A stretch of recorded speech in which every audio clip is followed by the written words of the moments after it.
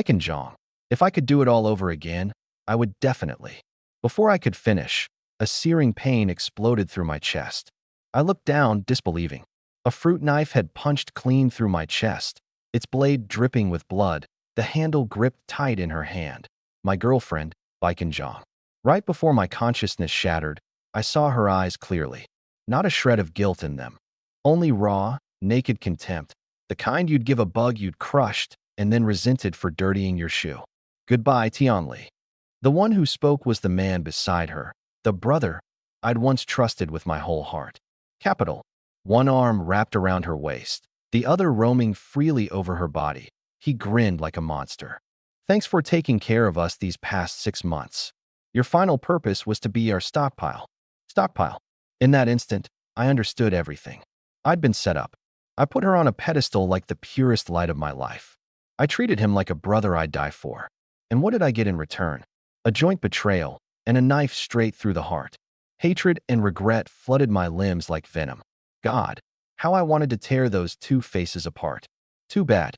I was already dead. Huh. I bolted upright in bed, cold sweat soaking through my pajamas. With trembling hands, I reached for my chest. Skin intact. No wound. No blood. I'm not dead. I pinched my thigh hard. SSSS.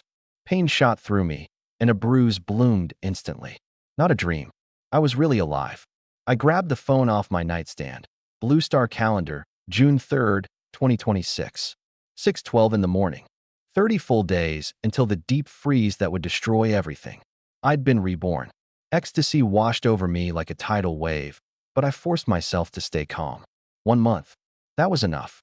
Enough to stock up on everything. Enough to rewrite my fate.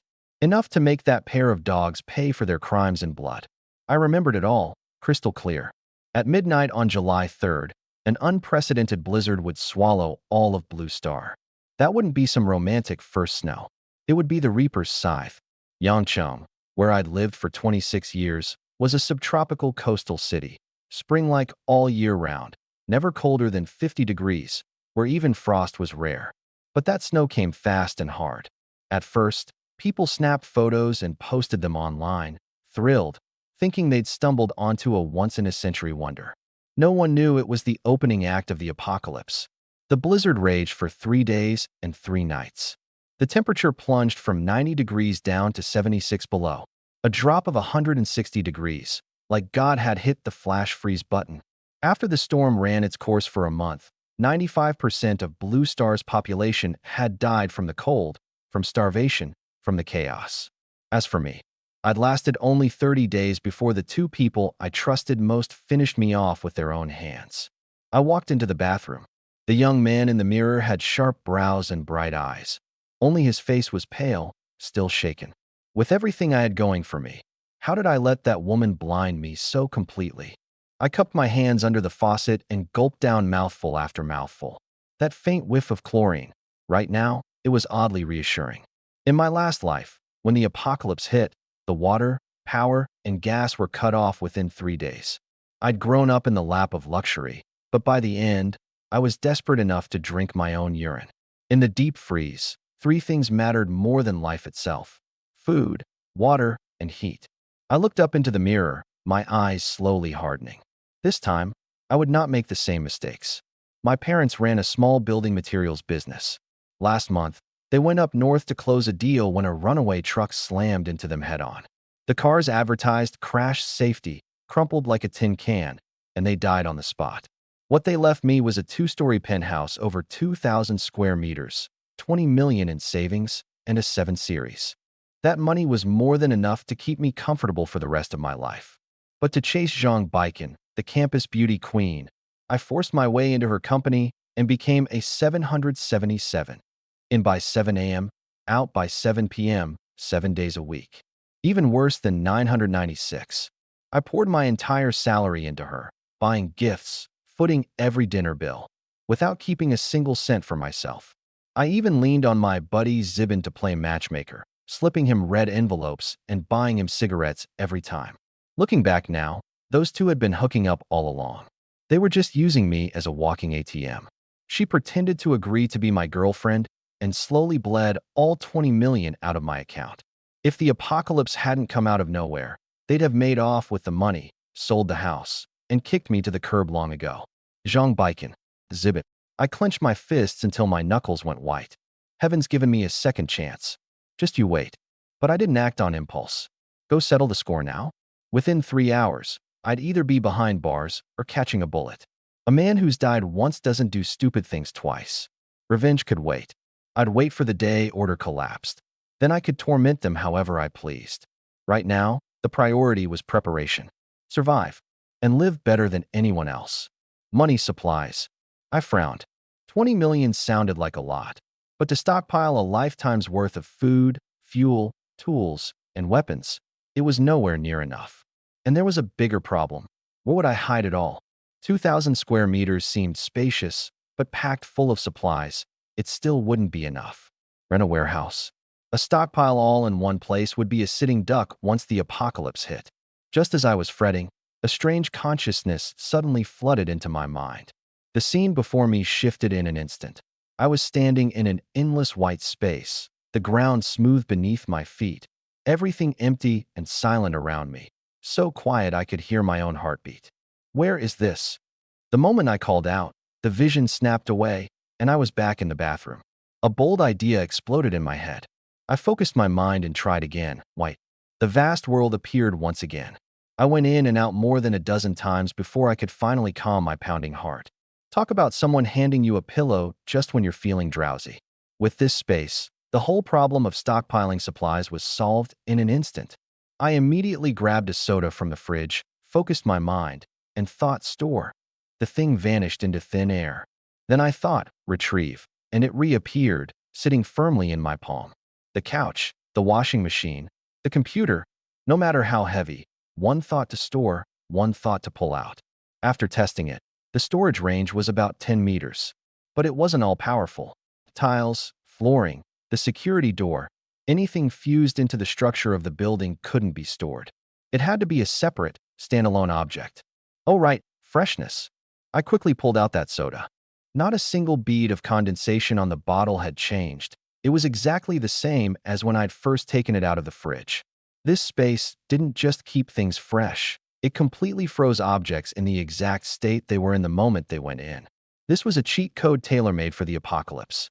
I leaned against the wall and let out a long breath. The young man in the mirror had bright eyes, with a barely detectable trace of ruthlessness hidden in them. 1 month left. 20 million, unlimited space, and the memories of an entire apocalyptic lifetime. Zhang Baikan, and all you corporate players, just you wait. This time around, hunter and prey were about to switch places. And this extreme freeze would be my perfect stage. I didn't dwell on it too long, and kept exploring the space. I boiled a cup of hot water, stored it while the steam was still swirling, then pulled it back out. The rising white vapor was identical, down to the last wisp. Then I grabbed a melting scoop of ice cream, stored it for 10 minutes, and took it out. Even the cream dripping onto the packaging stayed exactly the same. Time is frozen inside, I murmured. Originally, I'd only planned to stockpile shelf-stable stuff like instant noodles and ham sausages. But now, the range of things I could store had multiplied several times over. Fresh fruit, marbled beef, freshly caught seafood, even hot-cooked barbecue pork, claypot rice could all be stored away anytime. In the apocalypse, being able to eat a hot, fresh meal was treatment fit for a king. Can living things go in? The moment the thought crossed my mind, a black fly buzzed past and landed on the fried chicken on the table. Perfect timing. I slapped it down. After a crisp smack, the fly lost a wing and struggled uselessly on the tabletop. I stared at it and focused my mind. The space didn't react at all. I ground it into a smear with my foot and tried again. The corpse went in without a hitch. Living things didn't work. Though it was more or less what I'd expected, I felt a faint sense of relief. Some conveniences, the easier they are to get, the more you should be wary of the price hidden behind them. Better to keep my feet on the ground and focus on stockpiling supplies. Ring, ring, ring. The shrill ringtone cut through my thoughts. The contact name on the screen made me frown. Dumbass fat pig. My direct superior at the company, department manager Lin Fan. I hung up, but the ringing kept coming back, chasing me like a death summons, over and over. Enough already. I picked up, irritated. Before I could get a word out, a shriek exploded through the receiver. Lee Tion, you got a death wish? You dare hang up on me? Today you're gonna apologize in front of the whole department, or I'll make sure you don't last another day in this company. The voice was shrill and grating, dripping with the arrogance of someone used to bossing people around. In my last life, just to stay close to Zhang Baikan, I put up with her endless torment. She dumped every impossible project on me, made me work till dawn, then still chewed me out, all because I didn't kiss up to her like everyone else. Once she found out my family had money, she'd drop hints about gifts every other day. One day her purse wasn't nice enough. The next she wanted a trip to the Maldives. When I ignored her, she just made my life more miserable. That face of hers, just thinking about it made me sick. This time around, I wasn't going to swallow a single word. You fing, you fing, you fing, Christ. 3 in a row, and I was louder than she was. On the other end, dead silence. Right then, back at the office, Lin Fan was standing at the conference room door, surrounded by her subordinates. My furious shout blasted through the receiver and landed clear as day in everyone's ears. The subordinates all turned red in the face, heads down, pretending to take notes. This was Lin the bloodsucker, the one they hated but never dared to cross. Li Tian, have you lost your mind? Do you know who you're talking to? She finally snapped out of it, shaking with rage. I'm talking to a dried-up old hag who's past her expiration date. I sneered, guns blazing. Nobody wants you, fine, but you take it out on your people all day long. You're just wasting oxygen by being alive. Who the hell do you think you are, that you deserve to have me on the phone? I let it all out, dozens of curses, never repeating myself once, from her character to her whole act, every line cracking across her face like a whip. She tried to cut in, but I steamrolled right over her, leaving her stomping her feet in place, phone clenched in her hand. By the end, I took a deep breath, and a lifetime of pin-up rage drained right out of my chest. Turns out cursing out a scumbag boss feels this good. Last life I swallowed it and swallowed it, all just to stay a little closer to that woman. Looking back now, it was laughably stupid. Once the anger was out, my heart felt clean. Li Tian, you don't want this job anymore, is that it? Apologize to me right now. I burst out laughing, my voice thick with open contempt. Lin Fan, you're right, I don't want it. Just looking at you makes me want to puke. Li Tian, I'll fing. I'm telling you, you're fired. I didn't give her the chance to finish. Lin Fan, listen up. My voice turned ice cold in an instant. Right now, I'm the one firing you and this garbage company together. You understand me? You're firing the company? What a joke. As long as I'm here even one more day, I'll make sure you can't even find a job in the entire province of Guangdong. Huh, you think your crappy little company is such a big deal. I scoffed and hung up, then dragged her number, WeChat, and DingTalk contacts straight into the block list. Sweet. So damn sweet. This freedom, cursing whenever I wanted, not caring about anyone's reaction, was more addictive than stockpiling supplies. After the apocalypse, if you dare come mess with me, I'll put a knife in you. I grabbed my soda and chugged half the bottle, the bubbles bursting in my throat. Grr, my stomach growled. There was still half a piece of fried chicken sitting on the corner of the desk, leftovers from last night's delivery. With a thought, I stored it in my space. In my last life during the apocalypse, this much meat would have had people clawing each other's eyes out. Can't waste it. One more month till the end of the world. Whatever I want to eat, I'd better eat it now. I changed my clothes and decided to find a nice restaurant and treat myself to a proper feast. Call it a memorial for my dead past life, and that whole train wreck of a romance. Back in the office, Lin Fan was shaking with rage after getting hung up on. She clutched her phone, and the words "call ended" on the screen seemed to mock her. The nerve, she screamed, slamming the phone onto the desk. The plastic case split with a crack. She redialed. The number you have dialed is powered off. She tried WeChat. This user has not added you as a contact. Damn it. Li Tian, you son of a bitch. She kicked over a chair, sending it crashing into the wall. She hated nothing more than being called fat, old, or unwanted. And me. Every single word had hit her right where it hurt. I'm going to get him fired. Right now. She stormed toward the HR department in her high heels, her flab jiggling up and down with every step.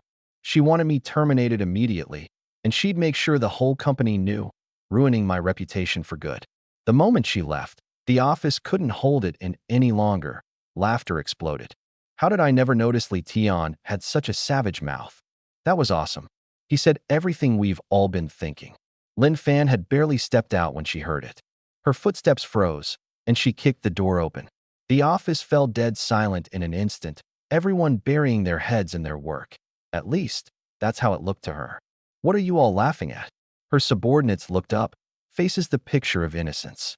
Zhang Fei, she pointed at the guy with glasses in the corner. I saw you laughing. What's so funny? Zhang Fei stood up slowly, pushed up his glasses, and said with a straight face, Lin, I wasn't laughing. I clearly heard it. Then maybe you heard wrong, Lin. Besides, it's not even work hours yet. Having a little laugh isn't against the law, is it? I asked you what you were laughing at. Her voice shot up an octave. Zhang Fei thought about it seriously. I was thinking about something happy. My wife just had a baby. You're not even married, so where the hell did a wife come from? Lin, sis, what about in dreams? Come on, you can't police my dreams too, can you? He spread his hands. Lin Fan's chest heaved violently, choked speechless. Finally, she slammed the door shut with a loud bang and stormed off toward HR. The moment the door closed, the laughter erupted again, louder and more brazen than before. Out in the hallway, her steps quickened, one thought pounding in her mind. Fire Li Tian. He has to go. I pushed open the door of my apartment building. Morning light spilled over me, but it couldn't thaw the block of ice sitting in my chest. The neighborhood was alive with the warmth of ordinary life. Grade schoolers with backpacks chattered away. An old man pushing a stroller coaxed giggles out of the baby. Housewives with grocery baskets gossiped across the stairwell about last night's TV drama. Every face wore the simplest of smiles. They had no idea that a month from now, a world-devouring deep freeze would crush all of this. Their days ran like clockwork gears, turning steadily along, never imagining fate could jump the tracks. I slowed my pace. If I hadn't lived this life over again, I'd be just like them right now, cluelessly heading off to the office, still playing the lovesick fool for Zhang Baikan, oblivious to death. In my last life, that's exactly how I stumbled into the apocalypse, completely defenseless. In the end, the two people I trusted most finished me off with a single blade, using food shortage as their excuse. Food shortage? That was nothing but a cover. From the very first day of the apocalypse, they'd never intended to let me live. They stuck it out with me for a month just to wring out my last drop of value, my food stockpile, and my ability to scavenge outside. Heh, I sneered, pulled my gaze away, and picked up the pace. I wasn't stupid enough to warn these people. Having seen human nature in the apocalypse, I understood better than anyone. Without the reins of law and morality, people turn colder than 60 below. If even family couldn't be trusted, what hope was there with strangers? Besides, if I spoke up now, I'd just be written off as a lunatic. The ones who believed me would become rivals fighting over supplies. The ones who didn't would call the cops on me. Nothing to gain, everything to lose. That naive boy had already died once, in a past life. This time, I only love myself. I walked out the front gate of the complex, and the bustle of the city rushed at me. I lived in Yuelon Mountain, one of Guangzhou's most exclusive communities. Just a few hundred meters away sat a 3-Michelin-star restaurant. The old me would never have dared set foot inside. But today, I was going to splurge. Rising from the dead, even if I was the only one, was worth celebrating. I pushed open the heavy glass door, and the sound of a violin drifted toward me. Warm golden lights, gleaming floors, everything reeked of money. I sat down at a spot by the window. Outside, traffic streamed by and pedestrians hurried along. None of them knew that the city beneath their feet was about to freeze into a living hell. The waiter handed me a menu, its gilt-edged cover heavy in my hands. I didn't bother reading it closely. My hand. I pointed at the menu, going straight down the list from most to least expensive. Black truffle foie gras, Wagyu sirloin, Boston lobster, caviar, one of each. And bring me a bottle of your most expensive red. That bottle of wine was priced at $12,008. I don't actually like wine. Normally I just drink Coke. But today I wanted to make an exception. Call it a toast to the me who got a second chance at life. The waitress's smile was sweet enough to melt. The man in front of her wore an ordinary t-shirt and jeans, someone who'd vanish into a crowd without a trace. To her, That was exactly the mark of a low-key rich kid. I ignored her not-so-subtle hints and just pushed her along. Hurry up with the food. I'm starving. And I really was. The memory of gnawing on tree bark and chewing on roots in my past life was carved into my bones. Just thinking about food made my stomach clench on instinct. The dishes came out fast.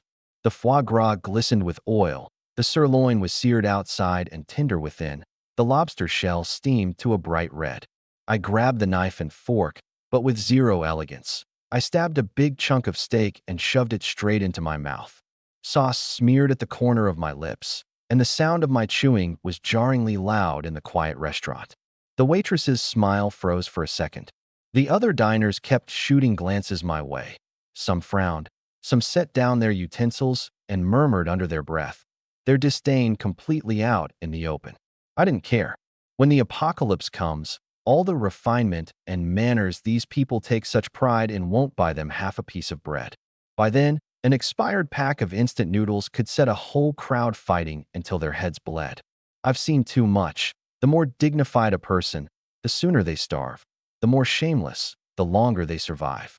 I kept my head down and ate like a beast until more than half the food on the table was gone. Only then did I wipe my mouth and let out a satisfied belch without a shred of restraint. Sir, that comes to 102,008. Card or QR code? The waitress's warmth had cooled considerably. I scanned the code to pay, stood up, and walked out without sparing her a single glance. The moment I stepped out, I could already picture her ranting in some group chat about the freak nouveau riche.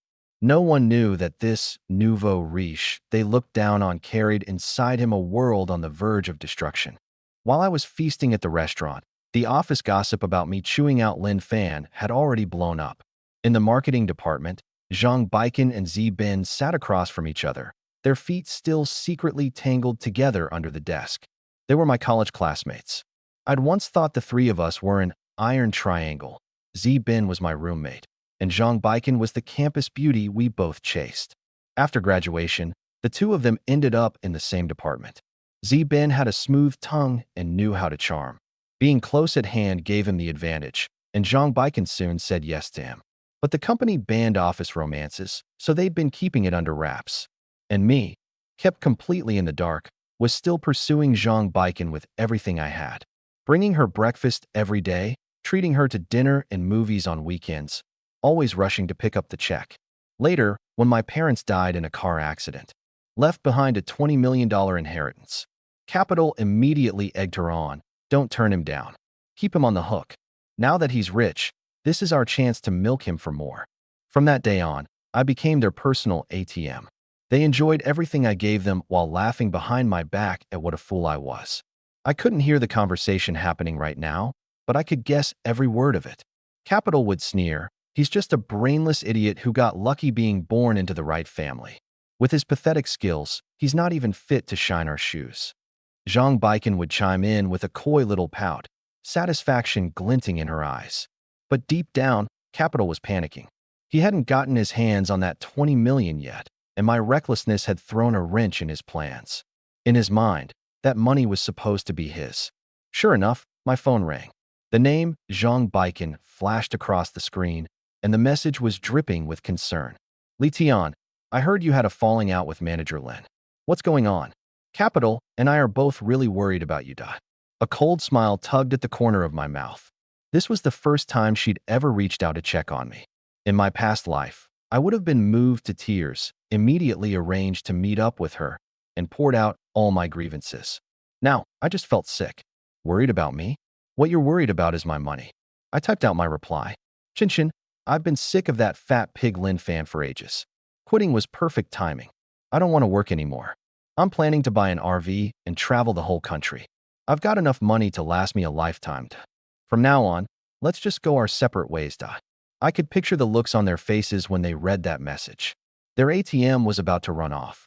And this was only the first step of my revenge. I could practically see the chaos erupting on the other end of the line. Zhang Baikan stared at the screen, then shoved the phone at Capital. The two of them huddled together, their faces instantly changing. Taking their 20 million on a road trip across the country? Absolutely not. Soon I got 3 more messages, each one gentler than the last. Li Tian, What exactly happened? Don't do anything rash. This is so sudden. Capital and I aren't mentally prepared for this at all. We want to know what you're really thinking. The deliberate tenderness, trying to stir up my old feelings. I almost laughed out loud and decided to toy with them a little. Don't worry about me. Just focus on your jobs. Don't let me get in the way of your work. Typing that line, I nearly made myself throw up. Not long after, a third message came, this one full of hurt, wrapped in a whiny plea. Li Tian, stop throwing a tantrum, okay? Let's grab dinner together tonight. Let's go to that firewood chicken place we always go to. Capital already reserved a table. We're best friends. You definitely need someone by your side right now. You can't even spare us one dinner? You're not that heartless, eh? Humans. I stared at those words and spat a thick wad of phlegm at a trash can by the road. Nice acting. No wonder they played me for a fool in my last life. It wasn't that I was stupid. These two were just operating on a whole different level. What I hate is myself. All those years, and I never once saw them for what they really were. Before the apocalypse, she agreed to be my girlfriend, and I happily handed her 20 million to look after. After the apocalypse hit, I saved my own rations to feed her. When the money guy came knocking, I didn't hesitate to open the door and let him in. I split the food I couldn't bear to eat with them and braved the freezing cold to go scavenging. The early days were rough, but we got by. But as the food ran lower and lower, my usefulness dropped right along with it. In the end, these two bastards set their sights on me, turned me straight into their next meal. A cold smirk tugged at the corner of my mouth. This is exactly what I wanted. As long as they're still breathing, how could I ever be willing to leave Guangzhou? Fine. If the money's on you, I'm definitely coming. Once I'd sent them off, I didn't head home. I hailed a cab to the nearest big supermarket. Cold air washed over me. Under the lights, the colorful packaging on the shelves looked downright tempting. My eyes lit up. To me, these weren't products. They were the hope of surviving the apocalypse. I nearly cleared out an entire row of shelves right then and there. My fingers even twitched on instinct, itching to sweep all of it into my storage space. But I cooled down fast. There were cameras everywhere. If things vanished into thin air wherever I'd been, the cops would zero in on me for sure, and my whole stockpiling plan would go up in smoke. Don't rush. Take it slow. I drew a deep breath, grabbed a shopping cart, and started sweeping the shelves in an orderly fashion. First, the processed food aisle, sausages, instant noodles, compressed biscuits, self-heating rice, self-heating hot pot. Anything edible went into the cart. When no one was looking, I quietly slipped identical items into my space with a thought. Drop one pack of instant noodles in the cart, and 10 more appeared in my space. Toss in one sausage, and 5 more showed up. A flick of my mind, and the items silently disappeared, without leaving so much as a gap on the shelves. The supermarket was well stocked, a few missing packs, and nobody would notice. Sure, taking this stuff was technically illegal right now, but compared to what people would become after the apocalypse, I was practically a saint. Once the extreme cold set in, this supermarket would be looted in a frenzy. The couple who owned it would be knocked down trying to protect their goods, and the crowd would trample right over their bodies to grab the food. In the end, that couple would be crushed to death, eyes still wide open, full of unwillingness. The thought made my hands move even faster. If I didn't take this stuff now, it would just become a weapon people fought over later. Better to stockpile it. At the very least, it'd buy me a few more days in the apocalypse. The first cart was full. I grabbed a second one and headed straight for the fresh food section. Pork, lamb, chicken, fish, shrimp. I bought one of each and quietly slipped them into my space at the same time. The only thing I didn't buy was beef. Okay, that was a lie. Beef is my favorite. The third cart was loaded with cooking oil, rice, flour, salt, sugar, and soy sauce. If you want a hot meal in the apocalypse, you can't go without any of these. But having food wasn't enough. I needed a safe place to hole up. 60 below zero, an ordinary house wouldn't hold up. And the moment people found out I had food, the starving ones would tear down my walls to get to it. I need to find a professional security company, I figured. Better to just renovate the place I'm living in now. It's cheaper, more convenient, and it'll make it easy to wait for that cheating pair to come to me on their own. I lived in a top-floor duplex, spacious, well-located, easy to renovate. Building an underground shelter somewhere remote was a backup option, but buying land, filing permits. All that red tape was way too much hassle. Sourcing materials would be hard too, and a month wasn't nearly enough time anyway. A month seems long, but it's actually short. I had to split my time in two. My strange behavior drew plenty of stares. A guy in his 20s buying this much shelf-stable food all at once. Crazier than the old folks fighting over clearance deals. "Young man, you opening a supermarket or something?" asked an old man holding a grocery basket, unable to help himself. "It's not even a holiday. What do you need all this for?" He had a kind, gentle face, didn't seem like a bad guy. A flicker of goodwill stirred in me, and I lowered my voice to warn him. "Sir, I'd suggest you stock up on food too. There might be a natural disaster in a month. Better safe than sorry." To my surprise, the old man got heated the second he heard it, glaring at me. "What kind of talk is that from a young man? A natural disaster? I think you've been reading too many novels. Go delete all that trashy web fiction off your phone and quit filling your head with nonsense all day." I froze. This old man actually knew about trashy web fiction? "Sir, I'm serious. It never hurts to be prepared. Stocking up on food can't do any harm." The old man shook his head and let out a heavy sigh, looking at me like I was a hopeless fool. "Young man, you're good-looking and all. So why do you keep spouting nonsense? Such a shame." Hands clasped behind his back, he walked off without looking back. I stood there, caught between laughing and crying. I'd poured my heart out to warn him, only to be treated like a lunatic. This was probably the absurdity of the pre-apocalypse world. The ones who were clear-headed became the outcasts. I'd known it would be like this. Even if I laid out every single detail of the apocalypse, they'd just think I'd read too many novels, might even ship me off to a psych ward. A few shoppers nearby edged away, watching me warily, as if afraid I'd suddenly have some kind of episode. I ignored them, pushing my 3 full carts. A full shopping cart rolled toward the checkout. July in Guangzhou was brutal. Even with the AC running, the supermarket couldn't beat back the stuffy crush of the crowd. Sweat beaded on my forehead, and the back of my t-shirt was soaked through. "That'll be 20,362 yuan, sir." I scanned to pay. Add the 100 grand from the Western restaurant this morning, and I'd already blown 120,000 today. Watching the number in my account tick down, I still felt a dull ache. Even though I knew full well that in the apocalypse, this money wouldn't be worth the paper it was printed on. But the moment I thought about the 100,000+ yuan worth of zero-cost supplies sitting in my storage space, everything balanced out in my head. Do the math, and my cost of living had to be the lowest in the country, an unbeatable deal, one of a kind. Now came the new problem. With this much stuff, how was I supposed to haul it all home? The supermarket was packed, the checkout line winding back 3 deep. If I made things vanish into my storage space right there in front of everyone, I'd be branded a freak within 3 minutes. Forget the apocalypse. I'd get dragged off and sliced up for research before it even started. I'd have to move it in shifts. By the time I wheeled the last cart back to my apartment complex, sure enough, I'd become the main attraction. The old men playing chess, the ladies dancing, the moms with their kids. Every one of them stopped what they were doing, their eyes locking onto me in unison. A few of the aunties on the bench dropped their voices to gossip, smirks tugging at their lips. A pack of clowns. In 1 month, the deep freeze would descend, food would run short, and these people wouldn't even have time to cry. Stockpiling this much, and getting seen by this many people. Once the apocalypse hit, they'd come charging into my home like rabid dogs to loot everything. But I wasn't worried.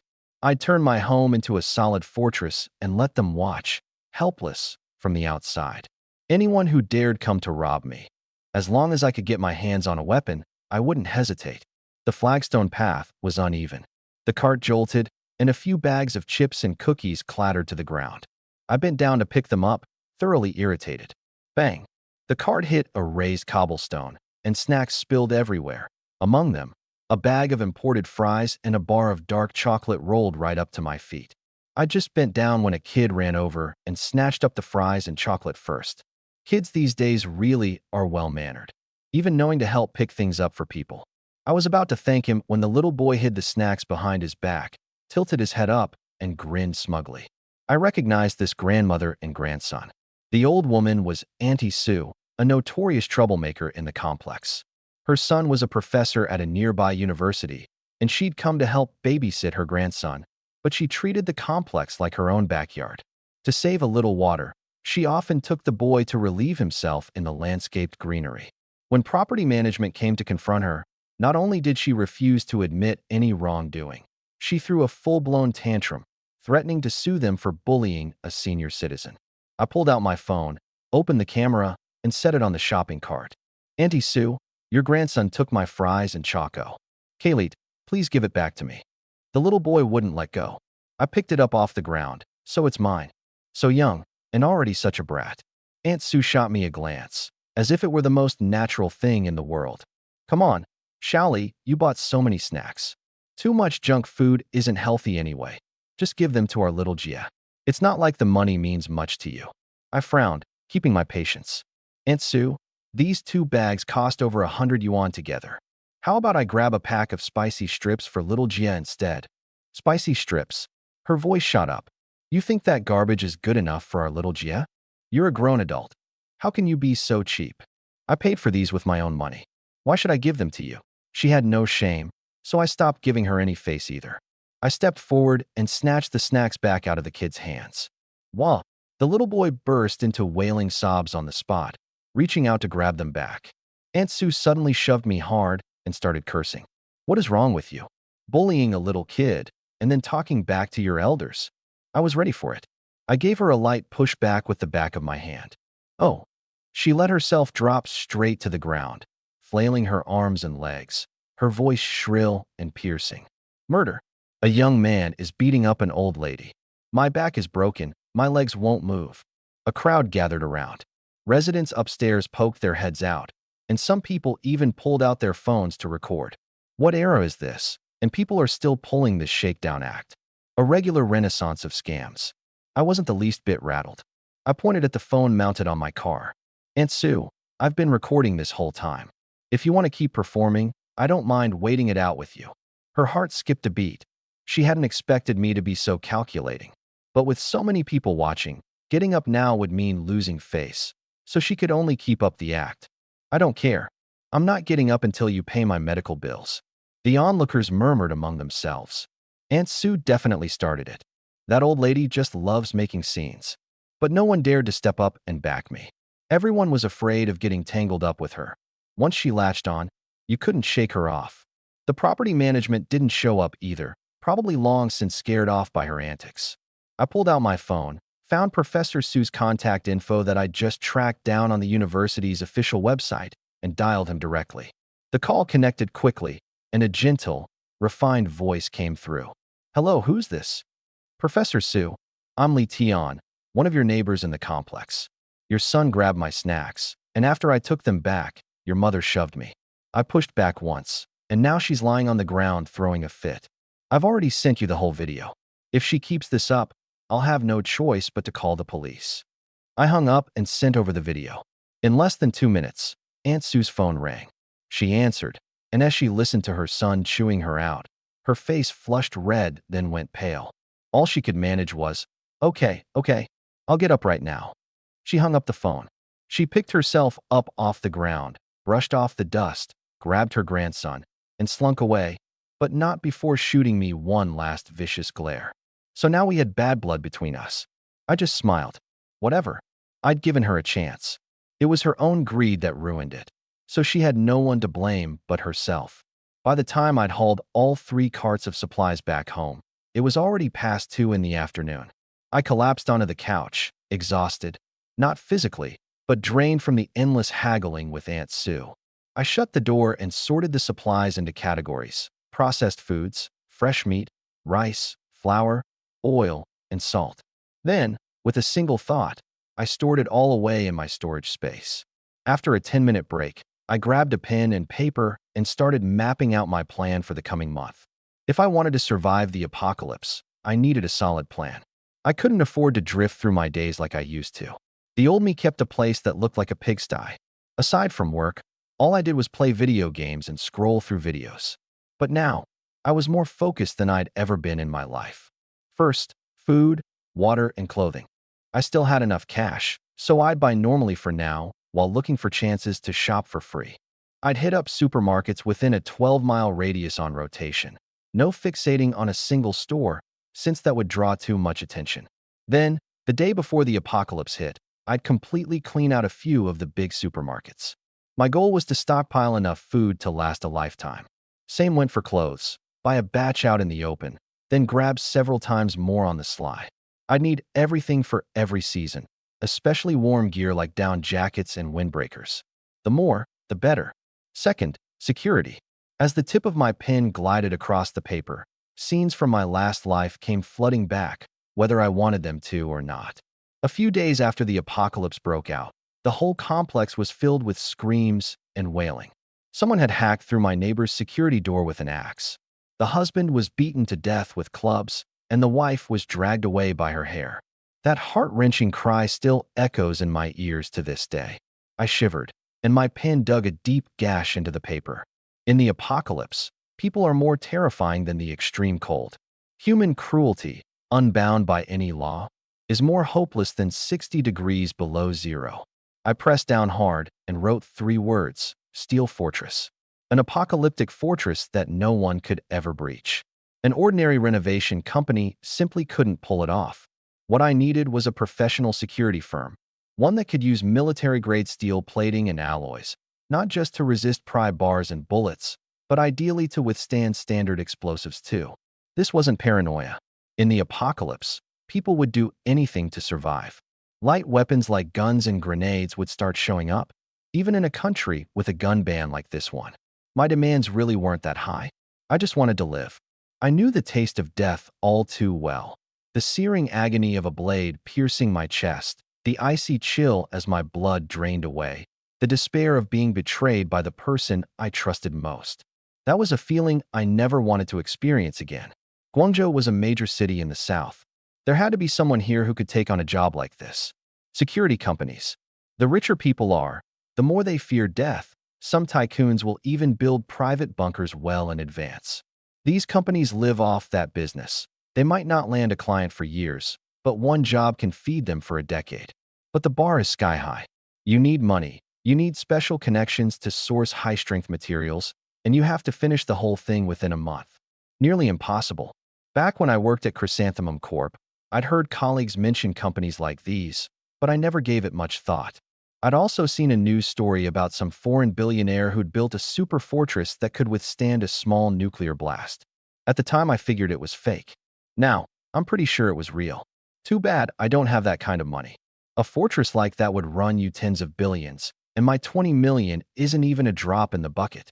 I pulled my thoughts back to reality and wrote down power and heating. After the apocalypse, water and electricity will definitely be cut off. Heating means coal. Power means a generator, which means stockpiling a ton of diesel.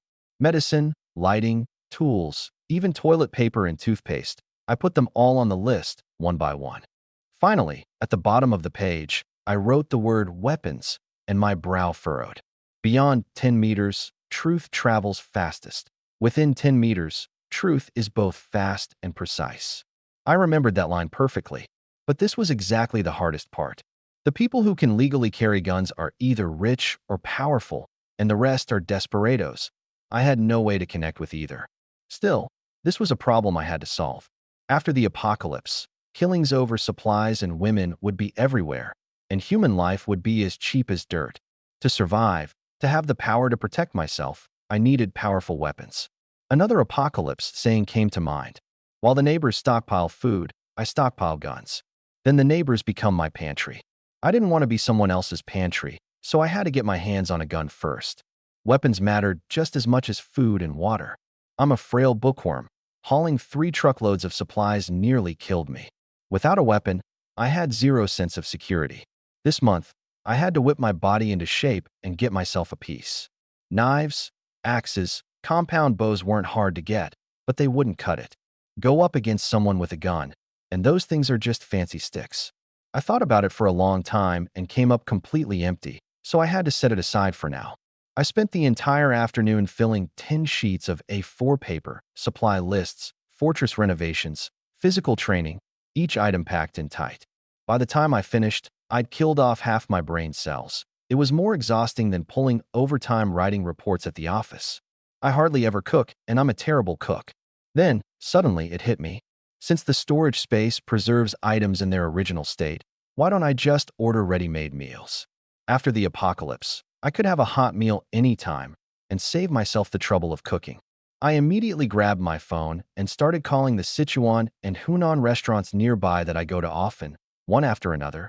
Phone call, and in one breath ordered 1,000 tables, 3,000 yuan per table, 3 million total, with a 200,000 yuan deposit up front. Money really doesn't go far. But the thought of my storage space soon being packed with food made it worth it. After the apocalypse, this stuff would be more precious than gold. The boss who took the order was thrilled. He immediately contacted suppliers, brought in temporary chefs, and cleared out the warehouse, determined to pull off this deal flawlessly. I stayed busy until 6 in the evening when my phone rang. It was Zhang Baikan. "Chen, no overtime today?" I asked, feigning surprise. "Overtime? Work isn't nearly as important as you," she said, her voice dripping with sweetness. "Capital and I both took the day off. We're already on our way. Let's meet at the restaurant." "Maybe we should just forget it. I don't want to get in the way of your work," I said, dragging it out to see how she'd react. Sure enough, her voice turned anxious in an instant. "You won't be in the way, not at all. Brother Tian, please don't back out. Capital and I have been worried about you all day." "All right then, see you soon." I reluctantly agreed. On the other end of the line, the two of them exchanged a glance, both breathing a sigh of relief. I arrived at Firewood Chicken half an hour early, but instead of going in, I settled into the milk tea shop across the street and watched what was happening inside through the glass. Capital and Zhang Baikan had arrived early and couldn't sit still. One moment, they were craning their necks toward the door. The next, they were whispering to each other with their heads down, their faces full of anxiety. I watched them for over 20 minutes. It wasn't until Zhang Baikan called me for the third time that I finally got up and strolled inside. Keeping them waiting wasn't just about toying with these two clowns. It was also about stealing myself. Just picturing how they'd cheated me out of every last cent in my past life, then finished me off with a knife, made my chest burn like it was on fire. My fists clenched until my knuckles cracked and went white, and my jaw locked tight. Just a few more days. Once the apocalypse hits, I'll kill you too with my own hands. I took a deep breath, forced down the murderous look in my eyes, and put on the flustered air of someone who'd rushed to get there as I pushed open the door. "Chen, Capital, sorry, traffic was terrible," I said with a smile as I walked over. Capital stood up and pulled me into a big hug. It's fine. What are good buddies for? We've been worried about you all day." I took the chance to hug Zhang Baikan too, deliberately holding on for a long time before letting go. I clearly saw Capital's face darken in an instant, though he quickly covered it up. For the money, he had no choice but to swallow it. Once we sat down, Zhang Baikan spoke first, her tone full of concern. "Brother Tian, are you really not working at Chrysanthemum Company anymore? That company treats people well. The only downside is all the overtime." I sighed. I tore into that old Hag Lin fan pretty badly. Staying wouldn't do me any good, so I might as well quit. "So what are you planning to do next?" Capital asked eagerly. "Sell the house, travel the world, find some inner peace." I tossed out the bait deliberately. "Are you crazy?" Capital's voice shot up instantly, wearing that look of bitter disappointment. "You're so young. This is exactly the time to hustle. How can you just chase after comfort?" Zhang Baikan chimed in. "Exactly, Tian. We're the future of the country, the hope of the nation. We've got to work hard." I sneered inwardly, but kept a straight face. I'm actually contributing to society. Giving up my job eases the employment pressure. Going traveling stimulates consumer spending. Besides, I've got enough money to last a lifetime. 300 grand a year, and it'd last me 90 years. I paused, deliberately turning to look at Zhang Baikan with tender eyes. And there's only room for Chun in my heart. Since Chun doesn't like me, I won't get married either. Being alone suits me just fine. That statement shut down their next excuses cold. Marriage costs money. Raising kids costs money. The two of them froze, exchanging glances, unable to say a word for a moment. Watching them squirm, I felt a secret thrill. I stood up. "You two have some tea. I'm going to hit the restroom, and I'll put in our order on the way." The second I left, Zhang Baikan grabbed Capital's hand and said urgently, "What do we do now?" "Li Tian won't budge an inch. There's no talking sense into him. Maybe we should just give up." If we work hard on our own, we can still buy a place in Yanqing. But a guy like Capital, how could he ever let me off the hook so easily? I saw right through it. He and Zhang Baiken both worked at Chrysanthemum Corp, pulling in a combined salary of $1 million a year. Sounds like a lot, but after rent and living expenses, they could save 70 grand a year at most. Meanwhile, I had 20 million in savings, plus a house worth another 10 million, nearly 30 million in assets. Even if they didn't eat or drink, it'd take them 40 years to catch up. And in 40 years, would the company optimize you out? Would you come down with a serious illness? Who could guarantee any of it? So there was no way Capital was letting a fat fish like me swim away. I went to the restroom and lit up a cigarette. Before my rebirth, I barely touched cigarettes. But every time I thought about that betrayal in my past life, about how I died, my hand just couldn't help reaching for the lighter. I deliberately dragged it out in there for 10 minutes. Had to give that lousy couple enough time to cook up a plan.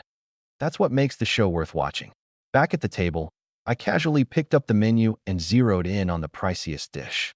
Blackie chicken, $2.50 a pound. I looked up. Bring me 8 pounds. The waiter froze. Sir, there's only 3 of you. You'll never finish 8 pounds. I'm a regular. It's my favorite. I waved him off, my tone leaving no room for argument. We'll box up whatever's left. Just bring it like I said. He didn't push back. Only a fool turns down money. It's not his money being wasted anyway. What's the best liquor you've got here? The Jiaobei brand Wuliangya. 2 grand a bottle. No thanks. The waiter looked baffled. If you're not drinking, why even ask? He didn't get it. Tonight, I was going to make Capital bleed hard. Just how cheap was that guy? To save up for a house, he wouldn't even splurge on a single cup of milk tea. This meal alone would leave him wincing in pain for a whole week. The moment I sat down, Zhang Baiken's hand slid onto mine.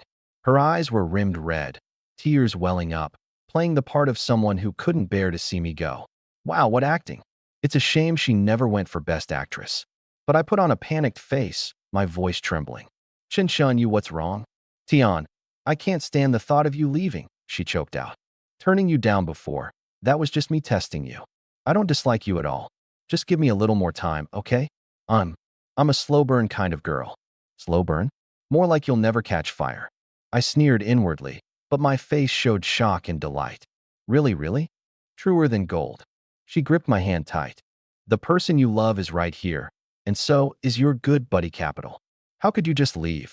I stayed silent for a few seconds, then slowly shook my head under their hopeful gazes. Qinshan, I know Capital likes you too. I'd better go. I don't want to be a third wheel, and I definitely don't want to come between you two. You're overthinking it. Capital jumped in, his smile frozen on his face. Qinshan and I are just ordinary friends. Give her a little more time. Tian, you'll understand me, won't you? Zhang Baiken's eyes were full of pleading. My gaze swept back and forth between their faces, finally landing on her, my expression the picture of sincerity. Qinshan, do you really not like Capital? Of course I don't. He's just a friend. Capital's smile froze instantly. I knew it was all an act, but hearing my girlfriend say, I don't like him in front of an outsider, with that look of disdain played so convincingly, it stabbed into his heart like a needle. I had no intention of letting him off the hook. Then let me ask you this. Between me and Capital, who would you choose? Zhang Baiken didn't even hesitate, diving straight into the flattery. You obviously, Tian. How could Capital ever compare to you? You're handsome, you're tall, and you're an honest guy. I nodded, silently adding to myself. I was just too honest. That's exactly why the two of you played me for a fool for an entire lifetime. Then, wearing a look of pure innocence, I turned to Capital. Qinshan, so what you're saying is, Capital is uglier than me, shorter than me, and a total phony. Under the table, Capital's fist clenched so hard his knuckles cracked, his nails nearly digging into his flesh. Every word I said was as precise as a blade. He really short, that's the truth. I'm 6'1", he's 5'6". He does have a few freckles on his face. And yeah, he's usually a pretentious show-off. These were his sore spots. I knew it, and I poked at them right to his face anyway. This wasn't a joke. It was humiliation. He suddenly stabbed a piece of chicken and bit down hard, like he was biting into me. Tian, Zibin's your brother. How can you talk about him like that? Zhang Baiken scrambled to smooth things over. I'm just telling it like it is, I said, the picture of innocence. If you don't come clean with me, I'll always feel like you two are lying to me, making up stories just to keep me around. Sowing discord, that was exactly my goal. Now wasn't the time for revenge, but collecting a little interest first, making them stew in their own misery. That was absolutely necessary. Backed into a corner, Zhang Baikan had no choice but to grit her teeth and keep tearing him down. Tian, I mean it. Zibin's face is covered in pockmarks, and he's chubby. How could he ever be as good-looking as you? You're a tall guy, 6'1".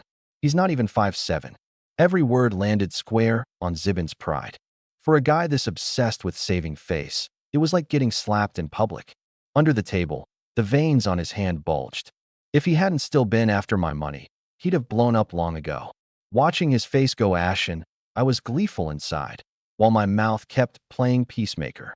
Chen, now that's not fair of you. How could you air a brother's flaws like that? Men care about their pride, you know. Zibin's fingertips absently rubbed the underside of the table, a flicker of menace crossing his eyes. I could almost hear the words running through his head. Li Tian, just you wait. Zhang Baikan's grip on her chopsticks tightened too, swallowing a bellyful of grievance. I was the one who forced her to say it, yet I got to play the good guy while she took all the blame for being the villain. A thought even flickered through her mind. Am I getting played by Li Tian? But the moment it surfaced, she pushed it back down herself. Li Tian's a fool. Where would he get that kind of scheming mind? I was definitely overthinking it. A person's biggest blind spot is usually the fact they've convinced themselves is true. Watching the two of them force those strained smiles, the knot in my chest had just about loosened. Time to reel in the net. Chen, thank you so much for today.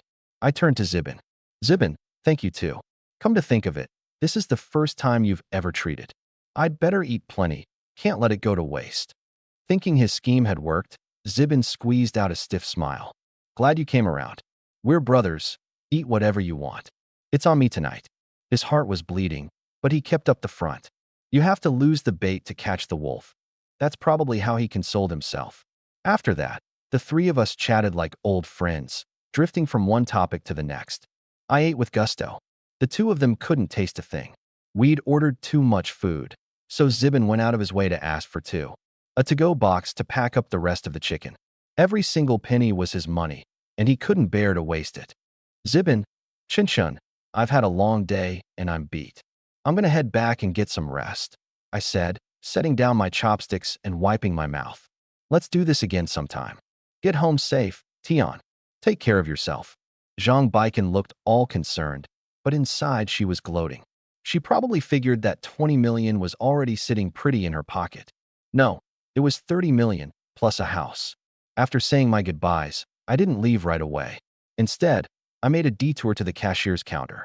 3 bottles of your best Wulianya, to go. The server blinked, then quickly grabbed 3 bottles from the storeroom, wrapped them up carefully, and handed them to me. I strolled out of the restaurant with the liquor in hand, unable to keep the grin off my face. I didn't head home. Instead, I turned straight into the nearest supermarket, found an empty corner, and with a single thought, the 3 bottles vanished silently into my storage space. In the apocalypse, liquor could keep you warm, buy you a life, or serve as currency. Stocking up a little more was never a bad idea. I didn't want to waste a single second of my free shopping spree. I was even humming a tune on the way. Tonight's little show wasn't just for laughs. Zibin was a stingy man who cared way too much about appearances, and all those cutting remarks Zhang Baikan had made about him had long since dug into his heart. Even if these two lovebirds didn't come to blows, they were bound to get into a screaming match. The thought made me laugh even harder. Meanwhile, back at the restaurant, Zibin carried the to-go box over to the cashier's counter. Excuse me, we're regulars here. Why did you bring out so many dishes? He frowned, holding back his temper. He couldn't lose it while Li Tian was around, but now he finally couldn't help himself. That gentleman reminded me when he was ordering that 3 people couldn't finish it all, but he said he'd take the leftovers to go. The server said, looking wronged. Zizi, let it go. Li Tian's always been a big spender. Zhang Baikan quickly stepped in to smooth things over, afraid a scene would ruin everything. Zibin swallowed his anger, thinking it was just one meal. Ring it up. With a monthly salary of over 20 grand, one meal was a few $100 at most. He could afford it. The server tallied things up for a good minute, then looked up with a professional smile. Sir, ma'am, that'll be 8,532 total. I'll round it down for you too, just 8,500. What? 8,500? Is this place a total scam? Zibin slammed his palm down on the counter, and the server flinched back. He'd figured it would be 7 or 800 at most. Please calm down, sir. We have security footage, and every item is on record. Did you add it up wrong? Zhang Baikan grabbed him and took the bill. Why is this chicken so expensive? 250 a pound. You must have added an extra zero. Ma'am, that's the price for little Blackie chicken. It's clearly marked. When that tall gentleman ordered it earlier, I specifically confirmed. The waiter had meant to flatter Li Tian, but that one phrase, the tall guy, landed right on Capital's sore spot. Capital's face went green. Zhang Baikan scanned down the receipt and saw Wuliangya. 3 bottles, 6,000. She exploded right there. When did we order liquor? This is fraud. The waiter pulled up the security footage. There on the screen, clear as day, was Li Tian strolling out the door with 3 bottles of liquor tucked under his arm. Call Li Tian, Capital said through gritted teeth.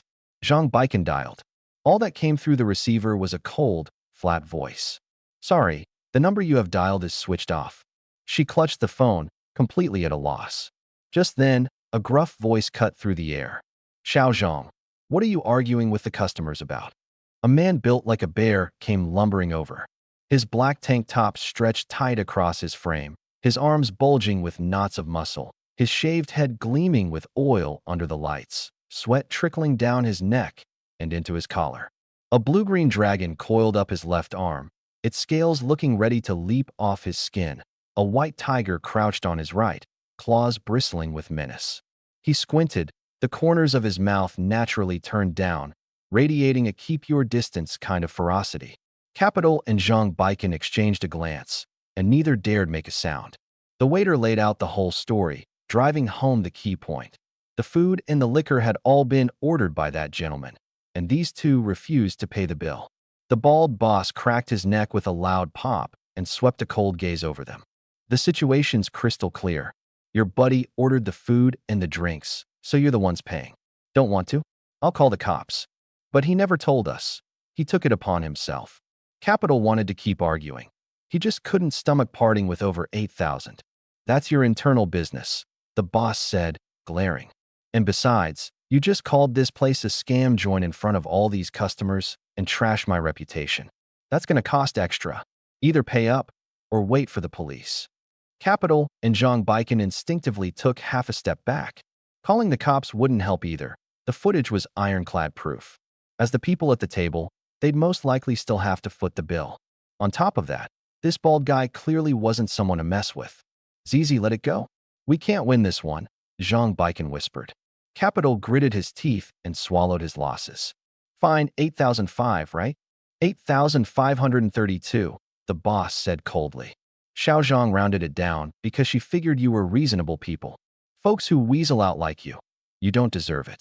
Capital choked back the words on the tip of his tongue, obediently scanned the code to pay, then grabbed Zhang Baikan and stormed out, slamming the door behind him. As the night wind hit him, he suddenly understood one thing.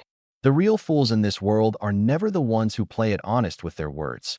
They're the ones who think they've got everyone else wrapped around their little finger. Too bad, he only understood half of that truth for now.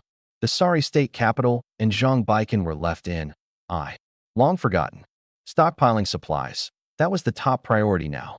The cover of night was perfect. I hit 6 supermarkets in a row, working my way from the food aisles to the grains and cooking oil section. If it could be useful in the apocalypse, I didn't let a single item slip by.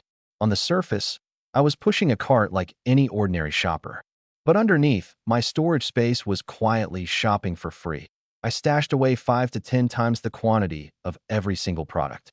I didn't head home until the stores closed one by one, and even then I could have kept going.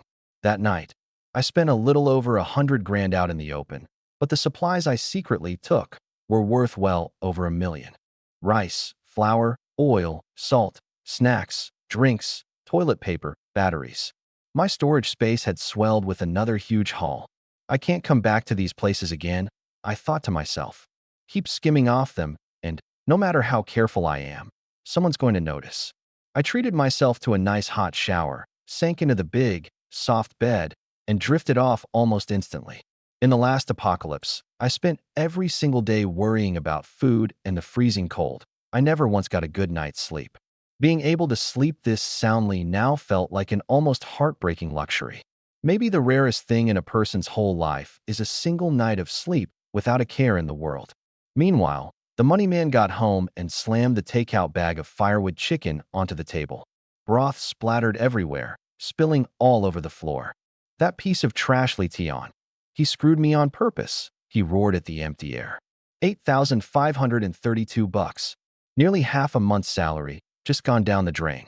Zhang Baikan stared at the mess all over the floor and frowned. Why is Li Tian acting like a completely different person? He was never like this before. She couldn't wrap her head around it. Just that afternoon, he'd been all sweet and loving toward her, and now he'd turned on a dime to swindle money out of them. The money man wheeled around and glared at her, his temper flaring even hotter.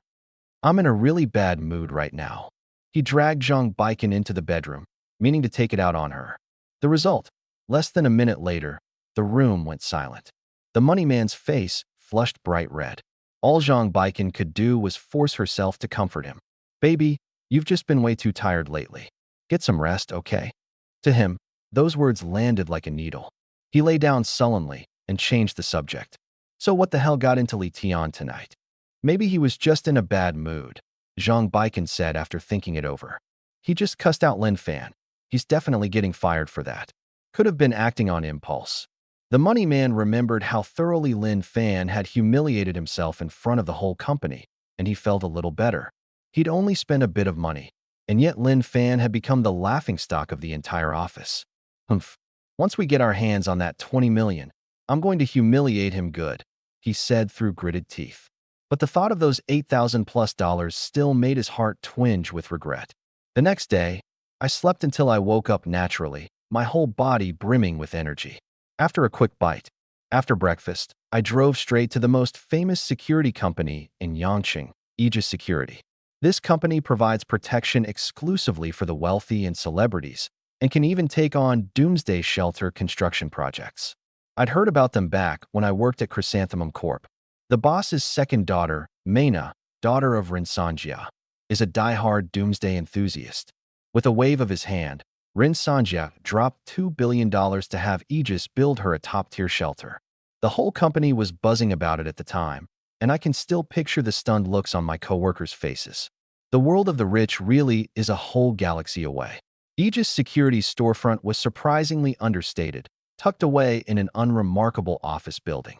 The only marking by the entrance was a black plaque no bigger than a palm, engraved with a few characters. You'd never spot it unless you looked closely. I stated my business, and the receptionist showed me into a reception room. I pushed open the heavy rosewood door, and a wave of luxury hit me. A wall of floor-to-ceiling windows framed the garden scenery, sunlight spilling across the cream-white marble floor. The crystal chandelier on the domed ceiling shimmered with color, like a galaxy had been crushed and scattered across it. A dark brown leather sofa formed a quiet corner, its copper trim glowing warmly. On the ebony coffee table, beside a celadon tea set, sat a fresh bouquet of white roses. A faint fragrance drifted through the air, mingling with the subtle scent of coffee. The only sound was the tick-tock of a grandfather clock. A woman in a business suit walked over carrying coffee and said politely, "Mr. Lee, this is Blue Mountain coffee, flown in fresh from Jamaica. It'll help with fatigue." I waved my hand and laughed. "You have it. If I want to shake off fatigue, I'd rather just take a nap." She froze. The clients who came here were all rich or powerful. No one had ever turned down Blue Mountain coffee. If anything, they went out of their way to show off how familiar they were with high-end goods. "Then what would you like to drink, Mr. Lee?"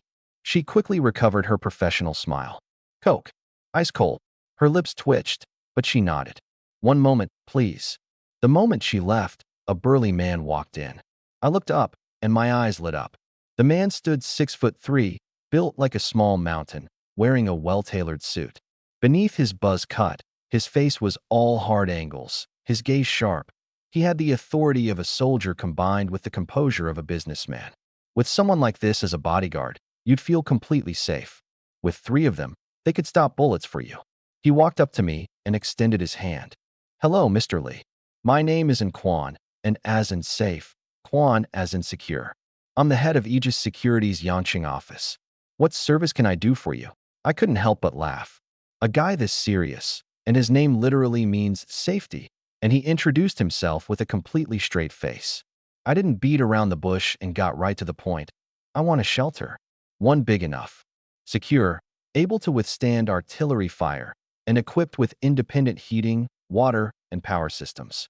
Withstand artillery fire, independent utilities. Secure's eyes suddenly sharpened with focus. He leaned forward, his tone turning noticeably more courteous. All of that, Aegis can absolutely deliver. May I ask your budget? And where were you planning to build it? Building doomsday shelters was their most profitable line of work, and they hadn't landed a single deal this year. Naturally, he was paying extra attention. I live on the 24th floor, a duplex, over 200 square meters. I want to completely renovate the entire place. Secure paused. Clients usually chose villas or underground spaces. Almost no one picked a high-rise apartment. But he quickly slipped back into professional mode. Not to worry, Mr. Lee. Aegis has world-class technology. We're more than 50% ahead of the competition. Renovating a high-rise is no problem at all. Now, why did that line sound so familiar? Budget's 100 million, I said calmly. Get me a proposal as soon as possible. The more detailed, the better. Of course I didn't have 100 million. I only intended to pay the deposit. Secure could no longer hide the smile spreading across his face. His eyes even lit up. $100 million budget. Based on the company's margins, they'd clear at least 20 million. Mr. Lee, do you have any other requirements? The honorific had crept into his speech before he even realized it. The power of money was on full display in that moment. 2 core requirements, I said, sitting up straight. First, it has to be finished within a month. Second, I pay the deposit up front and the balance only after it passes inspection. Both terms were actually pretty demanding. The timeline was extremely tight, and paying by deposit first put more risk on the company. But Secure didn't hesitate for a second. No problem. Aegis's technology is light years ahead. A month is plenty. As for payment, we trust in your means. I was a little surprised. He went on to explain, anyone who can find their way to Aegis is a person of means and good standing. Besides, in this country, no one would dare stiff us on a bill. It wasn't just arrogance. Aegis could get its hands on military-grade materials and specialized equipment. The web of connections behind them was far beyond what an ordinary person could imagine. Their clients were either business tycoons or political heavyweights. Just then, the woman in the business suit came in carrying a bottle of ice-cold cola, beads of condensation clinging to the glass. Mr. Lee, let me introduce you, Secure said, stepping aside. This is Jiang Zixuan. She holds a master's in urban and rural planning from a top university, and she's our company's chief designer. Your project will be entirely in her hands. I looked over at Jiang Zixuan, a little skeptical. The girl was certainly pretty, fair skin, delicate features, but she seemed awfully young, no more than 25 or 26. Could she really be reliable? Secure seemed to read my doubts. Don't let her age fool you.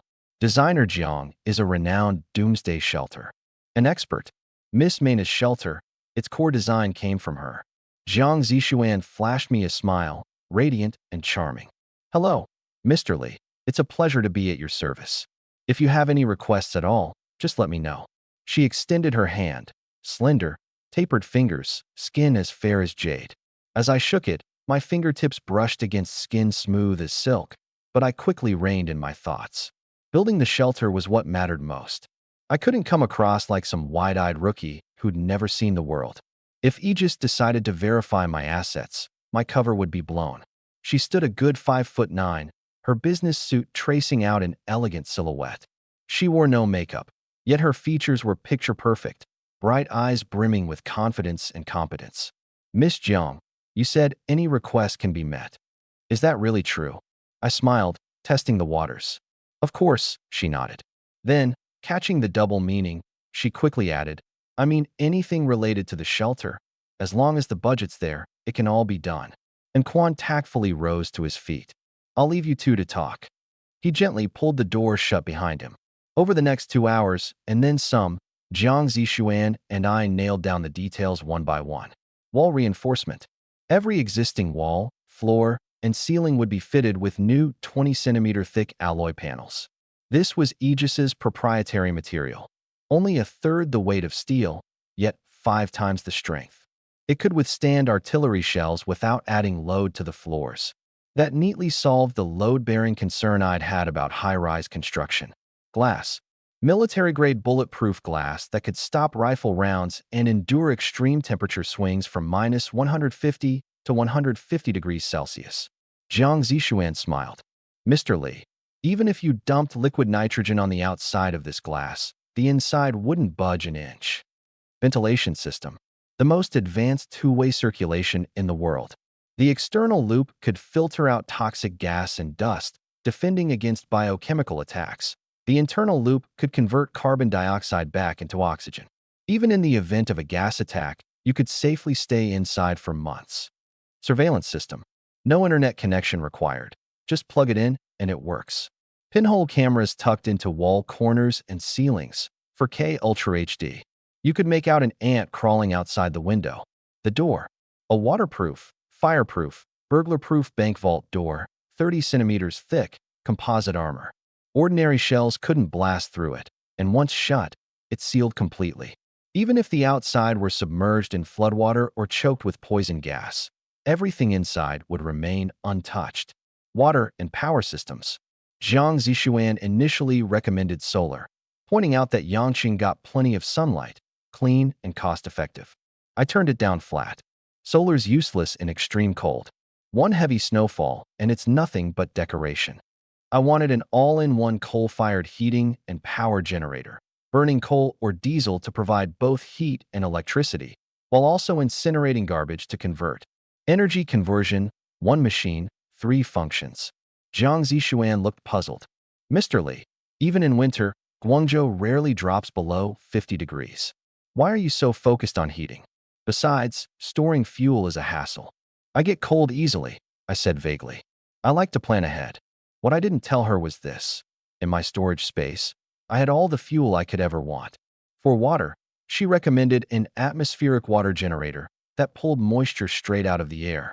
I turned that down too. All I wanted was a small water tank. When it ran dry, I'd just refill it from my space. It'd save room, too. Jiang Zishuan really was a Tsinghua Peking grad. No matter how demanding or bizarre my requests were, she came back with a solution almost instantly, plus 2 or 3 alternatives, each with a breakdown of the pros, cons, and costs. It wasn't until the sun was setting that every last detail was locked in. I looked over the finished plan and let out a long breath. This 200-square-meter duplex was about to become an impregnable fortress, a real iron tank. With it, and with the supplies stashed in my storage space, I wouldn't just survive the apocalypse. I'd live better than anyone. Outside, the world would freeze over and panic would set in. But I'd be eating hot meals, drinking hot water, calmly watching everyone who'd once mocked me struggle in the deep cold. The contract ran more than 20 pages. I read every word for a solid half hour, and only signed once I was sure there were no loopholes. My survival depended on this. There was no room for carelessness. Once I signed, I paid the $5 million deposit without hesitation. If the company hadn't required a minimum deposit, I wouldn't have paid a cent. As for the balance, I smirked inwardly. If the apocalypse actually hit, whether I'd even survive was anyone's guess. Who'd have the time to worry about paying off a bill?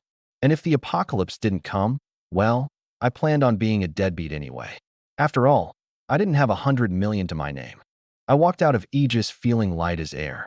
The shelter was handled, which meant I'd have the most solid backup possible when the end came. No more scraping by in 60 below blizzards like last time, only to end up with a knife through my heart, courtesy of the person I trusted most. The only thing left nagging at me was weapons. Knives and axes weren't going to cut it. What I wanted was the truth, a gun, something that could put down any threat. But I was just an ordinary guy. I had no connections to law enforcement and no way to get in with any criminal outfit. The only place with guns was the security bureau, and I wasn't dumb enough to go rob them. That'd be like an old man hanging himself, asking for a long life and getting the exact opposite. I'll figure it out as I go, I muttered, shaking my head and setting the weapon problem aside for now. I didn't head home. Instead, I went straight to a supermarket and then hit up 8 more. On the books, I spent 60,000. Off the books, I walked off with over 1 million in supplies. The cashier even grinned at me like an idiot and said, "Come again soon," completely clueless that the entire month's profit had just vanished into my space. Early the next morning, I headed straight to a members-only gym. Weapons are, after all, just external tools. Real strength is the foundation. There was no telling how long this frozen apocalypse would last. Only a strong, capable body could withstand the brutal climate and protect me when things went south. A month isn't much time, but every bit of improvement counts. This place wasn't cheap. Membership ran 10 grand a month. But you get what you pay for. 3 full floors, each over 10,000 square feet, and every training room served just 1 client at a time. The privacy was unmatched. I dropped another 90 grand on a personal trainer and a nutritionist. In 1 month, I was going to transform myself completely. At minimum, I wanted to be able to take on 5 guys at once. My trainer's name was Sue. Cute and sexy, just like she sounded. My reason for picking a female trainer was simple. Training inevitably involves physical contact, and it'd be awkward with a guy. With a beautiful woman, there was no mental baggage, and it was easy on the eyes, too. Sue wore a simple sports bra and leggings, her clean, toned lines tracing her shoulders, neck, waist, and back. Her abs ran from her ribs down to her navel, and her skin had a healthy glow in the morning light. Powerful, yet still soft and feminine. "Mr. Lee, thank you for choosing me. I promise I'll make sure you're satisfied." She greeted me with a smile, a deliberate warmth in her eyes. To her, I was a rare catch, tall, good-looking, and generous with my money. "I want to build up my physical condition in a short time. Any suggestions?" Sue knew exactly what she was dealing with. She'd seen plenty of beginners like me who wanted to skip straight to the top, so she deliberately recommended the most intense option, a 1-part split routine. "You've got a solid base, so we can combine strength with cardio. If you want quick results, a 1-part split is perfect. It just means longer sessions each time." She figured I'd back off once I heard that. But without missing a beat, I said, "Let's do it." Training started with chest. The first exercise was the barbell bench press. Sue stood behind my head to spot me, both hands on the bar. I lay on the bench, my eyes drifting upward against my will. The curves her sports bra outlined were a serious visual assault. She noticed my gaze right away, but instead of shying away, she pushed her chest out slightly, a faint, knowing smile tugging at the corner of her mouth. I forced the distractions down and focused on my form, but I couldn't help thinking to myself, this was pleasure and pain rolled into one. The most intense part was training legs. Sue stood behind me holding the barbell, her body pressed tight against my back to keep me balanced. Squat after squat, the two of us kept brushing against each other. My whole body burned, and it took everything I had to finish while my mind wandered. I didn't notice that her cheeks had flushed too, though she quickly played it off like nothing had happened. 3 hours of strength training, plus half an hour of cardio on the treadmill. By the time it was all over, I collapsed onto the yoga. Lying on the mat, I felt like I was about to die. My body, which barely ever saw any exercise, just couldn't handle this. Su Xiao Xiao helped me relax my muscles and stretch out for the final cooldown. When she pressed on my arm, she suddenly gasped in surprise. "Mr. Lee, your muscle recovery is unbelievable. You're a total natural." I figured she was just flattering me, so I laughed. "Coach Sue, don't exaggerate." "I'm not exaggerating," she said earnestly, pulling out her phone and bringing up the readings. "This is measured by professional equipment. Your recovery speed is way beyond normal. Usually only abs can be trained every day, with about a 24-hour recovery time. But your chest, back, and legs, the recovery time is all under 24 hours. You could do high-intensity training every single day, no problem." I froze. Did the machine glitch? This recovery speed was way too abnormal. I rubbed my arm. It was sore, but not as stiff as I'd expected. I could even feel a faint surge of strength slowly flowing back. I'm not turning into some kind of mutant, am I? The absurd thought flashed through my mind. Then I dismissed it. No scales had sprouted on my body, and I hadn't developed any superpowers. Could this be a perk of my rebirth? In my past life, I had a frail body. I'd be gasping for air after running a few hundred meters. Forget 3 hours of high-intensity training. I couldn't even do 10 push-ups. But now, not only had I made it through, my recovery was this fast. Looks like rebirth didn't just give me a storage space. It changed my constitution too. I was both shocked and thrilled. With this kind of talent, building a lean, muscular body in a month wouldn't be a problem. By then, even without a gun, I could defend myself with my fists. Su Xiaoxiao was still babbling excitedly. Mr. Li, if you stick with it, in a month you'll be a completely new man. Forget taking on 5 guys, you could take on 10. I looked at the strands of hair plastered to her flushed cheeks, damp with sweat, and the small pool of glistening sweat gathered in the hollow of her collarbone, and I felt that heat rising in me again. I cleared my throat to cover it up. Then I'll be counting on you, Coach Su. Don't worry, Mr. Li. I'll design the perfect plan for you. Her smile grew even sweeter, and the warmth in her eyes deepened. She was becoming more and more convinced that this client of mine wasn't just wealthy. He had incredible potential.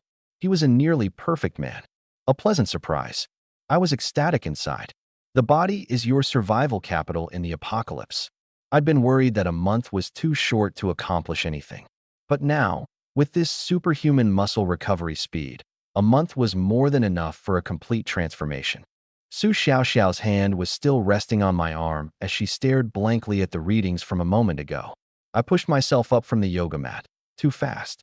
She didn't have time to react, and the distance between us instantly closed to 0. The next second, my face plowed straight into her chest.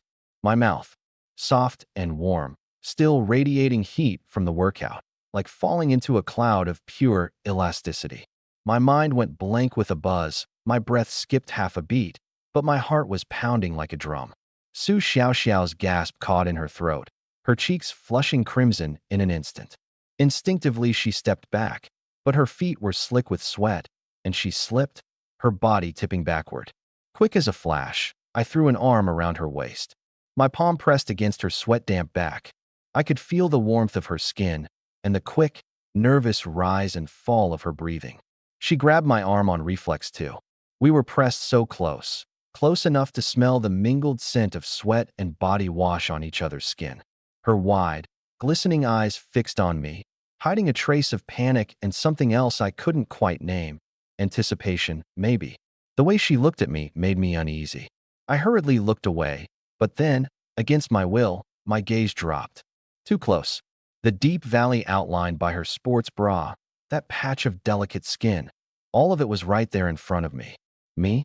2 lifetimes lived, and I was still a total rookie. The woman from my past life had agreed to be my girlfriend, but she always used being old-fashioned as her shield, saying she wouldn't give her body until marriage. I believed her. I stayed a perfect gentleman right to the end, and nothing ever happened. Now, suddenly this close to Su Xiaoxiao, my whole body burned, and I reacted in a way I couldn't control. She glanced down, her face going even redder, and quickly looked away, pretending she hadn't seen. Only then did the two of us awkwardly separate. My ears were hot, and I cursed myself inwardly.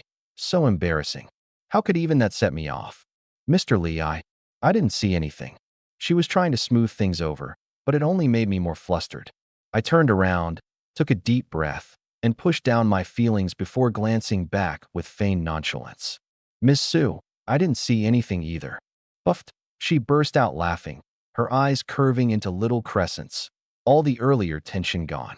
She reached up and pushed the damp hair off her forehead, her fingertips trembling slightly as they brushed across her flushed cheek.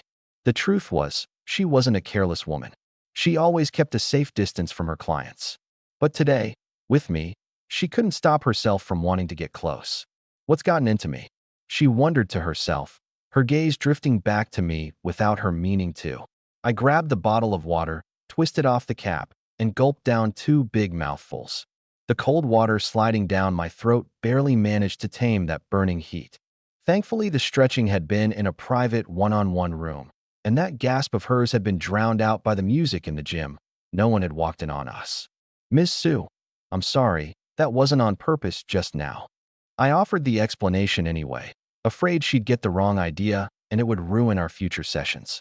I got up too fast and didn't realize you were right there. seeing me act like such a gentleman. Her heart. A flicker of disappointment crossed her face instead. In her eyes, I was handsome and generous with money, signing up for a membership and buying training packages without batting an eye. I had "rich kid from a well-off family" written all over me. She'd been single for too long and hadn't met anyone she clicked with. She already had a good impression of me, and that little accident just now? She didn't mind it at all. If anything, she was kind of hoping for more. "Mr. Lee, it's fine, just a little accident." She softened her tone on purpose. "Don't take it to heart." After an hour of her professional massage and stretching, most of the soreness from my workout had melted away. I said sincerely, "You're really good at this. Very professional. Thanks for the compliment." Her eyes lit up, and she seized the chance to reel me in. "If it feels good, you should buy more of my personal training sessions. I could even design a custom recovery plan just for you. I already booked you for a whole month. Let's see how it goes first, then talk after that." I brushed it off vaguely, but deep down I knew there was no after a month. In 28 days, the extreme cold would descend. Forget the gym. The entire city would turn into a frozen hellscape. She took it at face value, though, nodding happily. I stretched a bit and followed her to the lounge. The couches here were soft, greenery hung on the walls, way more relaxing than the training room. "What would you like to drink?" "The nutrition meal will take a while. Lemon water with ice." "I figured you'd go for black coffee," she teased. So many beginners copy other people. 1 cup of black coffee first thing in the morning, thinking that's what makes them professional. Too bitter. Not my thing, I said honestly. "Tion, you're really different from everyone else. You don't put on an act at all," she said earnestly. "So many people in this world imitate others' lifestyles just to fit into some circle. Someone as genuine as me was rare." "Stop with the Mr. Lee. It sounds so distant, and it makes me feel old." "Then I'll call you Tion."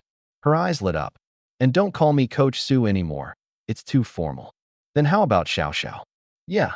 She nodded firmly, her smile even sweeter. With that switch in how we addressed each other, the distance between us visibly shrank. The air in the lounge gradually grew flirtatious. Suddenly she asked, curious, "Tion, you've never had a girlfriend, have you? Is it that obvious?" I was caught off guard, then owned up to it. "No, I really haven't." Embarrassing, sure, but better than putting on a brave front and bragging about being a player. I'd seen way too many guys like that. I guessed. Didn't think my sixth sense would be this spot on. She laughed even harder, the anticipation in her eyes growing thicker. "You're such a catch, Tion. How have you never dated anyone?" "I was busy with school and work before. Never met the right person." I tossed out a casual excuse. I could hardly tell her that in my last life, I'd been deceived by someone. Feelings, and even their lives. But she took it seriously. Her gaze softened as she looked at me, and remembering the little accident from earlier, her heart raced a bit faster. I didn't notice her distraction, but my eyes drifted back to her without my meaning to. She wasn't a stunner, but the kind of woman you could look at all day, a soft, gentle sort of beauty.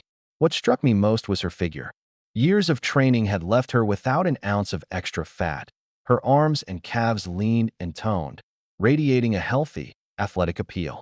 Especially that backside outlined by her leggings. Not the stiff, artificially padded kind, but round and full, sculpted by countless squats and deadlifts, like a ripe peach. One look and you wanted a second.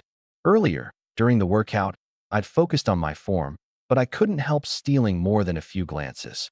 "Xiao Xiao, do you have a boyfriend?" The question slipped out of my mouth as if some spirit had pushed it. The second it came out, even I froze. I'd only meant to focus on training. When did I start prying into her personal life? "Single now. Dated 2 guys before." Xiao Xiao answered without a trace of shyness. "I bet plenty of guys are after you," I said, fishing for gossip.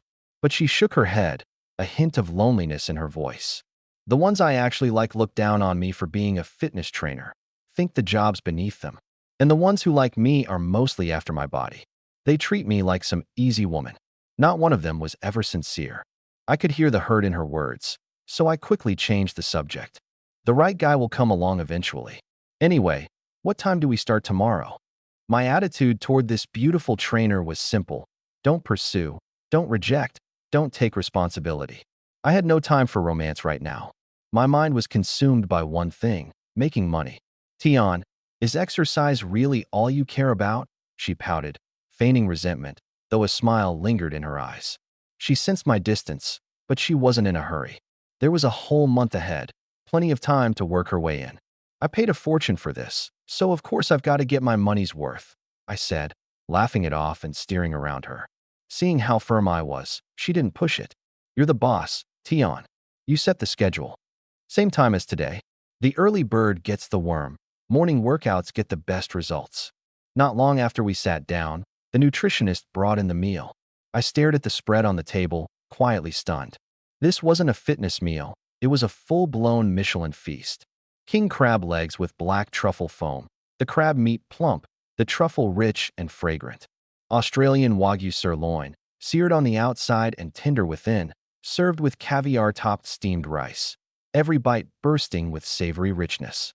There was also sous vide foie gras, paired with a quinoa and avocado salad, creamy yet refreshing enough to cut the grease. The drink was honeybird's nest water, sweet and soothing. Too extravagant. If the apocalypse weren't a month away, I never would have splurged like this. I hated the rich. What I really hated was myself. I could never be one of them. After we finished eating, Su Xiaoxiao walked me to the door and even opened the car door for me herself. My car was a BMW 7 Series my parents had bought. Not exactly top of the line, but respectable enough in most people's eyes. Drive safe, Tion. See you tomorrow, she said with a wave and a smile. You're off work already? Yep. I'll head home, take a shower, and call it a day. Maybe grab a few lottery tickets on the way. Her eyes crinkled up into a grin. Half a day's work and still get paid full. What employee wouldn't love that? Still dreaming of striking it rich overnight? I teased. I used to buy them all the time. Most I ever won was $5. It's fine for fun, just don't get hooked. I know, Tion. I started the car, but a thought suddenly exploded in my mind. The lottery. I slapped the steering wheel. I'd nearly forgotten something huge. In my past life, tonight's winning Powerball numbers were the exact combination of my birthday and my parents. I'd been playing those numbers since college, but that one night, I'd been stuck working overtime and forgot to buy a ticket. And wouldn't you know it, that drawing's jackpot went unclaimed. The moment I saw those winning numbers, I could have kicked myself. Su Xiaoxiao, you really are my lucky star. Overjoyed, I floored the gas and raced back to my complex. The second I parked, I bolted into the lottery shop by the entrance. Boss, this set of numbers, give me 100 plays, I said, rattling off that string of digits I knew by heart, my tone leaving no room for argument. The owner blinked, then couldn't help but offer some advice. Kid, why not go with a variety pack? Wider coverage, better odds. Hammering away at one set of numbers just isn't worth it. He'd been selling lottery tickets for over a decade, and this was the first time he'd seen anyone drop $200 on the same numbers. More money than sense, he thought to himself. No thanks. I trust my gut, I said with a grin.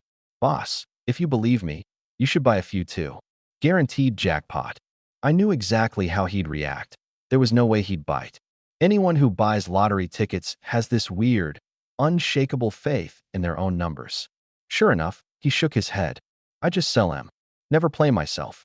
Keep it fun. Don't let it become an addiction. I paid, tucked the ticket into my pocket, and turned to leave. Just as I stepped out the door, I heard the owner mutter under his breath. What an idiot. Who buys tickets like that? Thinks he's going to hit the jackpot. What? Is his dad the director of the lottery commission? I ignored him.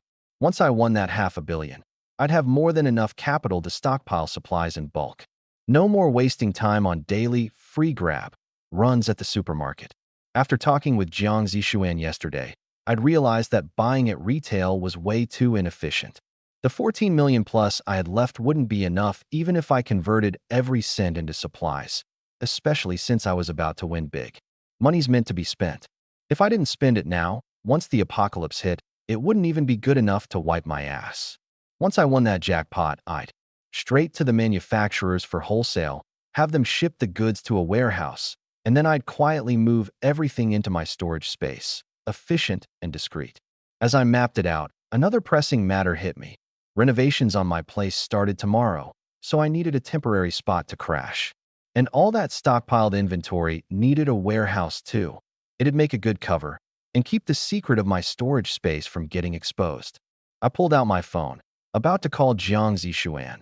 Shield Security had connections everywhere, so maybe she could help me sort out both a place to stay and a warehouse. Before I could dial, an unknown number rang first. Sir, are you in need of a loan? Apply today, get funded today, high credit limits available. The man's voice carried a forced enthusiasm. I'll loan you a... I was about to just cuss him out, but on second thought, I changed my tune. You know what? I actually do need a loan. How much can you lend?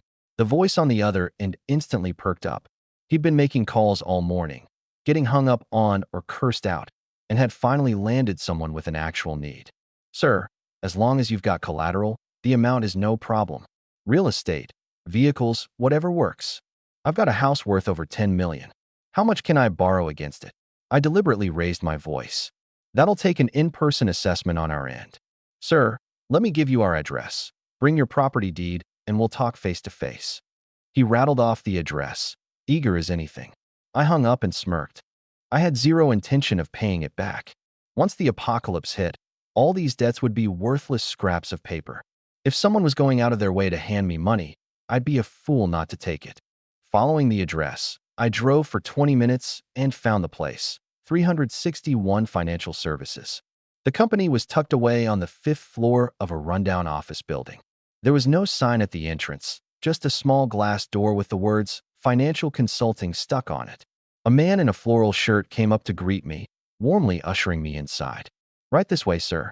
Our boss is expecting you. Once inside, I saw there were 5 offices in all. From one of them, a chorus of phone calls rang out. Ms. Zhang, your last loan payment is due.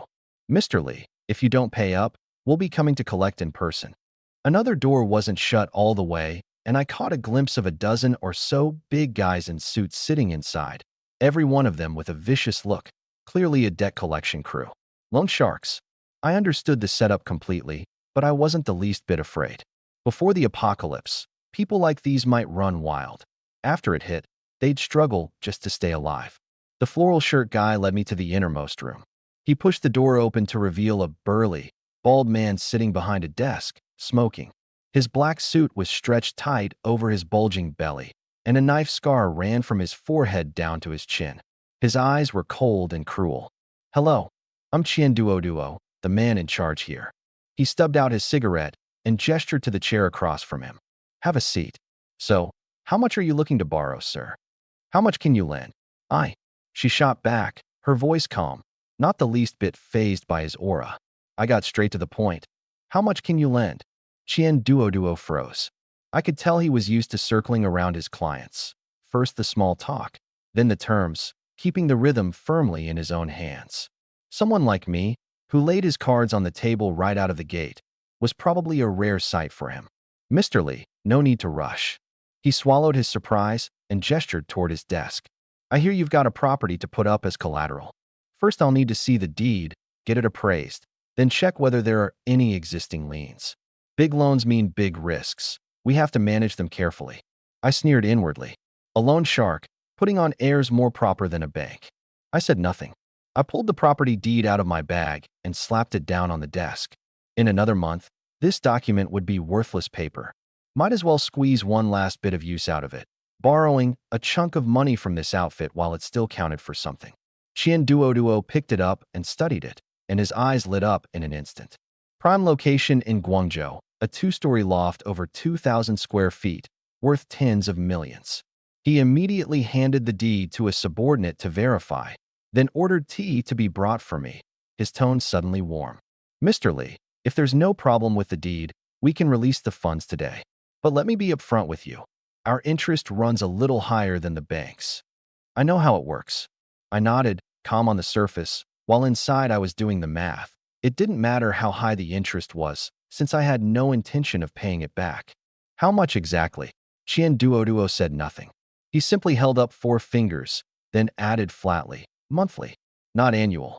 HSSSS. I sucked in a sharp breath, my face plastered with shock. 40% a month. That was more than 10 times the bank rate. Borrow 10 million, and a month later you'd have to cough up 14 million. Even armed robbery wasn't this fast. I couldn't seem too eager, or he'd get suspicious. Mr. Qian, that's way too high. I frowned, pretending to haggle. I just need some short-term cash flow. Can't you bring it down a little? He was ready for that, and his smile stayed easy. First time dealing with our line of business, Mr. Lee? This is already the going rate. Sure, the interest is high, but our process is simple. The money hits your account the same day. Go to a bank and the approval alone takes a month or two. By the time the money comes through, the opportunity's long gone. I believe you on the efficiency. I played along and dangled the bait. Here's the thing. If you can knock it down a bit, Mr. Chien, I'll send every friend of mine who needs a loan straight to you. That wasn't referring friends. That was shoving people into a fire pit. He was tempted, but he forced himself to turn me down. Mr. Lee, it's not that I won't do you the courtesy. The interest is an industry rule. It can't be lowered. If we drop it, we'd have no footing left in this business. Besides, you're after a large sum, and not every company has that kind of muscle. These words. It was true, though. Plenty of lenders out there, but not many could cough up 10 million on the spot. Just then, the guy he'd sent to verify things came back and leaned in to whisper in his ear. I caught a few words. It's real. No mortgage on it. Valued at 11 million. Chien Duoduo's smile got even wider. The way he looked at me, it was like eyeing a slab of prime meat. Mr. Lee, mind telling me what the loan's for? I had my story ready, cool as a cucumber. I run a small company, landed an overseas order, and need to buy raw materials fast. Bank approvals are too slow, and the credit line's not enough. By the time they'd release the funds, someone else would have snatched up the order. Those banks are all red tape, he chimed in immediately. You need gifts and connections just to get a loan. Not like us. We truly serve the people. Exactly, I flattered him. Your service is the whole reason I picked you. He ate it up, laughing hard and clapping me on the shoulder. Mr. Lee, you're a straight shooter. Here, tea in place of wine, to a happy partnership. The two teacups clinked together with a clack. He draped his arm over my shoulder like we were old friends. We were each scheming our own schemes, and neither of us felt the least bit awkward about it. Setting down my cup, I said earnestly, Mr. Chien, I trust your capabilities. Actually, I'd like to borrow 20 million. His smile froze instantly, his brow furrowing. Mr. Lee, the house is nice, but it's only valued at 11 million. 20 million is way over the limit. I know, I said, feigning difficulty, but I really do need that much. If it's too much trouble for you, then forget it. I'll try somewhere else. Retreat to advance. I was betting he wouldn't be willing to let me walk. Sure enough, he gritted his teeth. Brotherly, our whole mission is serving our clients. 20 million is no small risk. But I can tell you're a genuine guy, and I wish I'd met you sooner. Here's what we'll do. I'll bump the interest up to 50% a month, and I'll hand you the 20 million today. That's my bottom line. Push any further, and you'll hurt my feelings. My heart leapt, shocked and thrilled at once. I'd thrown out 20 million as a wild lowball, just so he'd haggle me down. Never expected him to agree in one breath. Since when were loan sharks this easy to deal with? I lowered my eyes and tapped my fingertips lightly on the table, pretending to weigh it. I slowed things down, milking the hesitation for all it was worth.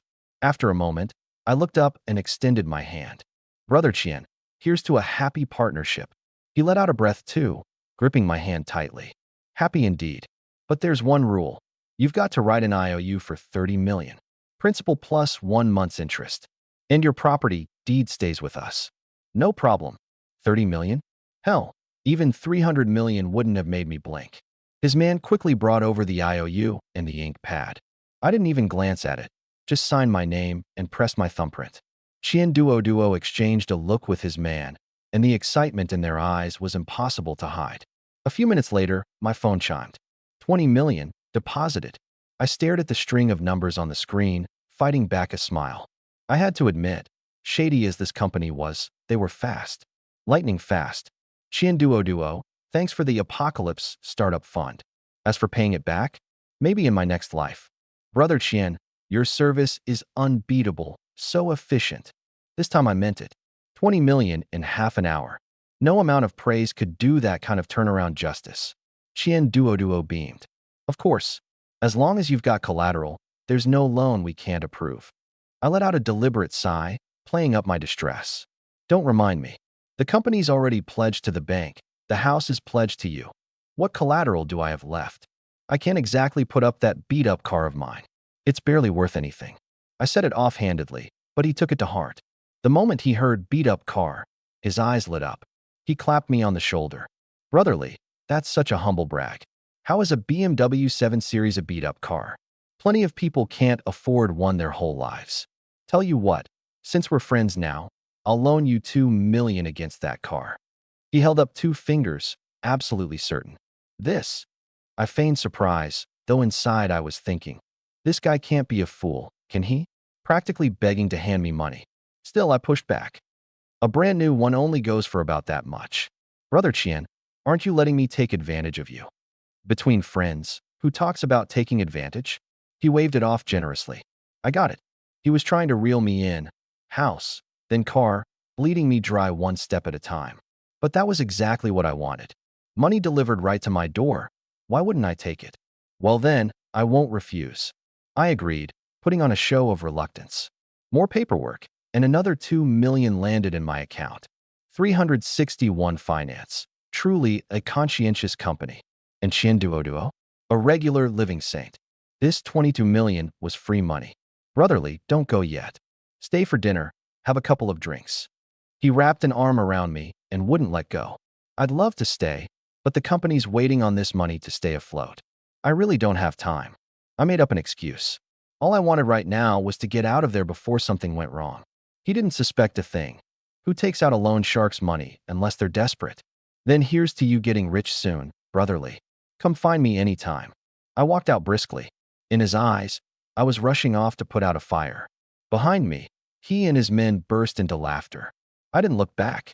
Barely 3 miles out, I couldn't hold it in any longer and roared with laughter in the car. Ha ha, today I really hit the jackpot. 22 million, free and clear. Chien Duo, here's hoping you last a few extra days when the apocalypse hits. From this point on, I was done with that company for good. The property deed, the car title, consider them parting gifts. Once the apocalypse comes, these unprepared people probably won't survive a month. No chance they'll come collecting debts. Right now I've got over 37 million in cash. Add tonight's lottery drawing, and the money's more than enough. From here on, 3 words, bye, bye, bye. But I know my limits. If I can put down a deposit, I'm never paying in full. That 95 million balance owed to Aegis Security? I never intended to pay it from the start. Even if I win 500 million, I still wouldn't. The most expensive thing in life is never money, it's time. Too bad, most people only figure that out at the very end. And me? I knew 28 days before everyone else.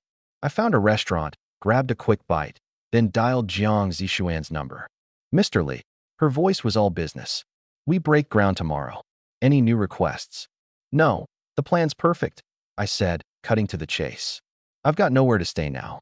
I need you to help me find a bigger place, newly renovated, and rent me a warehouse, a big one. 1 month on both leases. She paused. Finding a place and renting a warehouse weren't part of her job, but I was a major client, so she agreed without hesitation. I knew a 1-month lease on a place and warehouse would be hard to come by.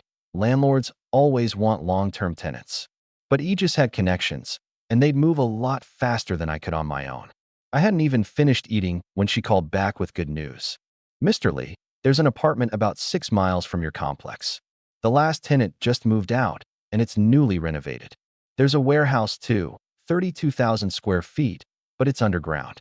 Not sure if that works for you. An underground warehouse. My eyes lit up. This wasn't a drawback, it was a plus.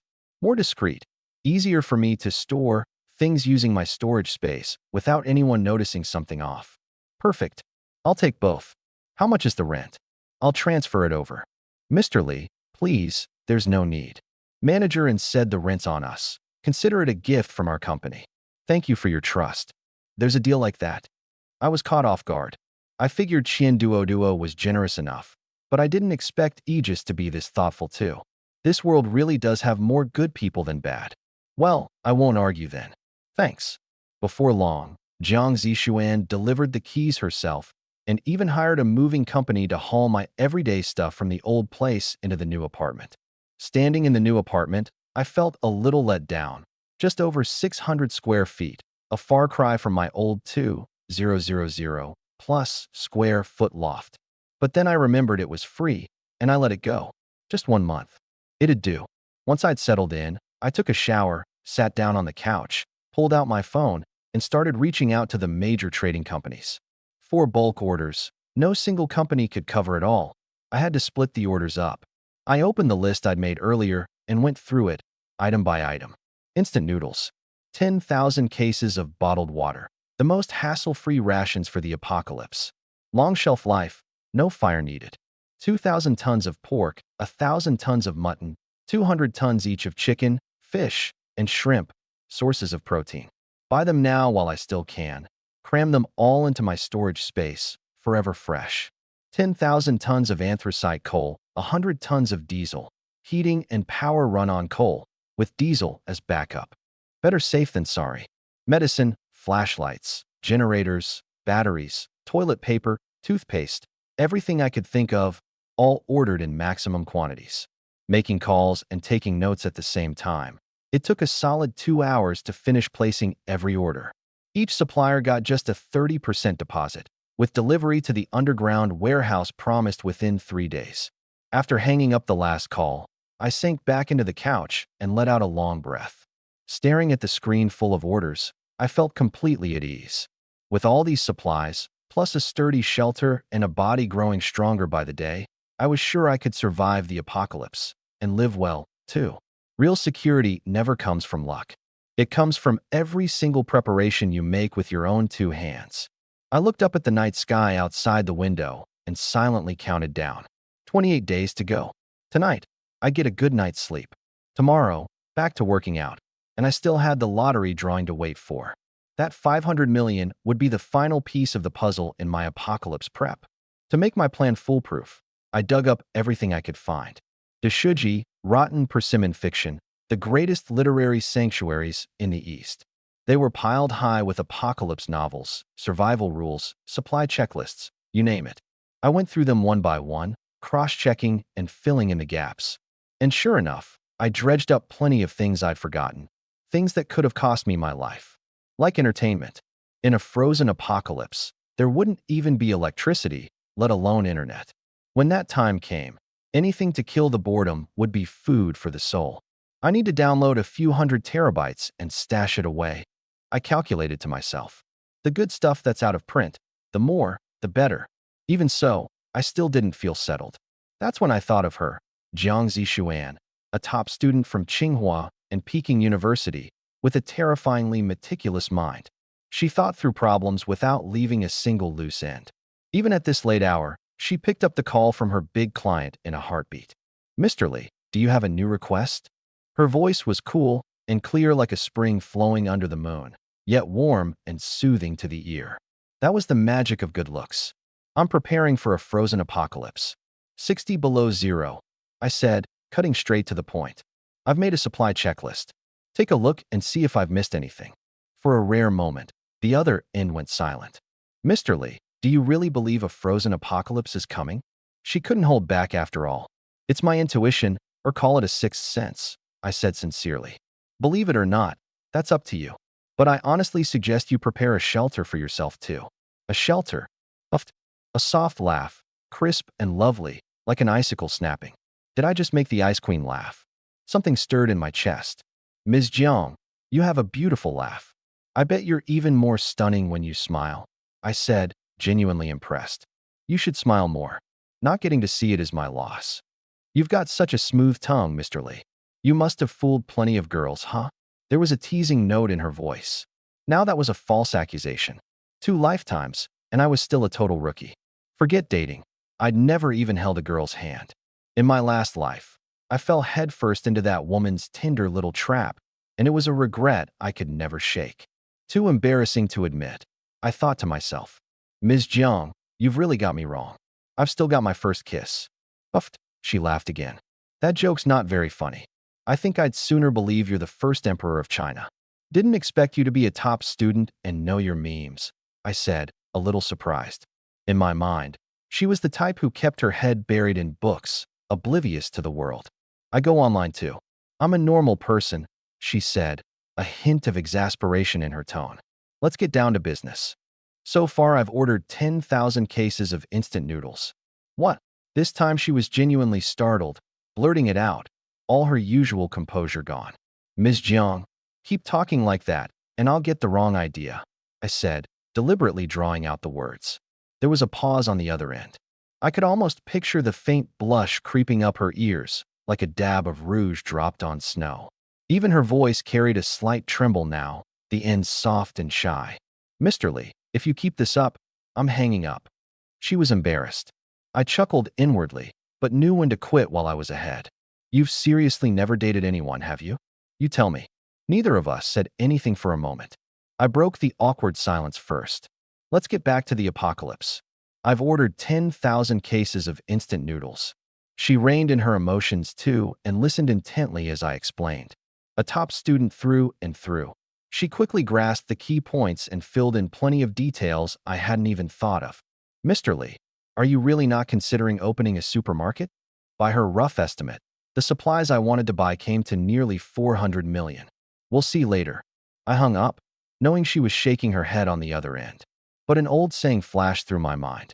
When a person's wealth far exceeds their understanding, the excess will, sooner or later, flow back into the market one way or another. That was probably how she saw me too. Didn't matter. Who'd have the last laugh would be decided in 28 days. I hung up just as the wall clock struck 9. My eyes lit up. The lottery drawing was live, just a few minutes until the numbers were called. I strode into the living room and grabbed the remote. I switched to the sports channel. The host was reading through the rules with dramatic flair, but I didn't catch a single word. My fingertips drummed absently against the armrest, my heart pounding faster than during my morning weightlifting session. I couldn't be sure whether my rebirth would trigger some butterfly effect, warping the course of history beyond recognition. We'll now begin drawing the red balls. The clear lottery machine spun at high speed, and the first red ball tumbled out. Match. I sat bolt upright, eyes glued to the screen. Second one, match. Third, match. Fourth, match. Fifth, dead on. Beautiful. I muttered under my breath, my palms already damp with sweat. Now the blue balls. 2 blue balls popped out one after another, matching the numbers on my ticket exactly. All of them. I sprang up from the couch, bounced 3 times on the spot, and nearly knocked over the coffee table. History hadn't shifted. 500 million before taxes, like a heavy mountain of gold looming right before my eyes. In that moment, I had truly achieved financial freedom. This kind of money was more than enough to live out the rest of my life in comfort. A thought even crossed my mind. What if I just kept the apocalypse from coming? But the thought flickered for only a second before I crushed it down hard. I remembered all too clearly the sheer despair of that -60-degree cold in my past life. The disaster wouldn't stay away just because one lucky man wished it so. The world was going to change, and it never asked whether anyone was ready. After taxes, plus a token donation for show, I'll walk away with about 400 million, I said, rubbing my chin, a flash of ruthlessness in my eyes. Perfect. I'll blow through every last cent within a month. Not a penny left. As the euphoria receded, exhaustion rolled in like a tide. I took a quick shower and collapsed into bed, too drained to even scroll through my phone. For hours at the gym in the morning, borrowing 22 million from a loan shark in the afternoon, and staying up late frantically planning my shopping list. The whole day, my nerves had been stretched taut like a fully drawn bow. Time to sleep, rest, and recharge. That was the real capital for tomorrow. At 7 the next morning, my internal clock woke me right on schedule. I rolled out of bed and instinctively went through a full-body stretch. My arms extended like a bow, my waist twisted, and when my leg ligaments pulled open, I even heard a faint crack. Yesterday had been my first high-intensity workout, yet my muscles felt only the slightest, most negligible soreness. Looks like my body really is different from an ordinary person's. This has to be a change the rebirth brought, I said, arching an eyebrow with a smile. In the past, a workout like that would have left me bettered in the next day. Mid-stretch, my stomach suddenly growled in protest, a wave of hunger crashing over me. I froze. I'd eaten plenty yesterday, and the gym had even thrown in a nutrition meal. How could I be this hungry? It took 10 eggs and 3 glasses of milk to barely tame the urge. Still not full. I patted my stomach, but didn't eat any more. I had training later, and stuffing myself would just give me a cramp. Half an hour later, I walked over to the Medu Fitness Center. Su Xiao was already geared up, waiting for me at the front desk. When she saw me coming, she came right over to greet me. She had a new workout outfit on today. A black sports bra hugged her frame, showing off the smooth lines of her shoulders and back. Matching yoga pants wrapped around her long legs, tapered at the ankles to reveal her slender feet. The whole look was sharp and sporty, even more striking than yesterday. I'd already gotten an eyeful yesterday, but I still couldn't help sneaking a couple more glances. She caught every bit of my reaction, and the corner of her mouth curled up in a quiet, smug little smile. Tian, how are you feeling today? Muscles are a little sore, but it won't affect the training. I just wanted to say sorry to you, though. Her expression shifted. Was I about to drop the class? Or switch trainers? I went on. I'm going to give you a hard time today. Add some weight for me. I think I can handle it. Her face lit up instantly, and all that worry vanished. Don't worry. I'm a professional trainer. Don't underestimate me. Training began. Bench press, deadlifts, rows. She spotted me on every movement, and there was a lot more physical contact than yesterday. I swear, I had absolutely no intention of copying a feel. Every brush against her arm, every graze past her waist, all of it was accidentally on purpose. But she didn't seem to mind at all. In fact, she seemed to be enjoying it. While helping me with seated shoulder presses, she stood behind me to adjust my angle, her chest pressing against my back. Casually, or maybe not so casually. The soft warmth came through the thin fabric of her workout top. I was suffering in silence. This wasn't training. It was the ultimate test of willpower. Several times I wanted to open my mouth and remind her to keep her distance, but my body's instincts clamped down hard on my throat. And so, for painful yet blissful, hours came to an end. Not only did I add weight, I also tacked on an extra half hour of cardio, not stopping until every muscle in my body was screaming for mercy. After a massage, she joined me for a nutrition meal. Watching me demolish 3 full servings, both she and the nutritionist just stared, dumbfounded. Tian, your appetite is insane, isn't it? That much food was equal to 3 days' worth of what she ate. I wiped my mouth and let out a satisfied burp. Maybe the training's just too intense. I can't keep up with all the calories I'm burning. Honestly, I was puzzled too. The way I was eating, it was like I had a bottomless pit inside me. Oh, right, I suddenly remembered. Did that lottery ticket you bought last night win anything? She smiled easily. Nope, not even $5. Just did it for fun. There's no way I'd ever hit the jackpot. What about you, Tian? Did you buy one too? Yeah, I hit the jackpot last night. I said it lightly, like it was nothing. She snorted a laugh. Tian, you're such a joker. Clearly she didn't buy a single word. After we ate, she came along to help me find a tackle shop, and I bought a fishing set. Tian, are you going fishing this afternoon? Her eyes were full of curiosity. I nodded. I actually happen to be free this afternoon. There was a hopeful note in her voice. If you don't mind. I like to fish alone. I cut her off without even looking up, hit the gas, and shot off. In the rearview mirror, she stood frozen in place, her smile slowly crumbling. The tackle shop owner watched the whole thing and couldn't help sneaking out a laugh. I drove, tearing down the Riverside Highway. July in Guangzhou was like one giant sauna. The vicious sun baked the asphalt, and even the wind felt scalding. The forecast said 95, but it felt more like it was pushing 105. I'd meant to catch some air, but I caved and cranked the AC all the way up. An hour later, the shimmering waters of the Dongjiang finally crashed into view. This mother river that nourishes Guangzhou now rippled with a tempting coolness. I wasn't here to fish.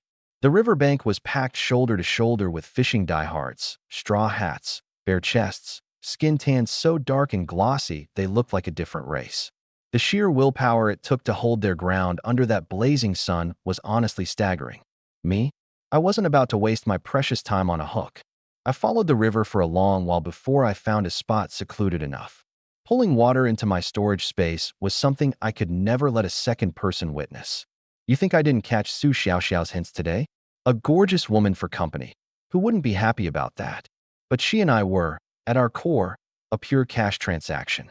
And that was exactly the arrangement I was most comfortable with. Free things are usually the most expensive. I parked, grabbed my new tackle, and walked down to the river. Only then did it hit me just how much of an amateur I was. Apart from a single rod, I had nothing. No bait, no fishing platform, no landing net. This wasn't fishing. This was Jiang Taigong's line dangling above the water, waiting for a willing fish to bite. I fiddled with it the way I'd seen in the short videos, but I'd never touched one of these things before. After a good while of fumbling around, I still couldn't get it right. So I just wound one end of the line around the rod tip, tied the hook on the other end any old way, and flung it into the river with a plop. It was only cover anyway. Behind my sunglasses, my gaze sharpened slightly. A flick of my will, and the river water beneath my feet was drawn into the storage space. Starting from 1 cubic meter up to 20 cubic meters. After that, the amount I could pull in each time just wouldn't climb any higher. So it turned out the storage space had a limit on what it could take in two. I repeated this for 2 hours, and my head felt swollen and foggy, drowsy, like I'd pulled 3 all-nighters in a row. It seemed this space wasn't infinite after all. Everything has limits. Use anything long enough and you'll hit the wall. I sat in the car with the AC blasting for half an hour before I finally felt fully recharged. This time I didn't even bother with the fishing rod. I just walked straight to the riverbank and focused on drawing water. I'd picked a great spot. For 2.5 solid hours, not a single soul showed up. By 6 in the evening, I'd stored a full 1,000,000 cubic meters of water in my space. That was enough. I could even faintly sense that the water level of the Dongjiang River had dropped, just a hair. I tossed aside that not-so-cheap fishing rod without a second thought and drove home. I got back to my apartment just after 7. I'd meant to go cash in the tickets right away, then remembered the lottery center had closed hours ago. Wiped out from the long day, I collapsed into bed, too lazy to even shower. Early the next morning, I woke up and opened my phone. That woman, Zhang Baikan, had sent me several messages. Tian, what have you been up to these past few days? Are you feeling better? What's your plan going forward? I swiped the conversation away without a second thought, didn't even consider replying. A few days ago at that restaurant, I'd taken her and the deep-pocketed backer behind her for over $8,000. That was enough to keep me comfortable for a good while. The real reckoning hadn't come yet. Right now, the priority was cashing in.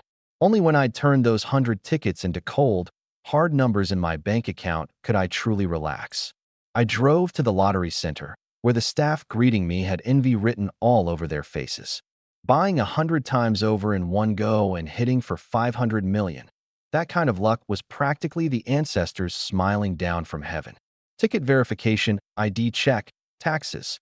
After the whole process, minus 100 million in taxes and a symbolic 200,000 I donated, I walked away with 400 million. I chose to deposit it with China Construction Bank. The account rep bustled around, the smile on her face brighter than the sun outside. As I walked out of the lobby, one of the staff enthusiastically offered to take me to dinner. The hint in her eyes couldn't have been clearer. I looked her over. With makeup, she was maybe a 7. Passable. But compared to Su Xiaoxiao, who worked out year-round and had a top-tier figure, or Jiang Zixuan, who scored an 8 barefaced, she wasn't even in the same league. I'd been worked up by all the flirting these past couple of days, and I'll admit something stirred in me. The thought, maybe I'll finally give up my first time today, even flickered through my mind. But I quickly pushed it down. A woman at this level wasn't worth wasting my precious time on.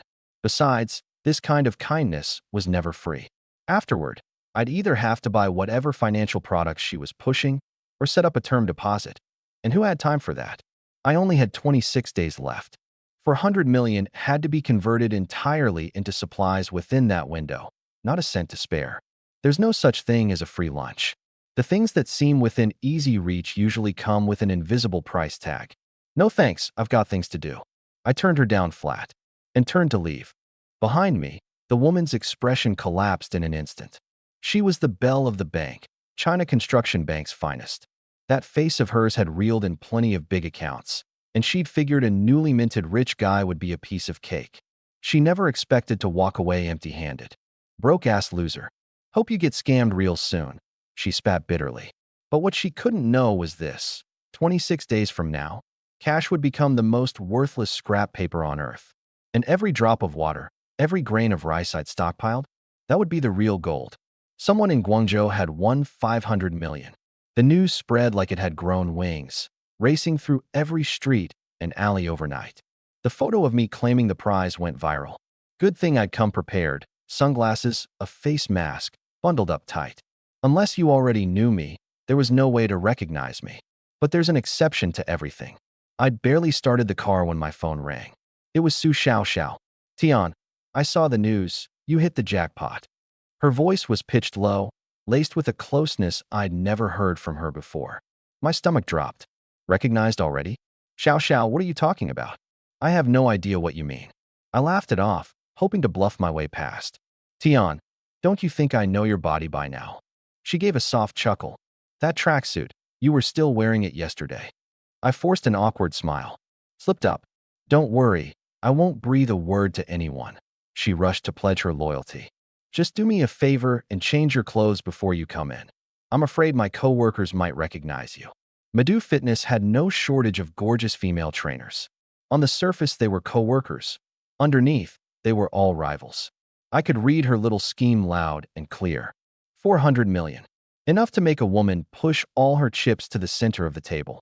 The one with the deepest regret was probably the guy who'd sold me that ticket. Back then, he'd cursed me behind my back as a dumbass. Now his guts were probably twisted with regret. He'd dug up the surveillance footage of me and made a silent vow. Whatever numbers I played next, he'd play them too. Too bad. He was destined for disappointment.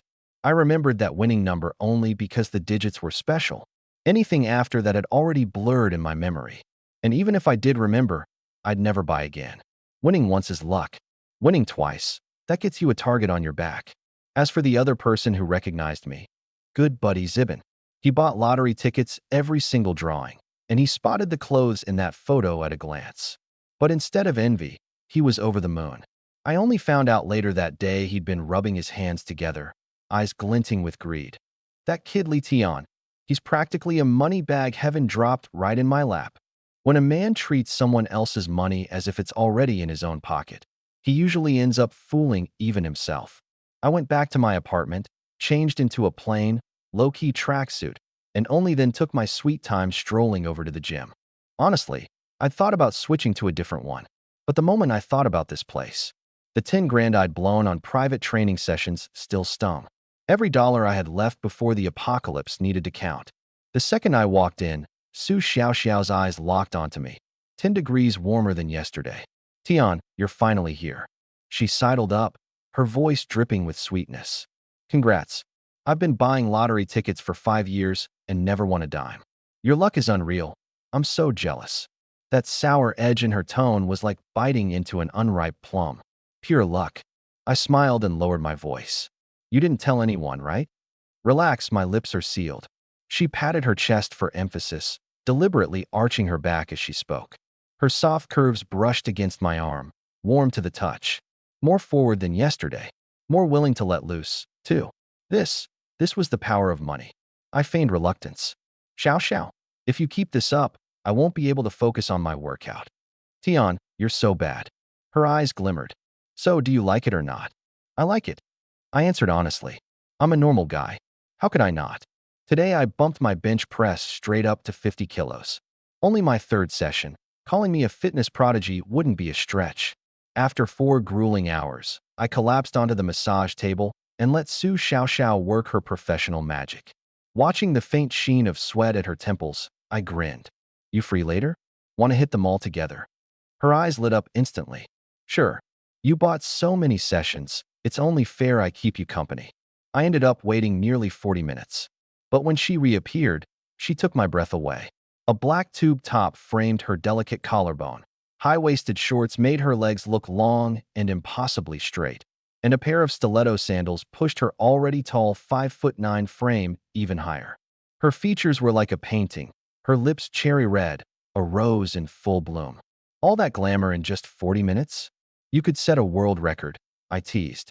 She looped her arm through mine like it was the most natural thing. Couldn't keep you waiting too long, Tian. Walking into the mall, we became the center of attention. Envious glances, creepy stares. I didn't care about any of it. She wasn't my girlfriend, so at most those guys were getting an eyeful.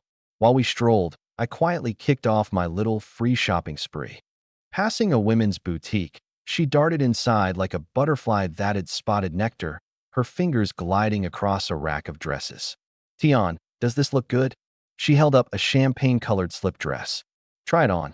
When she stepped out of the fitting room, she tugged at the hem, a little self-conscious. Isn't it too revealing? I didn't answer. I just jerked my chin at the sales clerk. Wrap it up. Then I pointed at the two pieces she'd been eyeing earlier.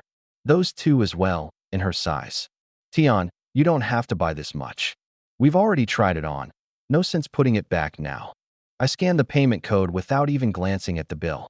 See anything else you like? Pick them all out. Her eyes went soft, like they'd been sweetened with sugar.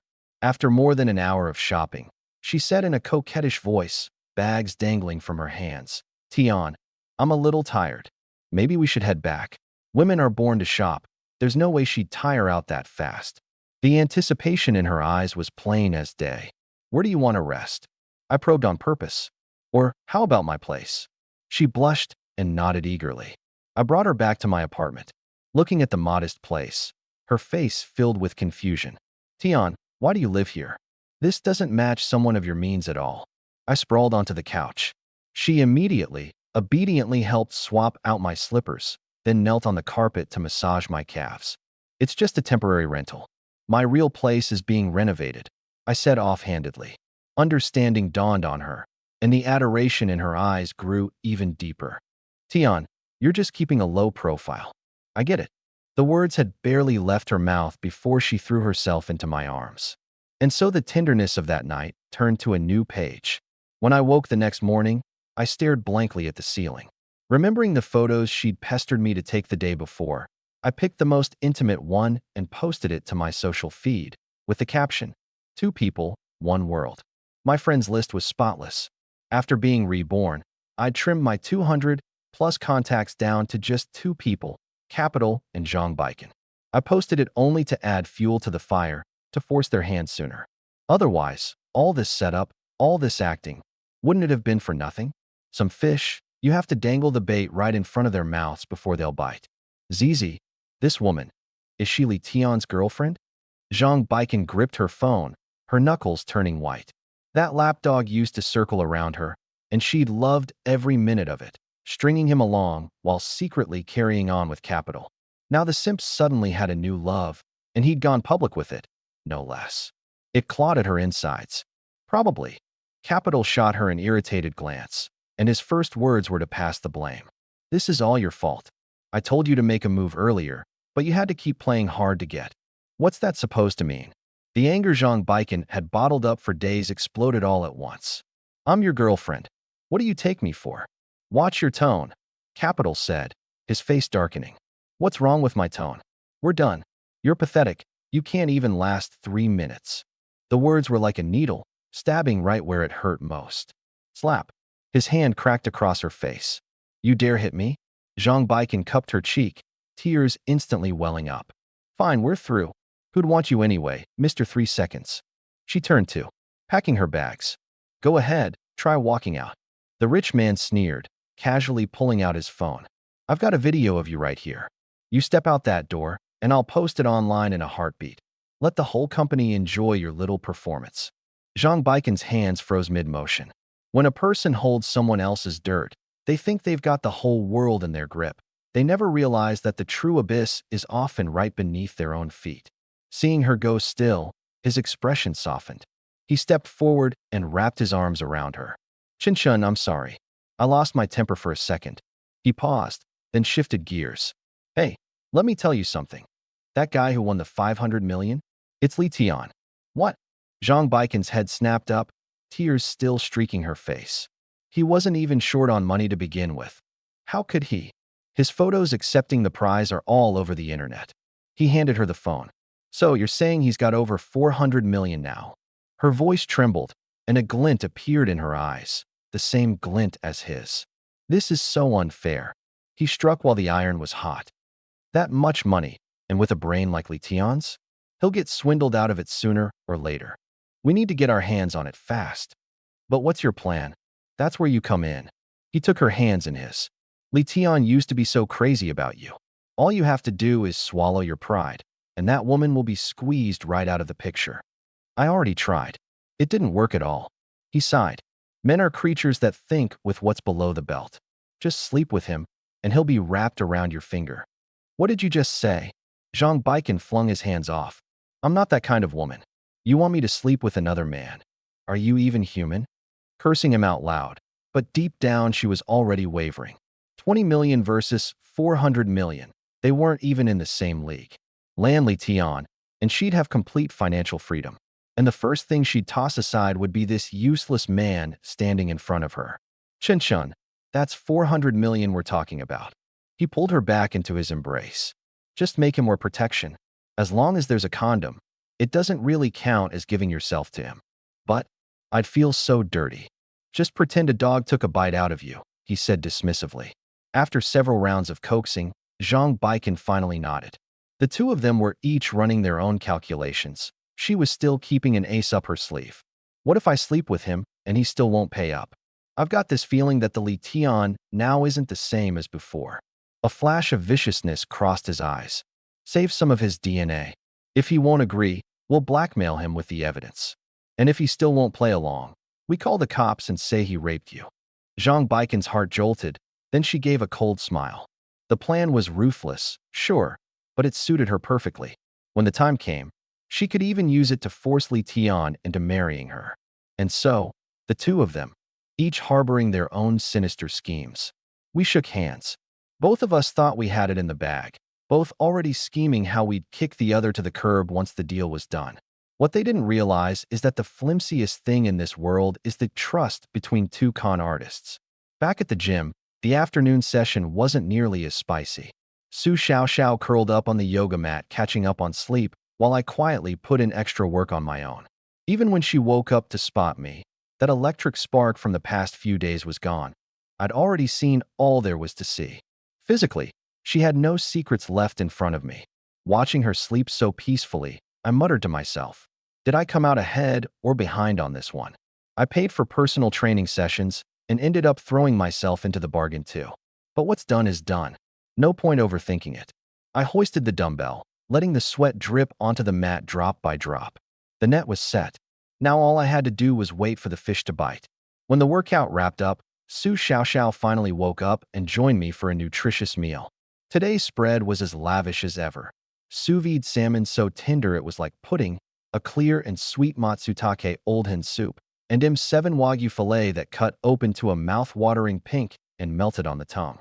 Top-tier ingredients, perfectly balanced nutrition. Good things only have one downside. They're expensive.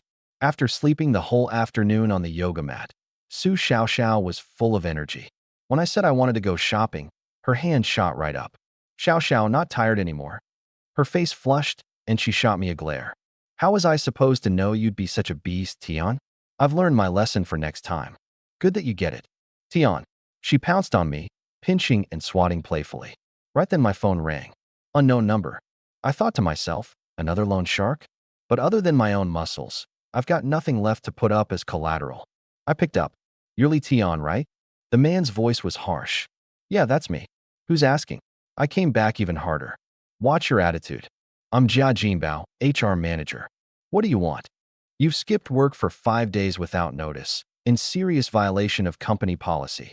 He rambled on, obviously looking for an excuse to fire me without paying a single cent in severance. I couldn't be bothered to listen. So you just want to fire me, is that it? Since you're self-aware, then I'm officially notifying you that. You talk too much. I cut him off. Get this straight. I fired the company. The company didn't fire me. Understand. I hung up and blocked the number. These days, only I get to cuss people out. Nobody gets to lecture me. Tian, you actually have a job? Su Xiaoxiao stared at me like I was some kind of freak. You're a billionaire. Why would you work? There's dignity in honest work, I said with a straight face. Even with financial freedom, you've still got to be a productive member of society. She rolled her eyes, thoroughly beaten by my shamelessness. I started the car and headed toward the mall. Meanwhile, back at the office, Jia Jinbao was gripping his phone, shaking with rage, with no one to take it out on. By the next day, the story of Li Tian tearing into the HR manager had spread through the entire office building. An ordinary employee who'd just quit had somehow become a legend the whole company worshipped. His coworkers could only look on with envy. They didn't have the kind of backbone I did. Of all this, I, happily out shopping, knew nothing. Under the night sky, I strolled slowly down the street with Su Xiaoxiao. This was a rare moment of peace for me. I wanted to take a good, long look at Yancheng as it was now. These skyscrapers, this flow of traffic, this whole city glowing with neon. In 25 more days, it would all become something else entirely. By then, there'd be no chance to see it, even if I wanted to. What are you looking at, Tian? Su Xiaoxiao asked, puzzled. I see tall buildings every day. I'm sick of them. If you want scenery, there's plenty out in the suburbs. I shook my head. You don't get it. Nothing in life is guaranteed. As long as these lights are still on, they're worth a second look. She didn't quite understand, but she went along with it, quietly taking in the city's night with me. Worn out from walking, Su Xiaoxiao was like a cat that had found its cozy spot. She naturally followed me back to my apartment. Treating my place like it's your own? I said, fishing out my keys, teasing her on purpose. She puffed out her cheeks and spun around to leave. If you don't want me here, Tian, then I'll go. I grabbed her and pulled her back. You're already here. Let's get you fed first. She was a lot more composed tonight than yesterday. She didn't rush to throw herself at me. She just leaned quietly against my shoulder. Oh, hold on. She suddenly smacked me, her eyes sparkling. It's almost 9. The lottery drawing is tonight. I've got a feeling I'm definitely going to hit the jackpot. I couldn't help but laugh. This girl had lottery fever. These numbers just popped into my head while I was looking at the view. They're exactly the same as yours last time, she said, craning her neck stubbornly. The lottery's a mysterious thing. There's no such thing as that much inspiration. But I sat down with her in front of the TV anyway. After all, this was probably the last time before the end of the world that I'd get to enjoy something this trivial. The numbers rolled out one by one. 8, 9, 10, 11, 35, 5, 11. For in a row plus the highest number, it was eerie enough to make your jaw drop. Su Xiaoxiao crumpled her lottery ticket in her fist, stared at it for a long while, then slammed it down on the table in frustration. This is so fake. There's no way these numbers are real. Now you know. I laughed. The jackpot's never that easy to hit. You definitely tricked me. She lunged at me, pounding on me. Pay me back my $200 for the tickets. Depends on your performance, I said, catching her by the wrist. Make me happy, and I'll pay you back $2 grand. Her eyes lit up. She leaned in, tugging at my collar. I promise. Make the boss happy. We nestled together on the couch for a good while. The moonlight outside was perfect, spilling over this city that was about to be turned upside down. Holding her close, I suddenly felt a little dazed. In 25 more days, a night like this, hot water, the lights, the warmth of someone beside me, and the silly stubbornness over a single lottery ticket would all become luxuries. Only then would I understand. Happiness was never about gourmet feasts or a fortune in the bank. It was this exact moment.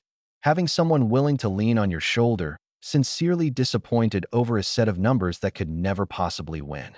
I lowered my head and kissed the top of her hair. Get some sleep. The neon lights outside glowed quietly, as if keeping watch over these last peaceful days for the city. 3 hours later, Su Xiaoxiao stared at the 2,000 yuan that had just landed in her WeChat, her eyes curving into little crescents as she leaned in and planted a kiss on my cheek. Is it really worth all that? I gave her cheek a pinch. You make way more than this in a month. She burrowed into my arms, her voice full of contentment. That's different. These 2,000, they mean something else entirely. I didn't respond. Don't tell me she's actually falling for me. That would be anything but good news. I shoved the thought to the back of my mind. My phone lit up. Zhang Baikan had sent a single word. You there? One arm around her, I swiped open the screen with the other. Su Xiaoxiao craned her neck for a look and raised an eyebrow. Now that's a classic opener. This chick, is she your simp? Not before. My tone turned cold. Before I was hers. Her eyes went wide with disbelief. Tianji, a guy like you, simping for someone else? Is she a big celebrity? Some rich heiress? Neither. My fingertips paused as I thought back to those 4 years in college. A classmate. Later we ended up at the same company. I chased her for 4 years. Brought her breakfast, saved her seats, wrote her papers for her, did everything. And what did I get? She never even let me hold her hand. I gave her a brief rundown of the past. From the eager devotion in college, to the entanglement after we started working, to all the times I'd been played for a fool. As for the apocalypse and the rebirth, I didn't breathe a word. Su Xiaoxiao sprawled across my chest, laughing so hard her stomach hurt. Tianji, I never would have guessed you had this kind of dark history. And this woman is way too ungrateful. I gave her a light smack. Done laughing yet? Nope. She looked up, a sly glint in her eyes. But seriously, her reaching out to you now, she's probably found out you won the jackpot and wants to come crawling back for another bite. Tianji, don't you dare fall for it. Her words actually gave me pause.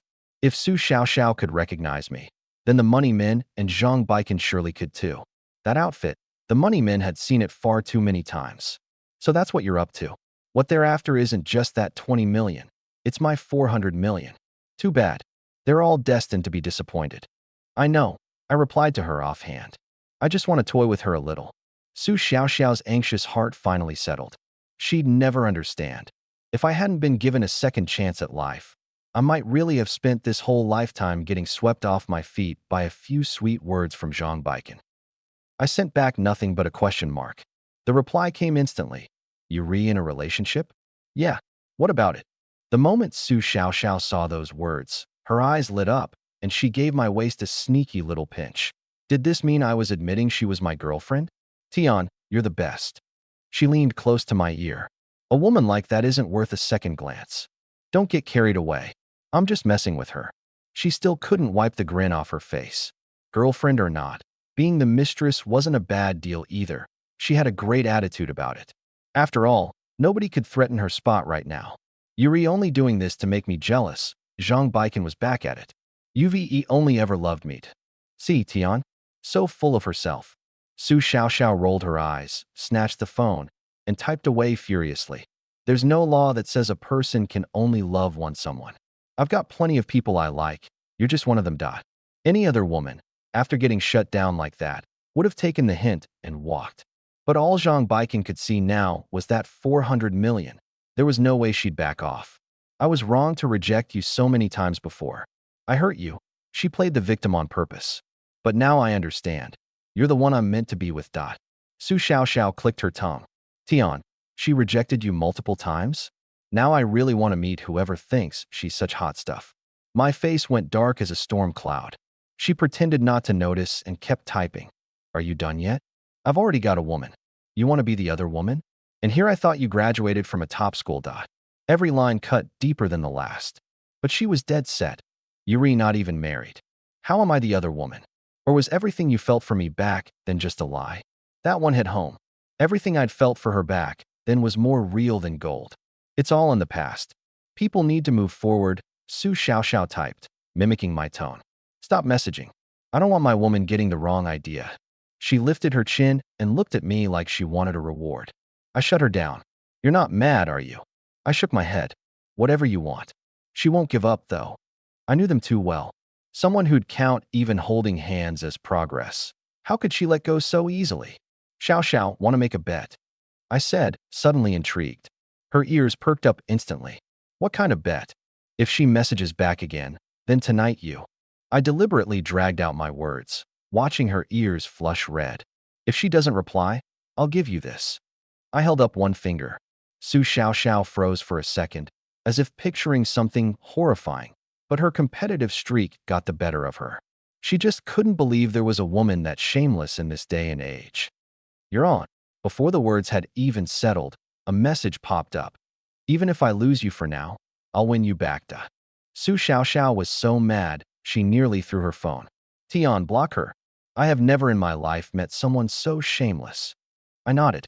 She blocked Zhang Baikan, and the two of us exchanged a glance. Looks like this bet was going to be settled. Zhang Baikan would probably never know that her persistence ended up making another woman pay the price for her. Some people only trample on you when you have nothing, then scramble to get in your good graces the moment you turn things around. To see someone for who they really are, never listen to what they say, watch when they show up. Early the next morning, I woke up first.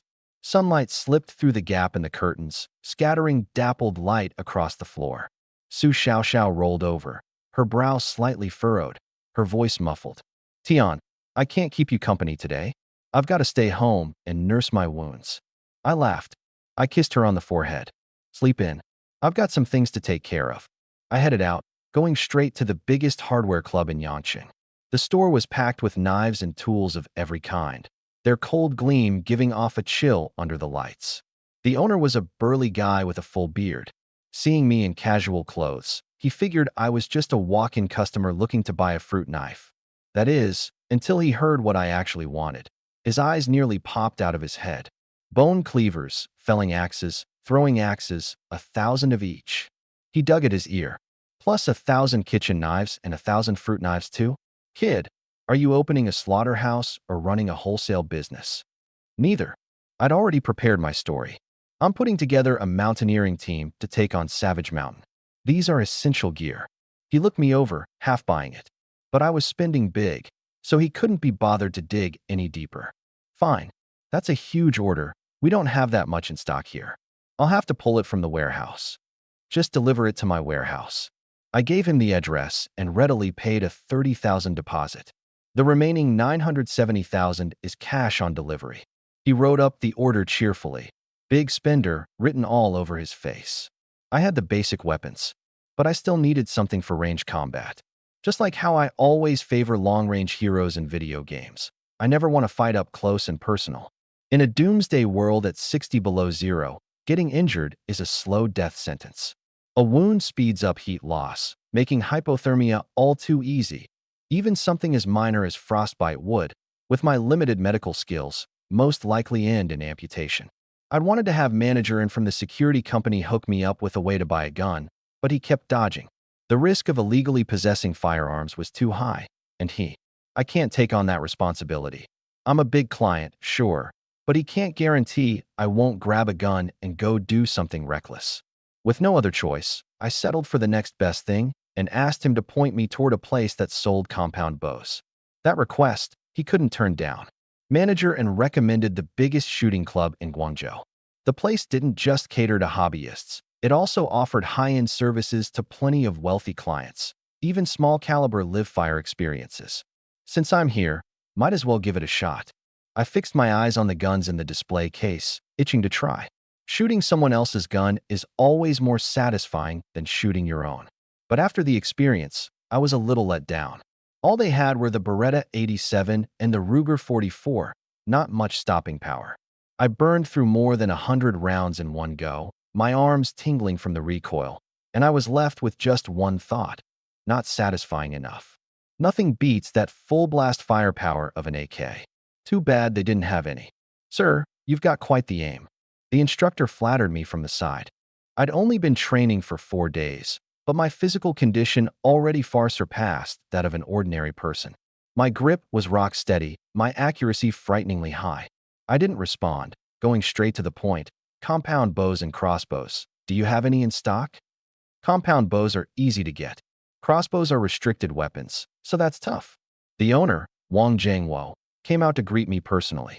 He wasn't exactly burly, slender, even, but he stood ramrod straight, with sharp eyes and the crisp bearing of a soldier. Ex-military, I guessed. Mr. Li. He extended his hand, his grip firm and steady. What model are you looking for? How many? You're a straight shooter, Mr. Wang, so I'll cut to the chase. I shook his hand. Manager and sent me. Compound bows and crossbows. I need a lot of them. Compound bows, you can pick up anytime. His face was expressionless. Crossbows? Well, Mr. Li, you know those are restricted weapons. Not easy to arrange. Not easy doesn't mean it can't be done. I got the message. I'm buying these purely as a personal hobby, I made a point of saying. I'm a hardcore doomsday prepper. Manager and is helping me build a survival shelter. Everyone in the circle knows about it. As for the price, I held up 2 fingers. Double. A smile finally broke across his face. You're a generous man, Mr. Li. How much is a lot? 100 compound bows, 300 crossbows. I thought it over. Plus matching arrows and bolts, 10,000 each. HSSS, he drew in a sharp breath. That's a huge order. We don't have that much in the store. I'd have to coordinate with a few shops out of town, ship everything back and forth. I silently cursed his greed, but kept smiling. Triple the price. I want the best quality and not a single piece short. Is that sincere enough? Enough. More than enough. He shot to his feet, clapping me warmly on the shoulder. Pleasure doing business. I'm buying so much at once, I won't use it all up for years. And anytime a friend of mine needs something, I'll send them your way. That was both a courtesy and a way to put him at ease. I don't do anything illegal. Since you're being so generous, brotherly, I can't be a cheapskate either. He changed the subject and pulled me toward the inner room. I've got some special pieces tucked away in the back. You might like them, brotherly. The inner room was packed with blades, everything from daggers to long-handled broadswords, all gleaming with a cold, menacing light. My eyes locked onto a 2-meter-long modeo in the corner. The blade was broad, its edge shimmering with an icy blue glow. One look told me this was no ordinary weapon. You've got a good eye, brotherly, Wang Zhangwo explained. Forged from the finest spring steel in the world, extremely hard. Never mind chopping trees or splitting firewood. This could take down a lion or a tiger with a single stroke. I stepped forward, gripped the handle with both hands, and hefted it, around 10 kilos. I swung it through the air a few times, and the blade cut the wind with a low, whistling hum. Not bad. A flicker of approval crossed my eyes. He clapped his hands, and his men hauled over half a hog, frozen solid. Want to test it out, brotherly? I took a deep breath, gripped the blade with both hands, and swung hard in a horizontal slash. Thwack! Half the hog was cleaved clean through, bone and all, the cut as smooth as a mirror. I examined the edge closely, not a single nick. Great blade, I praised sincerely. And you've got great strength, brotherly. Wang Zhangwo couldn't help but cheer. This one's yours on the house, plus a couple of hung dao to go with it. Consider it a welcome gift. I shot him a sidelong glance and deliberately smiled. Getting stingy on me, Boss Wang? I've dropped over 1.8 million here, and that's all I get. He gave a sheepish grin, realizing I was haggling. Let's round it up, 2 million, I said casually. Throw in 20 more modeo and 40 hung dao. The modeo was impressive, but too long, only good for open ground. The 1-meter hung dao would be far more practical in tight spaces. Deal, he answered in a flash. This transaction had made him a killing. I put down 100,000 as a deposit to be delivered to the warehouse as well. Walking out of the club, I was in a good mood. No guns, but these bows and crossbows were plenty for self-defense. Besides, I still had a solid safe house. What really keeps people alive is never luck. It's having every escape route figured out while everyone else is busy enjoying themselves. I started the car and headed for the apartment. Su Xiaoxiao was still waiting for me, and I couldn't skip today's workout. What I didn't know yet was this. At that very moment, Zhang Baiken and his backers were already blocking the entrance to my place. I drove back to the apartment, fingers tapping the steering wheel, running through the past few days' haul in my head. Crossbows, compound bows, not the hard hitters I'd been dreaming of, but they were the most practical long-range weapons money could buy on the market. Add to that 1,000 bone-cleaving blades, 1,000 throwing axes, and batches of kitchen knives and fruit knives, and my arsenal was. It's starting to take shape. Holed up in a solid shelter, with this gear, taking out an infantry squad wouldn't be a problem. I finally had the confidence to protect myself. Now that I was fully equipped, there was still one big thing to handle today: working out. Weapons are just external tools. The body is the real foundation. Only 24 days left until the apocalypse. Every bit of strength I gained now was one more shot at survival later. The logic was simple. What you can truly count on has never been what you've stockpiled, but who you are. So I couldn't afford to slack off, and I wasn't about to let Su Xiaoxiao slack off either. Thinking of Su Xiaoxiao, I felt the corner of my mouth curl up. These past few days I'd taken her shopping: sundresses, jewelry, uniforms, stockings, a whole pile of stuff. On the surface, I was spoiling her, but really, I was the one who benefited. I've always kept business and pleasure straight. Those tens of thousands I dropped on a personal trainer couldn't go to waste. I didn't need her to haul heavy stuff, but the form coaching and the recovery massages, those had to be on point. The car wove through traffic. For once, I let myself enjoy the quiet, running through my supply checklist in my head. My stores of water and food. Could I still push them a little higher? Ring, ring. The phone cut through my thoughts. 3 characters popped up on the screen, and I froze for a second. Jiang Zixuan, that ice queen, actually calling me first? My heart skipped a beat. My first thought, something had gone wrong at the shelter. Other than that, there was no reason for my aloof, exclusive designer to reach out to me on her own. Designer Jiang, reaching out to me first for once. What a rare occasion. I hit answer, my tone laced with teasing. Mr. Lee, you have terrible taste. Her cool voice was wrapped in obvious displeasure, but the words came out of nowhere. What's going on, designer Jiang? You've lost me there. I was annoyed, but that 95 million balance was still unpaid, and I still needed her for the shelter. I had to swallow it. Your woman showed up at the shelter causing a scene, pointing her finger in my face, calling me your mistress. Her voice was cold as ice. If it weren't for your sake, I'd have slapped her right then and there. My woman. I frowned.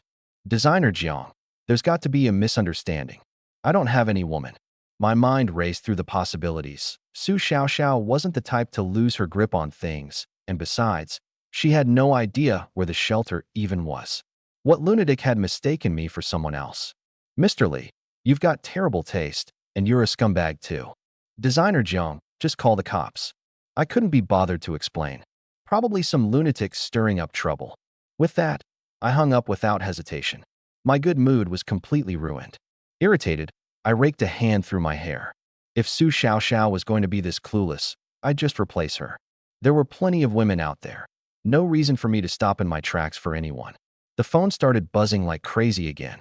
This time it was the investors and Zhang Baikan taking turns blowing me up. Blowing up my phone like a couple of buzzing flies. Dozens of missed calls last night alone. I didn't pick up a single one. I was busy back then. Yeah, Capital, you got nothing better to do? I answered, my tone anything but friendly. Instead of doing your damn job, you're bombing my phone. Li Tian, where are you? Get down to the security bureau now. Capital's voice carried an air of command. That set me off instantly. Capital, watch your tone.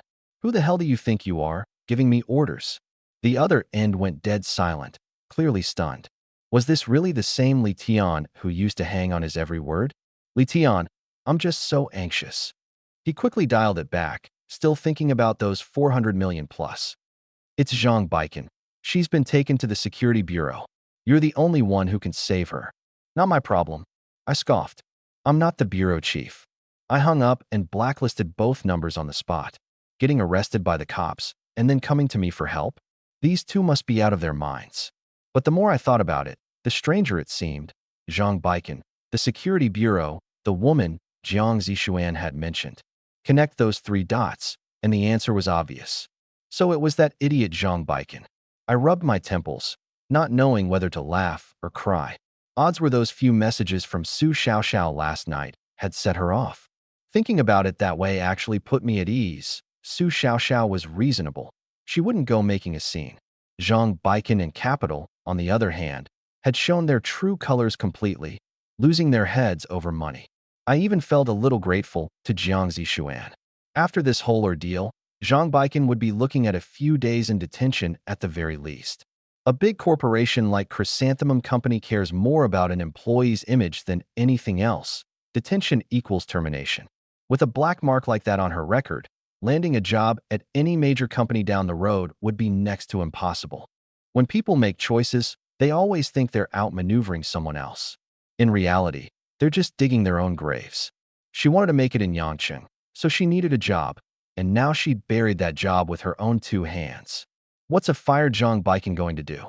Will Capital take the chance to dump her? A dog-eat-dog drama. The thought of it was actually pretty entertaining. At the security bureau, Zhang Baikan and Capital were frantic, pacing in circles. What had happened wasn't complicated. Zhang Baikan had gone looking for me, but couldn't find me. She only ran into Jiang Zishuan and a group of workers at the shelter. She immediately claimed to be my girlfriend. Jiang Zishuan was polite at first, explaining that she was a designer with Aegis Security, building a shelter for me at a cost of 100 million. The moment she heard 100 million, Zhang Baikan blew up. In her eyes, that was their money.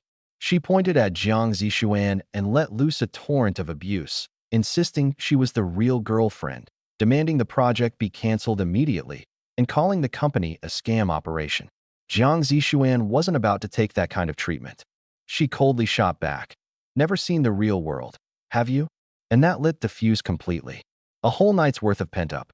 The pent-up rage exploded out of her, and every ugly word imaginable came spewing out. Jiang Zishuan couldn't be bothered to argue. She just called the police. And that's how Zhang Baikan ended up hauled into the security bureau. By now she already regretted it. With the officers mediating, she finally understood that Jiang Zishuan really was the designer. But she still couldn't wrap her head around it. Why on earth would I spend 100 million on some kind of shelter? Even with 400 million, how could anyone burn through cash like that? Ms. Zhang, we can't reach the property owner, so we have to handle this by the book. The officer's face was expressionless. 200 fine, 5 days detention. No way. Zhang Baiken shot to her feet. That house is going to be mine someday. How is going inside for a look counted as breaking and entering? The officer waved his hand impatiently, and she was led away. Capital stood off to the side, watching his girlfriend get locked up right in front of him. And strangely enough, he felt a little relieved. Good thing I didn't join in on the cursing just now, he thought, or there'd be two of us in there. What was even stranger was that, walking out of the security bureau, his mind wasn't on how to get her out. It was on Jiang Zishuan's cold, stunning face. Up close, that woman was 100 times better than Zhang Baiken. In an instant, he'd tossed his girlfriend in the holding cell right out of his mind, and was even scheming to go back and dig into this new woman's background. The human heart is a fickle thing, one gust of wind, and it turns. Zhang Baiken was in there gritting her teeth for him, while out here he was already thinking about someone else. As for Zhang Baiken, locked in that holding cell, she completely lost it, dumping all her resentment onto me, Capital, and Jiang Zishuan. She knew exactly what 5 days detention meant.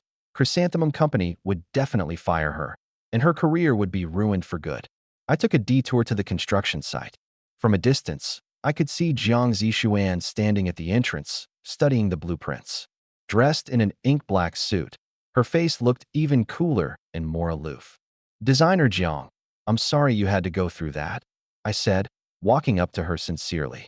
I never expected there'd be a shrew like that here in Guangzhou. I didn't want Zhang Baiken holding up the shelter's progress. If she actually set us back, dying 10 times over wouldn't be enough to make up for it. Jiang Zishuan looked up at me, her anger mostly cooled by now. She'd clearly done her homework on my history with Zhang Baiken, and had probably guessed that my taking that job at the company earlier was mostly because of that woman. "It's not your fault," she said with a faint smile. "I apologize for my tone today. But a woman like that, how could you ever be into her? You're not stupid." My smile froze instantly. What was it with Jiang Zishuan and Su Xiaoxiao? Why did they both love rubbing salt in my wounds? "Mr. Li, you're not looking so well?" she asked with feigned concern. "Didn't sleep well last night?" She was absolutely doing it on purpose. As sharp as she was, there was no way she couldn't see how awkward I felt. "Designer Jiang, I'm not feeling well. I'll head back first," I mumbled, grabbing a lame excuse and turning to leave. "Get moving on the construction. If it's not done on time and up to standard, I won't be so easy to deal with." A string of crisp laughter came from behind me. I picked up my pace. For 95 million, I could put up with it. Back at the apartment, Su Xiaoxiao was lying face down on the bed, whimpering. When she saw me come in, she looked up pitifully. "Tian, can I take the day off today?" I'm not better yet." I pulled her up. "No, we can't skip your personal training." She pouted, her eyes rimmed red. I dug a tube of anti-swelling ointment out of my bag, picked it up at the pharmacy on the way. "Get up. Let me put some on you." After dawdling for a whole hour, we finally headed out to the gym. Today I didn't let her touch any weights.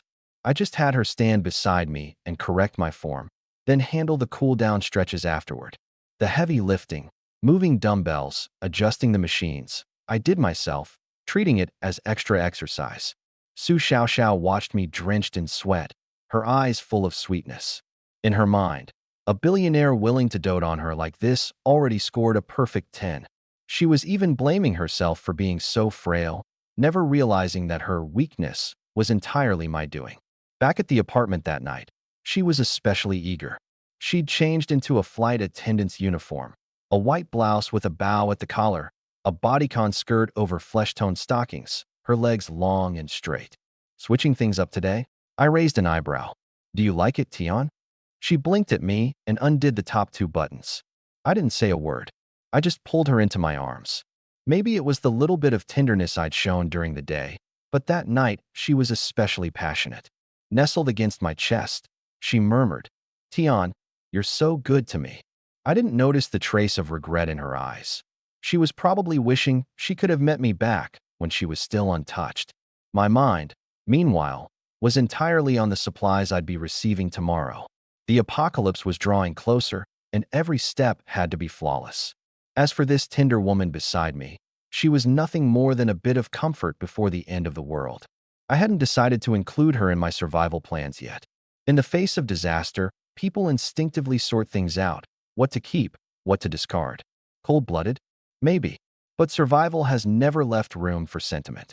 The next day, feeling refreshed, I drove my BMW 7 Series to the warehouse. It was my first time coming here since I'd rented the place. The strange thing was, no matter how much energy I'd burned the night before, I always woke up at full strength, my muscles brimming with inexhaustible power. Su Xiao, on the other hand, ended up feeling boneless every time, needing the better part of a day to recover. Today was the day the first batch of supplies would arrive, the earliest order I'd placed, 1,000 tables worth of banquet food. Actually, these restaurants were already 2 days past their deadline.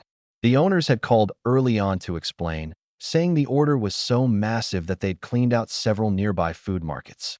The price of the food had been jacked way up, and just rounding up all the ingredients took a fair amount of effort. But I had plenty of time, so I didn't sweat it. Before long, the owner of the Sichuan restaurant showed up with his fleet of trucks.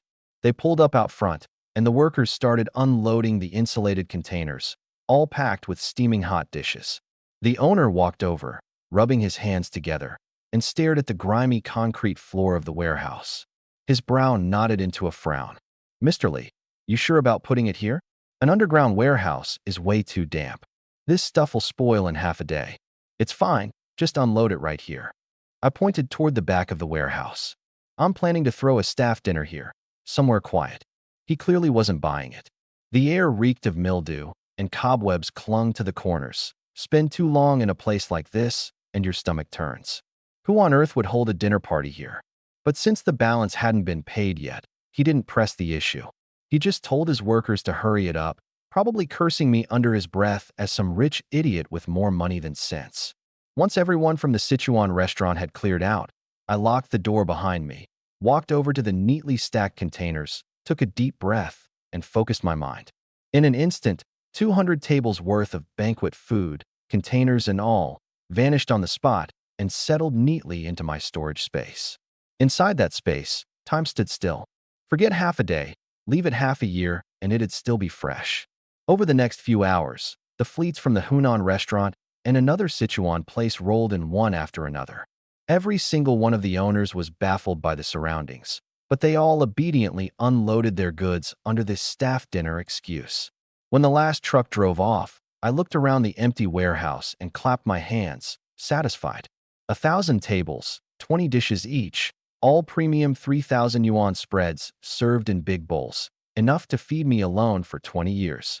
The whole thing came to 3 million. After the deposits, I settled the remaining balance of 2.8 million. Why not order more? I couldn't guarantee I'd survive all the way to the end of the apocalypse. Besides, no matter how good something is, you get sick of it eventually. The point of stockpiling isn't quantity, it's stability. Good thing I'd found such an out-of-the-way warehouse. Aside from the restaurant crews, nobody knew this much cargo had come through. If I'd had it delivered to my 600-square-foot apartment, forget about fitting it all in, the sheer spectacle would have drawn a crowd. And on top of that, Su Xiao was still there. She may already be mine, but a survival secret like this wasn't something she needed to know. Not yet. Suddenly, I thought of Jiang Zixuan, and I couldn't help giving her a mental thumbs up. That woman was seriously reliable. Never mind the shelter, she'd nailed the warehouse and the housing too. It'd be great if I could poach her as my secretary. I smirked to myself. An ice queen beauty like that, what man wouldn't be tempted? But I didn't have time to chase her right now. Every minute before the apocalypse had to be stretched to do the work of two. Besides, I'd already stumbled badly enough with Zhang Baikan. Once the apocalypse hit, what kind of woman is out of reach? Su Xiao will do for now. As I was thinking, another engine rumbled outside. This time it was daily necessities and food. 10,000 cases of instant noodles and 10,000 cases of bottled water piled up like small mountains. 2,000 tons of pork and 1,000 tons of mutton, all freshly slaughtered and still steaming. 200 tons each of chicken, fish, and shrimp, all cleaned and ready. plus 10,000 tons of anthracite coal, 100 tons of diesel, and enough medicine, flashlights, and generators to fill half the warehouse. I was drenched in sweat, taking in one shipment after another, until my storage space was packed to the brim. Only then did I catch my breath. I checked the time, 2 in the afternoon. Just as I was about to lock up, my phone rang. Wang Jiangwo. Brotherly, the gear's all here. I've made it into the city. You good to sign for it? I paused. The compound bows and crossbows I'd ordered yesterday were here already? That was fast. Brother Wang, didn't you say you had to source it from out of town? How'd you get it here so quick? Don't try to pass off any junk on me. Huh? You don't trust me, brotherly? He laughed on the other end. You're a big client. Of course I bumped you to the front of the line.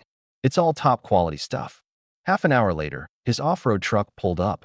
Wang Jiangwo hopped out in a camo vest, arms already spread wide from a distance. Brotherly, sorry to keep you waiting. You're too kind, Brother Wang. I clapped him on the back, then my tone dropped. Even between good friends, business is business. Those 100 compound bows and 300 crossbows, I'm inspecting every single one. When your life depends on it, you can't afford to cut corners. Of course, of course. He signaled his men to start unloading. Inspect away, brotherly. Bosson referred you personally. Every piece is premium. I picked up a compound bow to test the feel. Carbon fiber body, light but sturdy, and even draw with no sticking. I knocked an arrow and fired off more than 20 rounds at a cardboard box in the corner. Every shot hit, and the bowstring held perfectly. Then I checked them one by one. Range, draw weight, trigger sensitivity, scope accuracy. The Modeo and Hungdao blades were no exception. The more I inspected, the wider my smile grew. They really were all premium, not a single defect in the bunch. After the last blade, I set down the Hungdao and gave him a look somewhere between a smile and a smirk. Brother Wang, yesterday you said you were out of stock and had to source it from out of town. Was that on purpose? Trying to jack up the price? His smile froze for a second, and he scratched his head, embarrassed. Come on, brotherly. I'm a businessman. It's just how the game's played. You were in the military, right? I asked suddenly. 10 years. He puffed out his chest, pride in his voice. I always figured military guys were straight shooters. I shook my head and let out a deliberate sigh. That little stun of yours doesn't do the uniform any favors, Brother Wang. His face went red, then pale. Just as he opened his mouth to explain, I switched gears. But it's fine, willing buyer, willing seller. 1,900,000 fry. Payment, not a cent short. I pulled out my phone and made the transfer. Once it was paid, I dragged him into a corner and lowered my voice. Wang, there's something I need your help with. Name it, he said, thumping his chest. I made a finger gun gesture, my eyes full of anticipation. I want to get my hands on a few of the real deal for my collection. You know anyone who can hook me up? His face darkened instantly. He took half a step back, putting distance between us. Lee, that's not something to joke about. It's illegal, stay away from it. There's nothing I can do for you there. He was dead serious, so I didn't push. All right, I get it. Take care, Wang. Once his car disappeared around the corner, I curled my lip. He and Mr. Indefinitely had connections. They just weren't willing to talk. Fine. Can't force it. I pulled out my phone and did the math. 300 million spent out of 400, with a little over 100 million left in hand. The weight on my chest finally lifted. The supplies I'd stockpiled were enough to last me hundreds of lifetimes. No matter how brutal the apocalypse got, I had what it took to ride it out. I even felt a flicker of anticipation for the extreme cold coming in 22 days. For all this, I had Su Xiaoxiao to thank. If she hadn't reminded me to buy that lottery ticket, where would this windfall have come from? Anyone can spend money. The hard part is having money to spend. I plan to spend every last cent. After the apocalypse, cash would be nothing but scrap paper. I had the rest of my days mapped out clear as day. Keep hitting the gym and build a tougher body. Make the most of these last few days with Su Xiaoxiao. And go through my supply list one more time to plug any gaps. And one more thing, the most important of all, the $0 shopping spree. Compared to shelling out cash, walking away with stuff for free was obviously way more satisfying. I was going to hit every mall in Yangcheng, one by one, and anything I could swipe, I wasn't paying a dime for. Once the apocalypse hit, this stuff would either rot on the shelves or get cleaned out anyway. Grabbing a little early? Call it a good deed. I didn't get back to the apartment until 2 in the afternoon. Sure enough, Su Xiaoxiao was still lazing in bed. I hauled her up by the arm. She rolled over lazily, her spaghetti strap slipping to reveal a sliver of pale waist. You're back, Tian. I've been waiting to eat with you. We'll eat out, then go to the gym. Ugh, again. My arms are already sore. No arguments, I said, leaving no room for debate. Deep down, Su Xiaoxiao actually admired him for it. Working out was grueling, yet he stuck with it every single day, rain or shine. If it were her, she'd have thrown in the towel long ago, if she weren't doing it to put food on the table. Perseverance. Easy to say, but hardly anyone could actually pull it off. At the gym, I lay down on the bench press. The barbell was already loaded to 100 kilos. Su Xiaoxiao's eyes nearly popped out of her head. Tian, that's insane. He'd only been training for a few days, and his progress was so fast it was like he was cheating. I pressed the barbell up steadily, chest swelling, the lines of muscle clear. This is nothing yet. Stop adding weight. She waved her hands quickly. Any more, and I'll have to admit total defeat. I set down the barbell, shot her a glance, and teased on purpose. Only fair this way. Tian, you're so mean. Her face flushed instantly. 4 hours of training later, I polished off 5 filet mignons in one sitting. Tian, is your stomach made of iron? Su Xiaoxiao rested her chin in her hands, her eyes full of disbelief. Hungry, I mumbled, mouth stuffed full. All that beef, doesn't it get old? My hand froze mid-motion. I looked up and out the window. The setting sun had burned the sky a fiery orange, and for a moment I was back in the apocalypse of my past life. Only I knew what I'd paid for a single bite of food. I almost starved to death once. Huh. Su Xiaoxiao was stunned. You're this rich. How could you ever go hungry? I didn't explain. I just lowered my head and kept eating. Some bloody memories aren't meant to be shared. Only someone who's truly known hunger understands the weight of a single grain of rice. Want to hit the mall after this? Wherever you go, Tian, I go. Her eyes sparkled. We went to K11. From the jewelry shop on the first floor all the way up to the home goods gallery on the top, Su Xiaoxiao flitted around like a happy little bird, trying on this, then that. Now, and then she'd drag me into changing a couple of outfits. But most of the time, I just watched from the side, though my fingers were never idle. The dresses she tried on, the necklace she had her eye on, the skincare products on the shelves, anything I figured might be useful quietly slipped into my storage space. Buy one, swipe 10. Basically buy one, get 10 free. She was curious about every store and always managed to hold the clerk's attention, which gave me the perfect chance to work. By the time the mall closed, we hadn't even made it through half the floors. This place is huge. We've got to come back. Walking out the front doors, Su Xiaoxiao carried 10 shopping bags in her hands, her forehead soaked with sweat. Only 3 of them were mine. Want me to take some? No way. She gritted her teeth and pushed forward. You spent all this money, Tian. I can't let you carry stuff too. Such a good girl. I patted her head. The night breeze drifted by, carrying the perfume smell from the mall, and the streetlights stretched our shadows out long.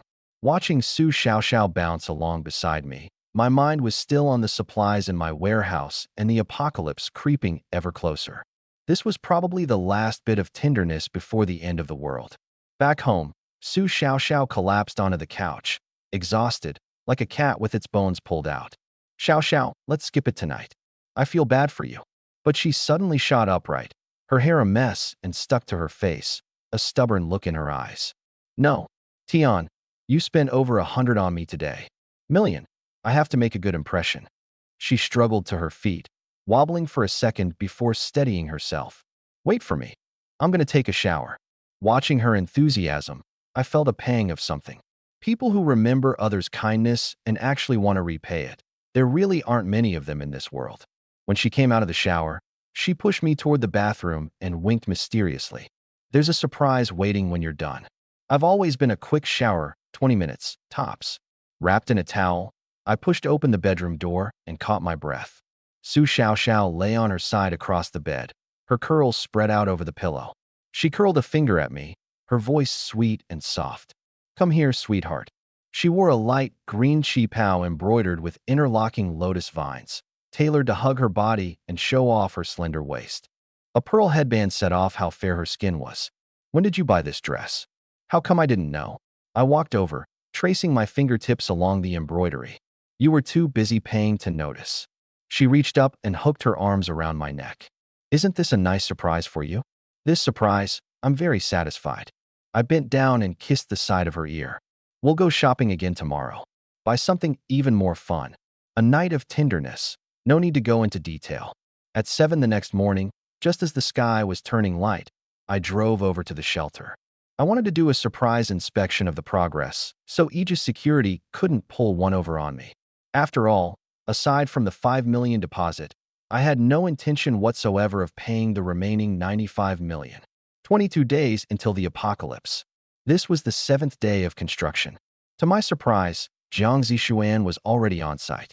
Khaki work vest, white t-shirt, hair pulled back neatly into a ponytail.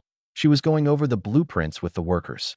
The morning light fell across the side of her face, her lashes casting faint shadows. Engineer Jiang, you're really pushing hard. Here at 7 already? She shook her head, her gaze sweeping over the wall under construction. For something like building a shelter, I only feel at ease overseeing it myself. It's a huge project. You can't cut corners on a single step. The 20-centimeter alloy layer was already installed, and the insulation foam was packed in neatly. Next up were the bulletproof glass and the security door. Cold and aloof, sure, but genuinely dedicated to her work. Can I have a word? I nodded toward the corner. Once we reached the corner where the building materials were stacked, I lowered my voice. Engineer Jiang, do you have any connections? Any way to get hold of a gun? Her brow furrowed, her tone turning icy. Mr. Li, possessing firearms illegally is a serious crime in our country. I can't help you with that. Just as I figured, same line as Wang Jiangwo and security. They'd clearly gotten their story straight. I wasn't ready to give up. It's genuinely just for a collection. Do I look like a bad guy to you? Can't really tell. She sized me up seriously. But from what I know of you, you're definitely not a good person. I nearly choked. Ms. Jiang, are you? What's the misunderstanding you have about me? She didn't answer. Instead, she offered some advice. You've already got plenty of compound bows and crossbows. There's no need to break the law over a hobby. Looks like Wang Jiangwo told her about the crossbows I'd bought, too. I sighed, knowing I wasn't going to get anything more out of her. If you really want one, she said, the corner of her mouth suddenly curling up as if she were joking. You could always go steal from the bad guys. They'd never dare call the cops. I froze, then didn't know whether to laugh or cry. Miss Jiang really knows how to crack a joke.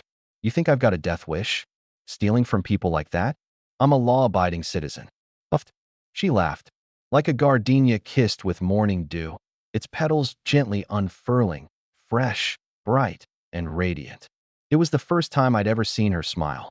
In that moment, the iceberg melted, and it was so beautiful I couldn't look away. Mr. Li, isn't it a little rude to stare at me like that? She pulled back the smile and returned to her usual cool detachment. Just admiring, I said, snapping out of it. You look so lovely when you smile. It'd be a shame not to take a couple extra looks. I have to get to work. It's not safe here. Feel free to see yourself out, Mr. Li. She was showing me the door. The world's turned upside down. I'm the client here. But I didn't push it. I turned and headed out. Yet that one line kept echoing in my head. Go steal it. Steal? Actually, that might just work. I rubbed my chin. My skills were pretty solid now, and I had my storage space. There couldn't be a better fit for a job like this. The problem was, where do I find these criminals? I'm not a security officer. How would I know where those guys are holed up? Just as my car pulled out of the complex, I slammed the steering wheel. I remembered. In my past life, right around these very days, Yangqing cracked a massive gun smuggling case that made national headlines. I'd heard about it at a dinner party. Some guy from the security bureau, a few drinks in, was bragging that he'd personally busted 3 smugglers and nearly caught a bullet doing it.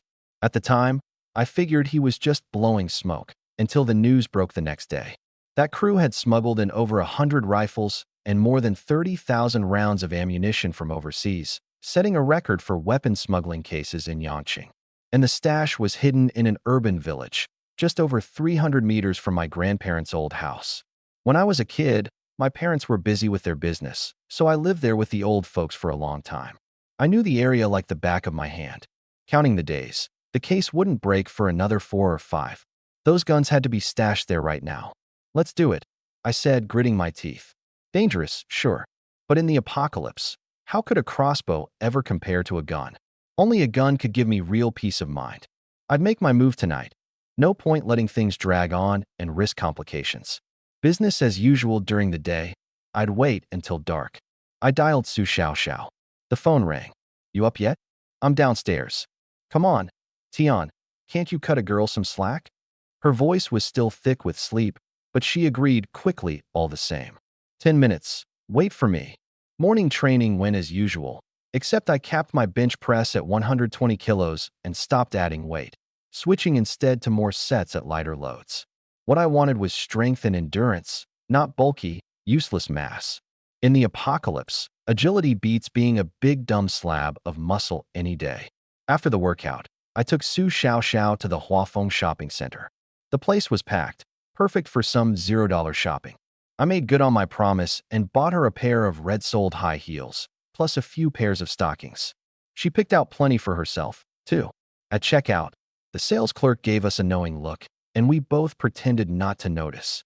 Back home, Su Xiao stood on her toes, hooked her arms around my neck, and dangled those red-soled heels in front of me.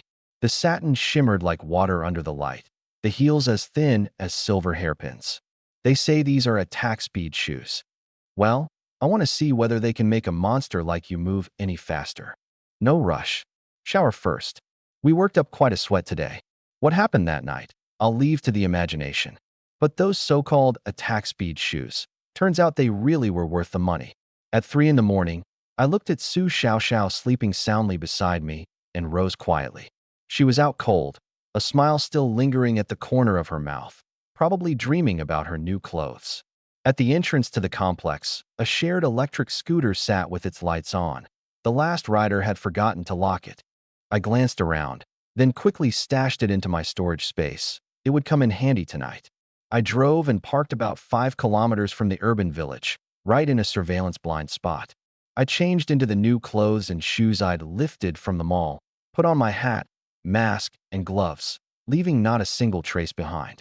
Instead of driving straight in, I ducked into the woods alongside the road and slogged 2 kilometers, one heavy step after another, before circling back to the main road. This was to erase my footprints, so no one could trace them back and find where I'd parked. I pulled the scooter out of my storage space and rode toward the urban village. The night wind carried the damp smell of earth, and the leaves along the roadside rustled. I tugged my hat brim low and scanned my surroundings warily. I never dared underestimate the security officer's abilities or this country's advanced technology. With that many guns involved, once the case broke, they'd throw everything into cracking it. If that crew weren't about to be caught anyway, I'd never have made my move this early. But I was out of time. I had no choice but to roll the dice. The streetlights were sparse, their dim yellow glow spilling across the ground. I kept my speed low, dodging every camera. My palms were slick with sweat against the handlebars. Moving in the dead of night, my heart pounded so hard it felt like it might burst through my chest. At the entrance to the urban village hung a faded red lantern, its fabric torn ragged by the wind, exposing what was inside. Rusty iron railings. A few stray dogs sprawled by the roadside, lazily lifting their eyelids before letting their heads droop again. I stopped at a hidden alley entrance, glanced left and right, and quickly stashed the shared e-bike into my storage space. I took a deep breath. The sour reek of garbage cans and cheap perfume crept into my nose, that unmistakable smell of an urban village.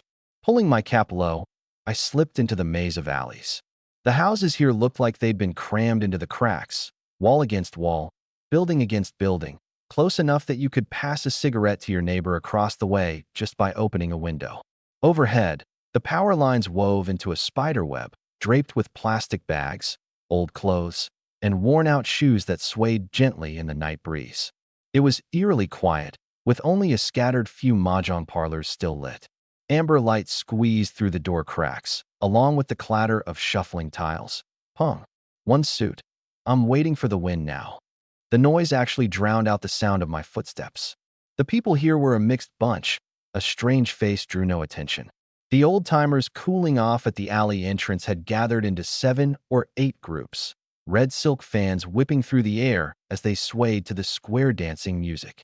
It wasn't even 5 o'clock, and they were living freer than the young folks.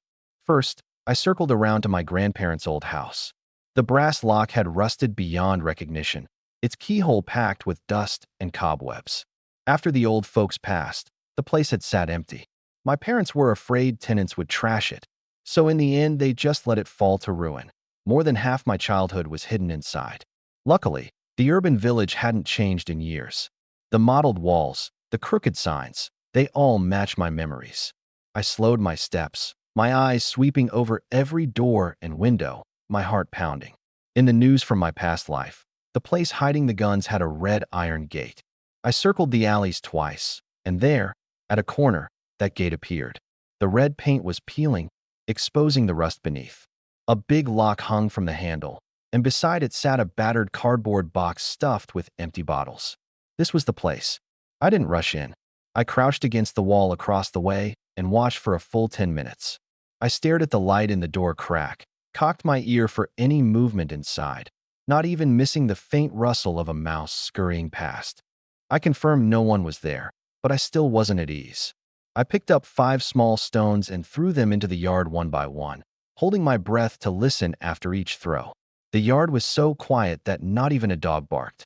I cursed inwardly. These smugglers had some nerve, hiding this many guns without even a single guard. I backed up 2 steps, took a running start, leapt up to grab the top of the 2-meter wall, and pushed myself over. I bent my knees on landing to absorb the impact, but it still made a soft thud, jarringly loud in the dead silence of the yard. I tensed up instantly, like a wary cat, pressing my ear to the wall and listening for a long while before I dared to move. A 2-story brick-and-concrete building, with large patches of plaster peeling away to reveal the red brick underneath. Every step I took felt like walking on a knife's edge. I wasn't afraid of coming away empty-handed. I was only afraid that someone would suddenly spring out from some corner and unload a clip into me. Dancing on the knife's edge. Dancing with death. The 3 rooms on the first floor. I felt my way across every inch in the moonlight, running my fingers over the tabletops, under the beds, along the cracks in the cabinets, until they were coated in dust. Empty. Nothing but grimy old furniture. The wooden stairs groaned under my weight, each step ringing out like a struck gong. 3 more rooms on the second floor, just as bare, thick cobwebs strung across every corner.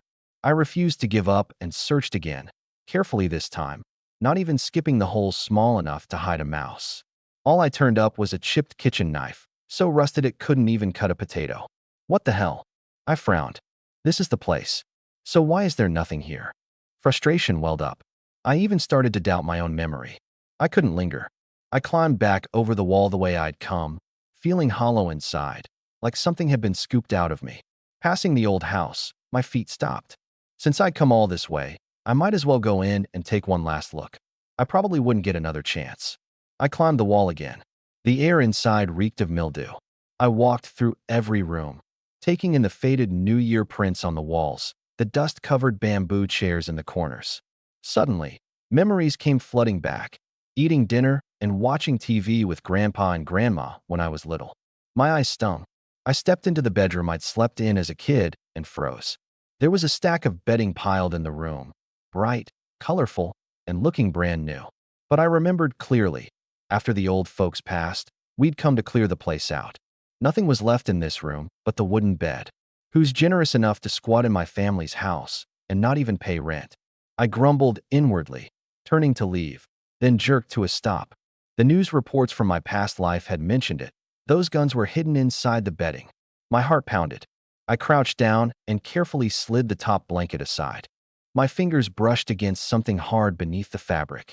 I took a deep breath and reached in, stretching my arm to its limit, until I finally touched something cold and solid, shaped exactly like the body of a rifle.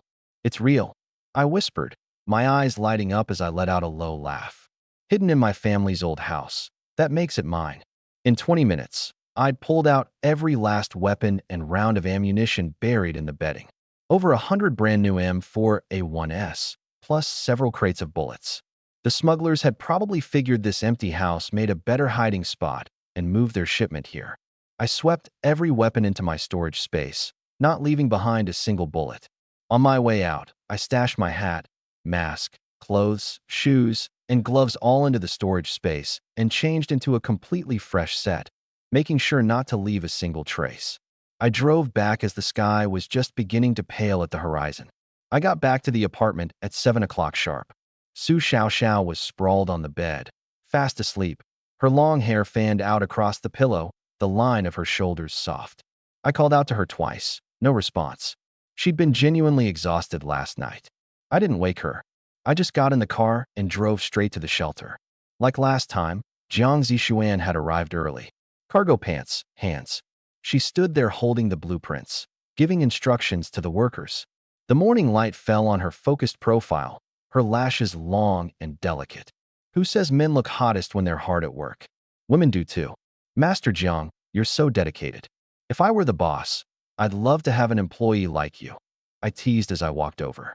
She glanced up at me and rolled her eyes hard. That's a low blow, Bosley. If anybody had a choice, who'd want to be an employee?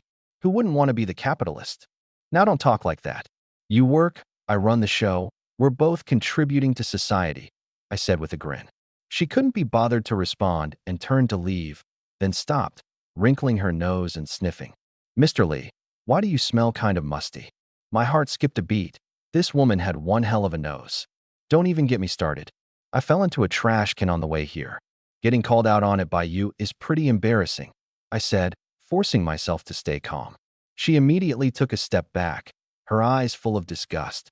I hate garbage. I rubbed my nose, feeling like she was insulting me, but I couldn't exactly call her out on it. Mr. Lee, you really don't trust my work that much? She raised an eyebrow. Showing up first thing in the morning to inspect. You're more on top of it than I am, and I'm the one supervising. Same as you. I'm a doomsday prepper too. I just wanted to check on the progress. I'd had my excuse ready ahead of time. I did a lap around the site. The insulation layer was already in place, and the workers were installing the bulletproof glass. Everything was moving along as planned.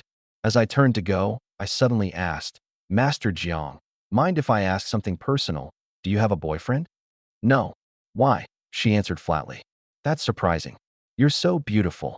I really was caught off guard. Not interested. 2 words, as cold as the rest of her. I nodded knowingly.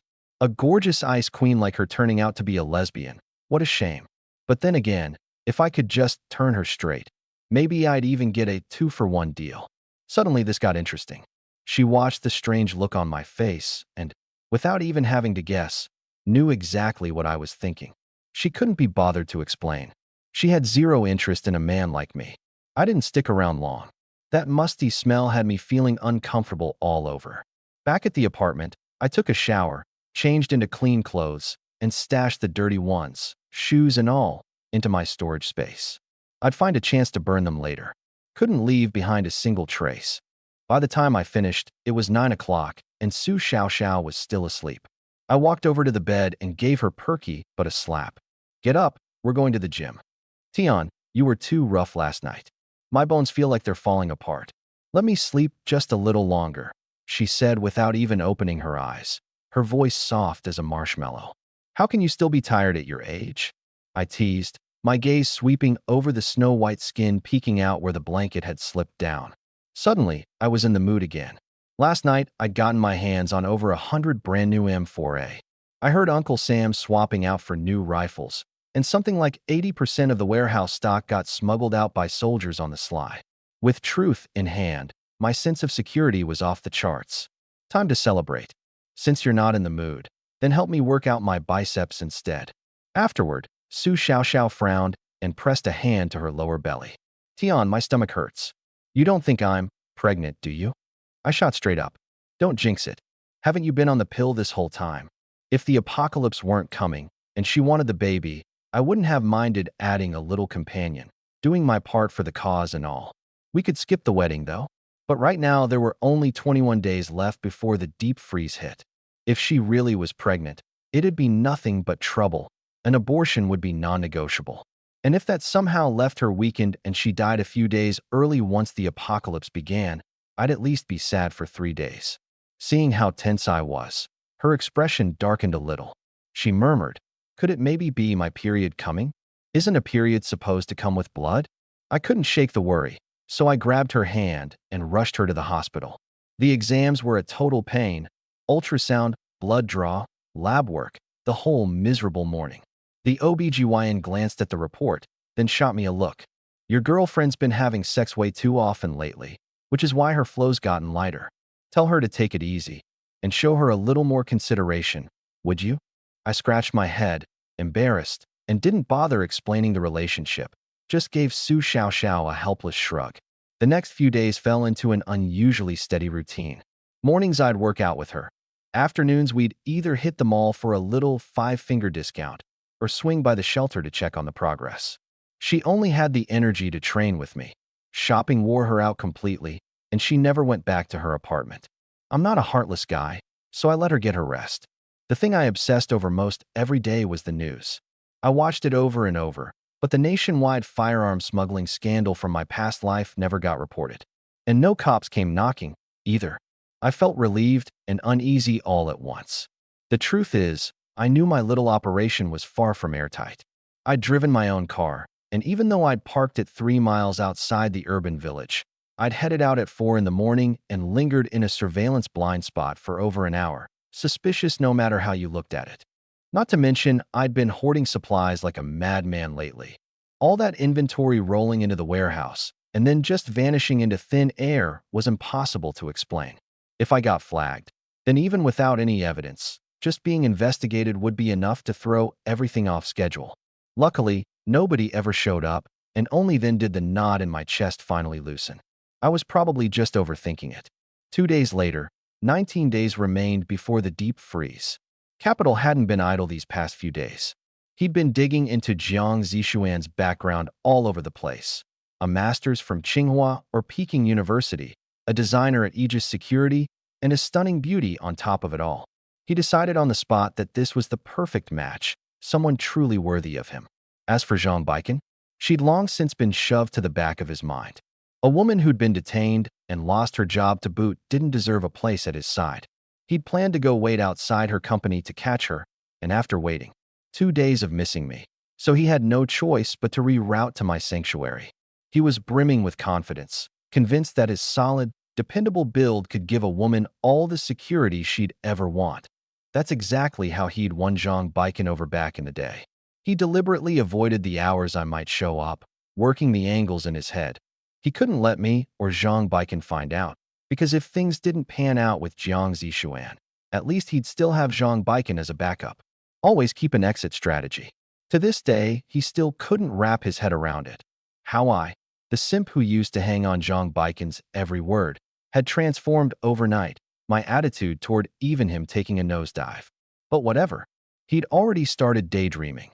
Once he landed Jiang Zixuan, the two of them would team up and milk money out of a sucker like me.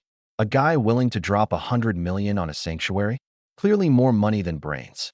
With their powers combined, siphoning off 100 million would be a piece of cake. Before heading out, he ordered a $20 bouquet of roses off some group buy app and sprinkled a little water on the petals, made them look fresh enough. It's not that I can't afford something pricier. It's that group buy flowers are just better bang for your buck, he reassured himself. A man who knows how to budget is a man with charm. It's all for me and Zixuan's future. He'd done his homework. Jiang Zixuan wasn't a local. She'd come to Guangzhou from some remote place to make her way. In his mind, a woman that impressive definitely wouldn't be materialistic. A single bouquet would be more than enough to move her. Clutching the flowers, he waited outside the complex until 9. No sign of me, which put his mind even more at ease. He knew my routine, either 8 or 9 in the morning or not until the afternoon. He ducked into the public restroom to fix himself up in the mirror. This suit had been a gift from the last wedding he'd served as a groomsman, a little snug, but he somehow wore it with an inexplicable swagger. Basically the Daniel Wu of Guangzhou, he told his reflection, striking a dashing pose before marching toward the sanctuary, head high and chest out, leaving the cleaning ladies staring in bewilderment. The elevator carried him up to the 14th floor. Rounding the corner, he spotted Jiang Zixuan in a hard hat, pointing at some blueprints and talking with the workers. Morning light fell across the side of her face, wisps of hair fluttering out from under her helmet in the breeze, sharp and lovely all at once. He took a deep breath, jogged forward with the bouquet, and, to her stunned gaze, dropped down onto one knee with a thud. Jiang Zishuan, I like you. Please give me a chance to love you. She was genuinely dumbfounded. Wasn't this the guy who'd come with that Shru Zhang Baiken last time? She'd heard he was a friend of Li Tian's. Birds of a feather, indeed. She couldn't even be bothered with Li Tian, who was at least decent-looking, let alone this greasy-faced fat guy who stood half a head shorter than her. He was the one making the fool of himself. Yet somehow, I was the one getting trash-talked in her head. I was more wronged than a saint. Seeing her stay silent, he assumed she was swept away by his heartfelt devotion and quickly added, Zishuan, don't be surprised. I really mean it. She furrowed her brow and said coldly, Sorry, I don't buy insurance. I'm not selling insurance, he blurted, thrusting the flowers forward. He thrust the flowers forward. I'm confessing my feelings to you. Just say yes.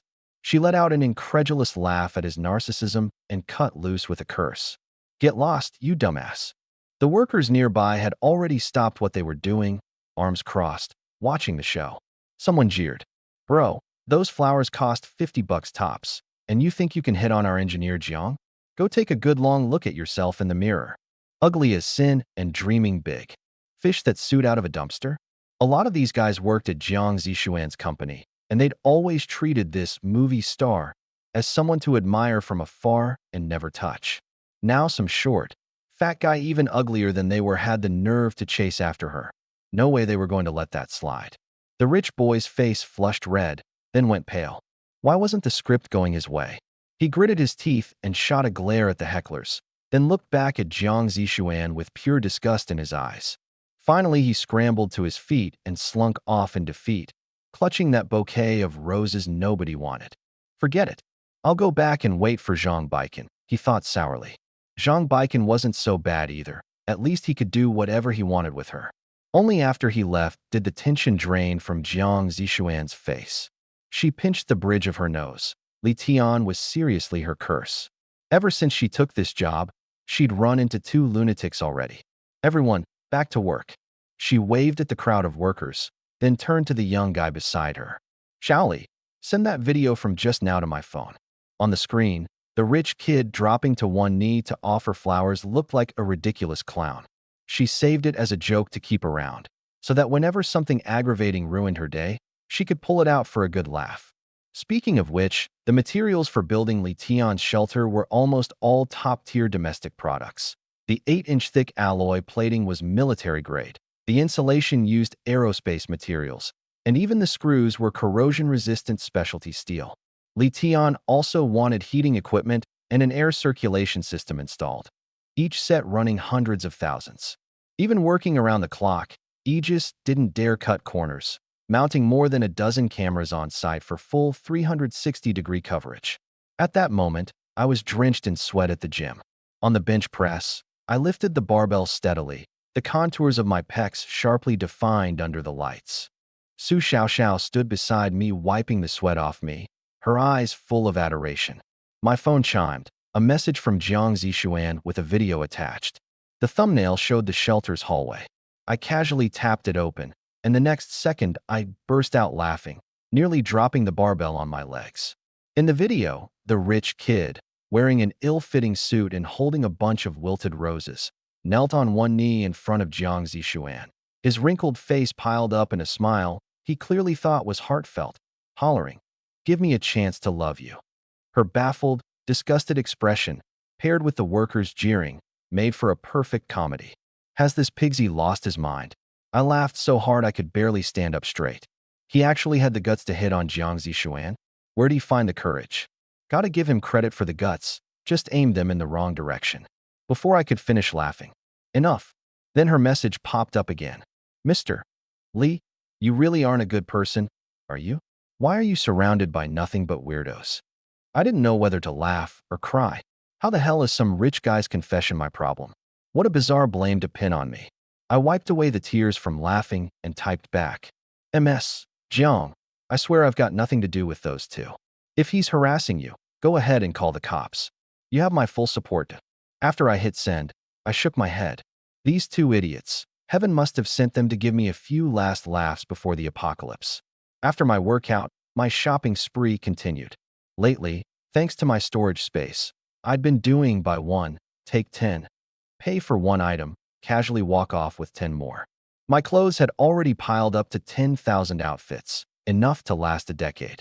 I'd also stockpiled over 10,000 each of underwear, socks, and shoes. The socks were even color-coded by day of the week. The space was practically endless, but I just couldn't stop. That day I hit up K11 again. People came and went, and nobody recognized the man who'd been here a few days ago. The same man who had already quietly cleared out half a shelf. That's the beauty of the storage space. You can steal without leaving a trace. First, I walked into the Xiaomi store and bought 10 fully loaded Xiaomi 16 Pro Max phones, all 1 terabyte. Then I went to ASUS and grabbed 10 gaming laptops, plus a few 100 terabyte solid-state drives, 200 grand total. I didn't dare pull the everything's free trick on electronics. The stores had few customers, and missing items would stick out too much. Back at my apartment, I hooked up all the devices to the internet and started downloading like a madman. Single-player games filled the drives. Cities, Skylines, Civilization 6, Red Dead Redemption. I'm not really a hardcore gamer, but I know full well that the scariest enemy in the apocalypse isn't the cold, and it isn't hunger, it's loneliness. Humans are wired to live in groups. Spend too long alone, and your mind starts to break. I had no intention of teaming up with anyone, so these things would be my only companions. Movies were a must, too. Nearly a century's worth of films, foreign and domestic. High ratings or low, I packed them all. When the computer filled up, I moved everything to the drives. To speed things up, I upgraded my broadband to 10 gigabit. Of course, I didn't skip the adult content either. There were too many titles to list one by one. Bottom line, if it caught my eye, I didn't let a single one slip past. I ended up downloading tens of thousands of them. This isn't some unhealthy obsession, I told myself, making excuses. It's purely to relieve stress and lower my chances of going mental. The funny thing is, when you don't have it, you're clawing at the walls for it. But once you actually download a huge pile, the urge to study just vanishes. After the high comes regret, and even the absurd thought of deleting the entire library crossed my mind. People, we're always restless for what we can't have. With the computer humming away at its downloads, I let out a yawn and headed back to the bedroom to catch up on some sleep. Feeling. Bang, bang, bang. At 10 in the morning the next day, a burst of frantic knocking jolted me awake. I grabbed my phone to check the time and frowned. The one time I got to sleep in, and someone had to come ruin it. Su Xiaoxiao had a key, she wouldn't knock. And other than her, I'd never brought anyone else here. One look through the peephole, and I froze. Zhang Baikan. Looked like her detention was up, and they'd let her out. The woman on the other side of the door was done up flawlessly. Winged eyeliner, bright red lips. Not a trace of the mess you'd expect from someone fresh out of lockup. This woman's skin had gotten thick enough to stop a bullet. I couldn't be bothered to deal with her, but since she'd shown up at my door, ignoring her wouldn't be the end of it. The second I cracked the door open, she squeezed inside and reached out to grab my arm. Zhang Baikan, what do you think you're doing? I stepped back, my voice going cold. I have nothing to do with you. She acted like she hadn't heard, her eyes reddening as the tears started falling. Tian, I know I was wrong. I must have been blind to turn you down before. Give me one more chance, please. You done with the act? I sneered. You're Capital's girlfriend. If you want to put on a show, go do it in front of him. What? He fire you. So now you're coming to sell yourself to me. I paused, then twisted the knife a little deeper. Sorry, I'm a law-abiding citizen. I don't do illegal things.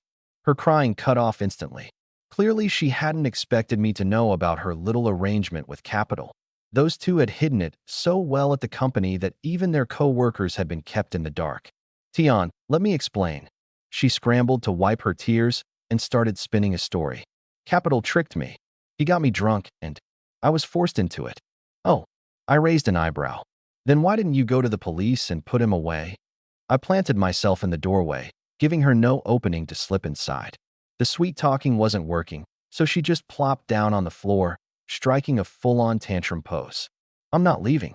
Not unless you forgive me. Not leaving, huh? I pulled out my phone and made a show of dialing. Then I'm calling the cops. You just got out. Want to go back in for a few more days? That did the trick. Her face went pale. I didn't want to show this woman an ounce of kindness. She had a knife hidden in her heart, and if I let her into the apartment, God only knew what she'd cook up.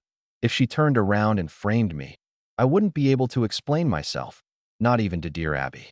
And as it turned out, I'd guessed right. She had a camera and a voice recorder on her. She'd come here for me. Just then, a crisp voice rang out from around the corner of the hallway. Tian, who is this person? Su Xiaoxiao stood there with her arms crossed, watching the show. When I hadn't shown up at the gym by nearly 10, she didn't bother calling. She came straight over and walked right into this scene. She had on light makeup and a gray set of yoga clothes that showed off every curve. In terms of looks, she and Zhang. She was on par with Baiken in the face department, but she won out with her sheer vitality. As for her figure, she completely blew Baiken out of the water. Her chest was at least 2 cup sizes bigger, and but was perky enough to balance a bottle of soda on it. She strolled over and naturally hooked her arm through mine, deliberately pressing her chest against me.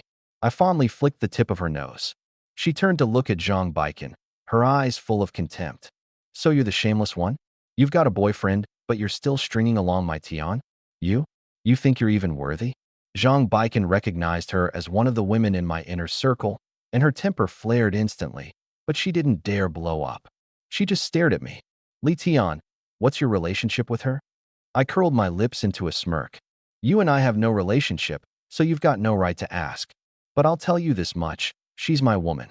When Su Xiaoxiao heard those 2 words, my woman, she proudly lifted her chin and planted a loud kiss on my cheek, leaving a clear lip print behind. Still not leaving? My tone turned colder. You want to stick around and watch us get cozy? No amount of thick skin could withstand that kind of humiliation. Zhang Baiken shot Su Xiaoxiao a vicious glare and slunk away. Once she was gone, Su Xiaoxiao and I exchanged a smile and headed downstairs to eat. Zhang Baiken's appearance had been nothing more than an insignificant gust of wind. That night, Su Xiaoxiao came back to my apartment again.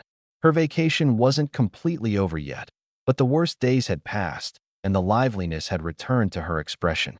The bathroom was thick with steam. She came out wrapped in a towel, water dripping from the ends of her hair down into the hollow of her collarbone, like a scattering of tiny diamonds. Tian, tonight it's my turn to take care of you, she said, her fingertips trailing across my chest, a sly smile in her eyes. Knowing I'd been pinned up these past few days, she made the first move. Afterward, she lay draped across my chest, tracing circles on my skin with her fingertip when her eyes suddenly lit up. Tian, I've got a great idea. Oh, let's hear it. I pinched her chin. I want to see what kind of scheme you're cooking up. How could you say that about me? She pouted and gave me a light punch. I'm genuinely looking out for you here. That video Jiang Zishuan posted, it's still got some serious uses left. Haven't Zhang Baiken and the corporate guys been scheming against you this whole time? Let's send them the video of the corporate guy confessing his feelings to Jiang Zishuan and let them tear each other apart like dogs. How satisfying would that be? My eyes lit up. It was a brilliant idea. By now the supplies and weapons were pretty much stocked, and the shelter was coming along steadily, so I had time to deal with these 2. I pulled out my phone. Sure enough, Zhang Baiken was still sitting in my new friends list.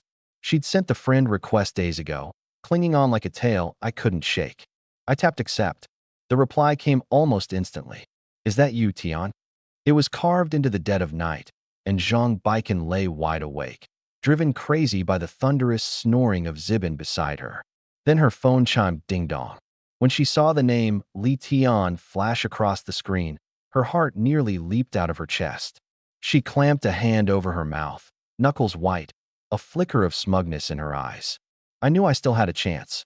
That big-boobed, brainless woman was never any match for me. She and Zibin were both people brimming with delusional confidence. The next second, the video I sent completely set her off. In the footage, Zibin was wearing a ridiculous suit, clutching a bunch of wilted roses, kneeling in front of Jiang Zishuan, so groveling that even watching it made your face hurt for him.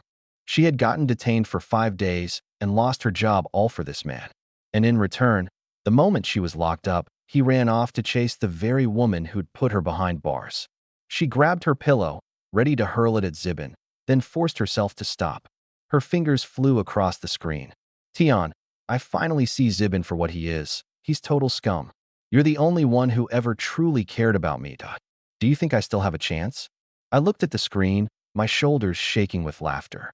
This woman, was she trying to invite me on a hiking trip? I didn't reply, but her messages kept pelting me like snowflakes. Tion, is it because I didn't do well enough? Just tell me, and I'll change. Tion, do you like a big chest and curves? I can be like that too. I typed out one line. That's something you're born with. You don't have it. When she read this, instead of being discouraged, her eyes lit up even brighter, like she'd grabbed hold of a lifeline. Just you wait, Tion. I'll make you see me in a whole new light. Don't push yourself. Just go live your life. The moment I finished replying, Su Xiaoxiao wrapped herself around me. Her soft tongue flicked across my Adam's apple, leaving a warm, tickling sensation. I tossed the phone aside, flipped over, and pinned her beneath me. Meanwhile, in the darkness, Zhang Baikan, her head clouded by desire and resentment, sat clutching her phone for a long, long time. Suddenly, a headline popped up. Woman spends $1 million on plastic surgery to get a celebrity face, says she's found a new direction in life, paired with a photo showing an uncanny resemblance. Plastic surgery. She slapped her thigh, as if suddenly enlightened. How did I not think of that? What you're born with isn't necessarily better than what you can make yourself. She immediately searched plastic surgery cases and how much does breast augmentation cost, growing more excited by the minute. Her face would be reshaped just like a goddess. The corners of her eyes tilted to look more seductive. Her chest would be filled out even more dramatically than Su Xiaoxiao's. But would be rounded out enough to turn heads when she walked. She crunched the numbers over and over. With the best imported materials, the whole package would come to nearly $2 million. But she didn't have anywhere near that kind of money. Between her and Zibin, they only had $1 million in savings, and that was scraped together through penny pinching. Zibin, wake up. She shoved him awake, a near-manic glint in her eyes. Light. Zhang Baikan, are you out of your mind? The sugar daddy woke up, his voice thick with irritation. I've got work tomorrow. I'm not some jobless bum like you. She swallowed the hatred rising in her chest and forced herself to stay patient. Baby, I figured out why Li Tian dumped me. Oh yeah? Why's that? Now he was interested. Li Tian still had over 300 million on hand, and skimming off a piece of that never hurt. That woman by his side, big chest, nice round ass. That's exactly his type. Well, nothing you can do about that. He shot a glance at her chest. You're kind of flat. Her nails dug deep into her palm as she gritted her teeth. I'm not built like that now, but I can get surgery. Boob job, but lift, get my face done up like a goddess. Then I can win him back. Now that's an idea. He stroked his chin, greed flashing in his eyes. Who wouldn't want a girlfriend who looked like a goddess? Maybe she really could reel Li Tian back in. How much would it cost? $2 million. Are you crazy? He shot upright, his voice cracking. Where would we get that kind of money? We've got $1 million saved. The rest I'll borrow from relatives. You've got rich relatives? What are you implying? Everybody's got a few relatives with money. But he hesitated, unwilling to part with that extra 500,000. Li Tian's got 300 million. You can't catch a wolf if you're not willing to lose a kid. She pressed harder, her voice like a snake weaving a spell. That tight-fisted man was blinded by the words 300 million. He gritted his teeth. I'll put up my savings. You figure out the rest yourself. Greed is always the easiest weakness to exploit. And these two were walking, step by step, straight into the pit I'd dug for them. Back in my apartment, I let out a long, satisfied breath. God, that felt good. Looking at Su Xiaoxiao sleeping soundly beside me, exhausted, I curled my lips into a cold smile. So, you think Zhang Baikan will really go through with the surgery? Definitely, she murmured, snuggling into my arms half asleep. That woman's got her eyes on your money. For 300 million, there's nothing she wouldn't do. Good. A scheming glint flickered in my eyes. Then I'll give her a little push. I dug up Fan Tong's number from 361 Financial and dialed it. I owed this company 22 million in loan shark debt. Mr. Li, come into some money? Ready to pay up? Fan Tong's voice dripped with false flattery, thinking he had me right where he wanted me.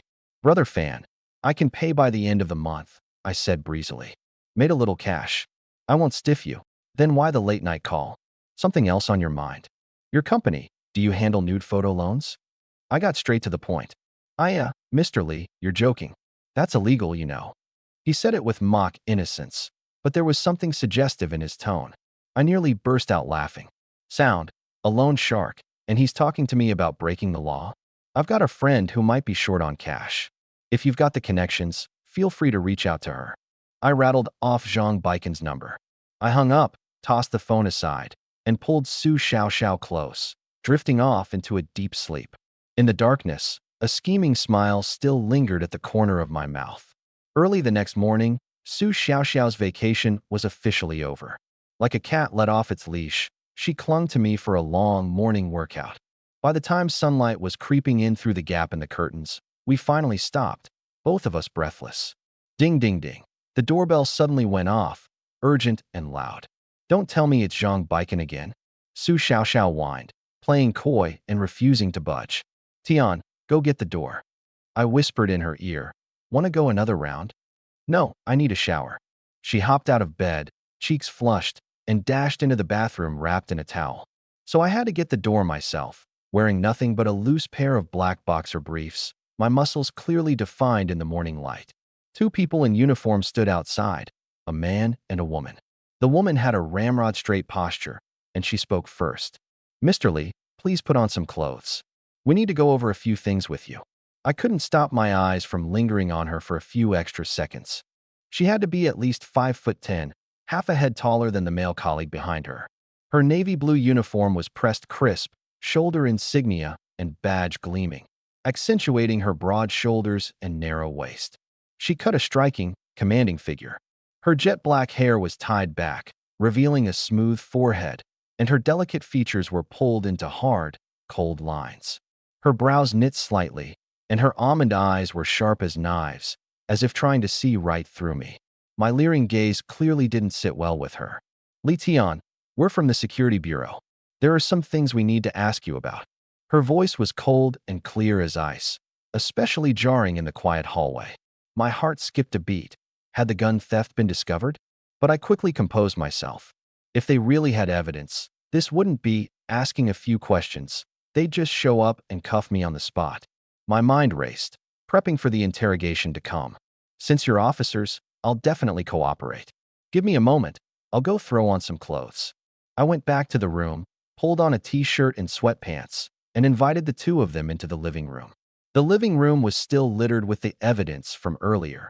A few pieces of lingerie and torn stockings tossed beside the couch, the air thick with a sweet, pungent hint of what had gone down. I'd left it all out on purpose. Feigning embarrassment, I gave an awkward smile and slowly went to clean it up. Tian, you were so wild earlier, my bones are totally falling apart. Su Xiaoxiao emerged from the bathroom wrapped in a towel, her wet hair draped over her shoulders. The instant she spotted the uniforms in the living room, she let out a terrified shriek, and her towel. He almost fell, clutched his chest, and bolted back into the bedroom, the door slamming hard enough to stir up a gust of wind. The policewoman's expression turned even colder, her eyes like ice.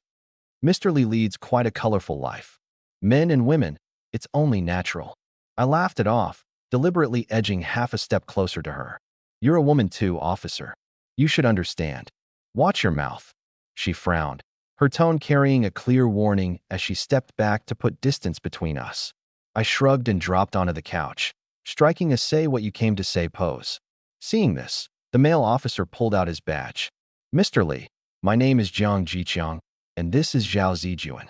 We'd like to know, where were you on June 12th, and what were you doing? My stomach tightened. That was the exact day I went to steal the gun. I feigned confusion and scratched my head. June 12th? That's forever ago. I'm busy every single day. Can't remember. Mr. Li, your behavior that day was very unusual. You should remember it clearly, Jiang Jiqiang pressed. I obey the law every day. I've never done anything illegal. I turned the tables on him. Maybe you could jog my memory, officer? Like, which intersection did I supposedly run a light at that day? Zhao Zijuan's eyes went cold. Li Tian, please answer seriously. We pulled the surveillance footage from your neighborhood and the roads. Around 3 in the morning on June 12th, you left your home, got in your car, and headed toward the Old Town District. Where did you go, and what did you do? I sat up straight, letting sorrow wash over my face as my voice dropped a notch. That day, huh? Let me think. Oh, right, I remember now. That night, my girlfriend and I were up fooling around until 3 in the morning. She fell asleep, but I kept tossing and turning, couldn't sleep at all. Out of nowhere, I got this powerful urge to see my grandparents, so I figured I'd drive over to their old house and take a look. Zhao Zijuan and Jiang Jiqiang exchanged a glance, a flicker of wariness and excitement in their eyes. Then I shifted gears, putting on a look of frustration. But halfway there, I gave up. For one thing, I didn't have the keys. For another, I hadn't been there in years. Those urban villages get torn down and rebuilt all the time. The roads had completely changed, and even the GPS couldn't lock onto a location. It was pitch black, and I'm a coward, didn't dare go poking around. So I just pulled over on the side of the road for a bit, smoked a cigarette, and came back. Why did you suddenly want to go to the old house? Zhao Zijuan kept pushing, her gaze locked dead on my eyes, hunting for any crack in my story. I squeezed out a few tears and wiped the corners of my eyes with the pad of my finger. It's kind of embarrassing to admit. My girlfriend likes to call me daddy and grandpa in bed. Hearing it over and over, I just suddenly thought of my grandfather. My grandparents raised me. They loved me more than anyone, always sneaking me candy when I was little. Zhao Zijuan's face flushed instantly, the red creeping from her ears all the way down her neck, a mix of embarrassment and anger. The nerve of this guy, talking about what went on in the bedroom like it was the most respectable thing in the world. The nerve on this guy was thicker than a fortress wall. Jiang Jiqiang's shoulders were shaking as he fought to hold back his laughter. He forced a stern face, but his voice came out unsteady. So why'd you stop going after that? Don't miss your grandparents anymore. I pulled out a tissue and gently dabbed at the corner of my eye. This performance? I could win an Oscar for it. It's not that I don't miss them. I dropped my voice to a rough whisper. I was scared that if I actually stood at the door of that old house and saw that door again, I'd never be able to stop. If I cried myself sick, the two of them wouldn't rest easy up in heaven. The dead can't come back to life. The living have to keep moving forward. Officer, isn't that the truth? It was a flimsy reason, but paired with my red-rimmed eyes, it was enough to shut them up. Zhao Zijuan wasn't buying it. She clenched her jaw. We'd like to verify your story with your female companion. Her gaze was like a blade, scraping across my face. She was convinced I was lying. She just couldn't find the crack in my story. Sure, I spread my hands, cooperating flawlessly. But she just had a bad scare. She needs a minute. She switched tactics, softening her tone with a sweetness meant to lure out a confession. Li Tian, if you come clean voluntarily, it counts as turning yourself in. Your situation really isn't that serious. My situation? I put on a blank, confused look. Then, as if it had suddenly dawned on me, I shot back. Officer, are you talking about me and my companion? We're not actually boyfriend and girlfriend, that's true, but it was all consensual. No transaction, no coercion. Is that against the law too? Zhao Zijuan was so angry her knuckles turned white. Bring your companion out here. She bit off each word, as if afraid I'd literally make her sick with rage. I twisted the knife a little more, adding innocently, at the end of the day, we're just a female trainer and a male client. At most, a little something personal on the side. Her face went pale. She turned and walked to the bedroom door, knocking. Miss, inside, please come out. Su Xiaoxiao poked her head out with furrowed brows, her eyes darting to me first. She'd been behind the door, and she'd caught most of the conversation outside. Xiaoxiao, don't panic. I smiled at her. Whatever the officer asks, just answer. We'll cooperate. I wasn't worried in the slightest. She didn't know a thing. What could she possibly say that would incriminate me? Zhao Zijuan flipped open her notebook and began the routine questions. Name? Su Xiaoxiao. Age? 29. What is your relationship to this Mr. Li? Tian and I met at the gym. I'm his personal trainer. Her voice was soft and thin, a completely different person from the one who'd walked out wrapped in a towel earlier. A personal trainer who sleeps with clients? There was venom in Zhao Zijuan's words. She'd looked into the background, a graduate of a sports university, plenty of skills, yet choosing to sell her body for money. But Su Xiaoxiao lifted her head and countered earnestly. Officer, is sleeping with someone illegal? No, but… Then there you go. She cut him off, her tone suddenly hardening. I'm the one who came on to Tian. It's got nothing to do with him. You got a problem, you come at me. I almost burst out laughing beside her. This girl, more fiercely protective than anyone. Zhao Zijuan was stumped for a moment before steering the conversation back on track. As long as it's consensual and there's no money involved, then no, it's not illegal. Her tone shifted, her voice dropping low. But today we need to get the facts from you, and you have to tell the truth. Covering for anyone, that's called harboring a criminal. 3 to 10 years. She stared at Su Xiaoxiao, spelling it out word by word. You could tell that even though she disapproved of how this woman lived, she didn't want her dragging herself down with it. Su Xiaoxiao nodded firmly. Don't worry, officer. I'll tell the truth. She saw it all clearly in her mind. Theirs was a relationship of mutual convenience. Not worth going to prison over anyone. In the early hours of June 12th, Li Tian went out. Did you know? I only found out later, Tian told me. When he left, I was dead asleep. I had no idea. She answered openly, not a flicker of evasion in her eyes. Sleeping in the same bed. How could you not know at all? Su Xiaoxiao sighed. Officer, when you're so exhausted your bones are falling apart, you're out cold the second your head hits the pillow. Forget him leaving. The sky could fall, and I might not wake up. The corner of Zhao Zijuan's mouth twitched. I silently applauded Su Xiaoxiao in my head. That answer was airtight. Why did he suddenly think of his grandparents? Zhao Zijuan pressed relentlessly.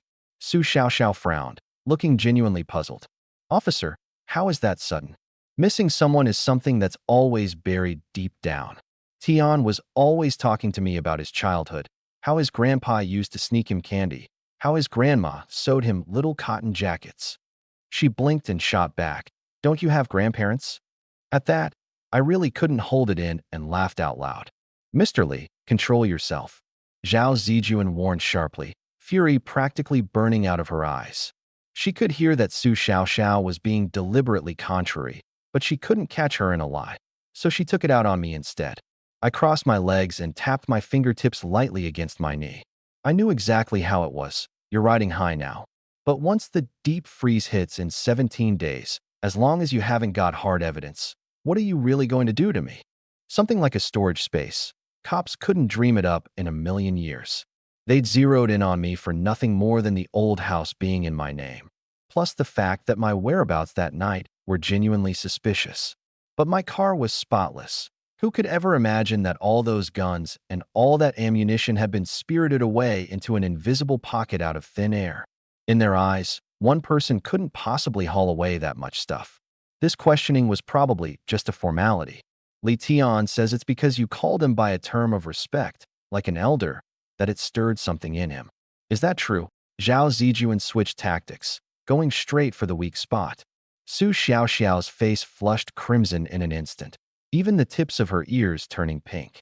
She snuck a glance at me, then lowered her head, her voice thin as a mosquito's whine. It's true. I got caught up in the moment and wanted to ease the tension. Tian didn't force me.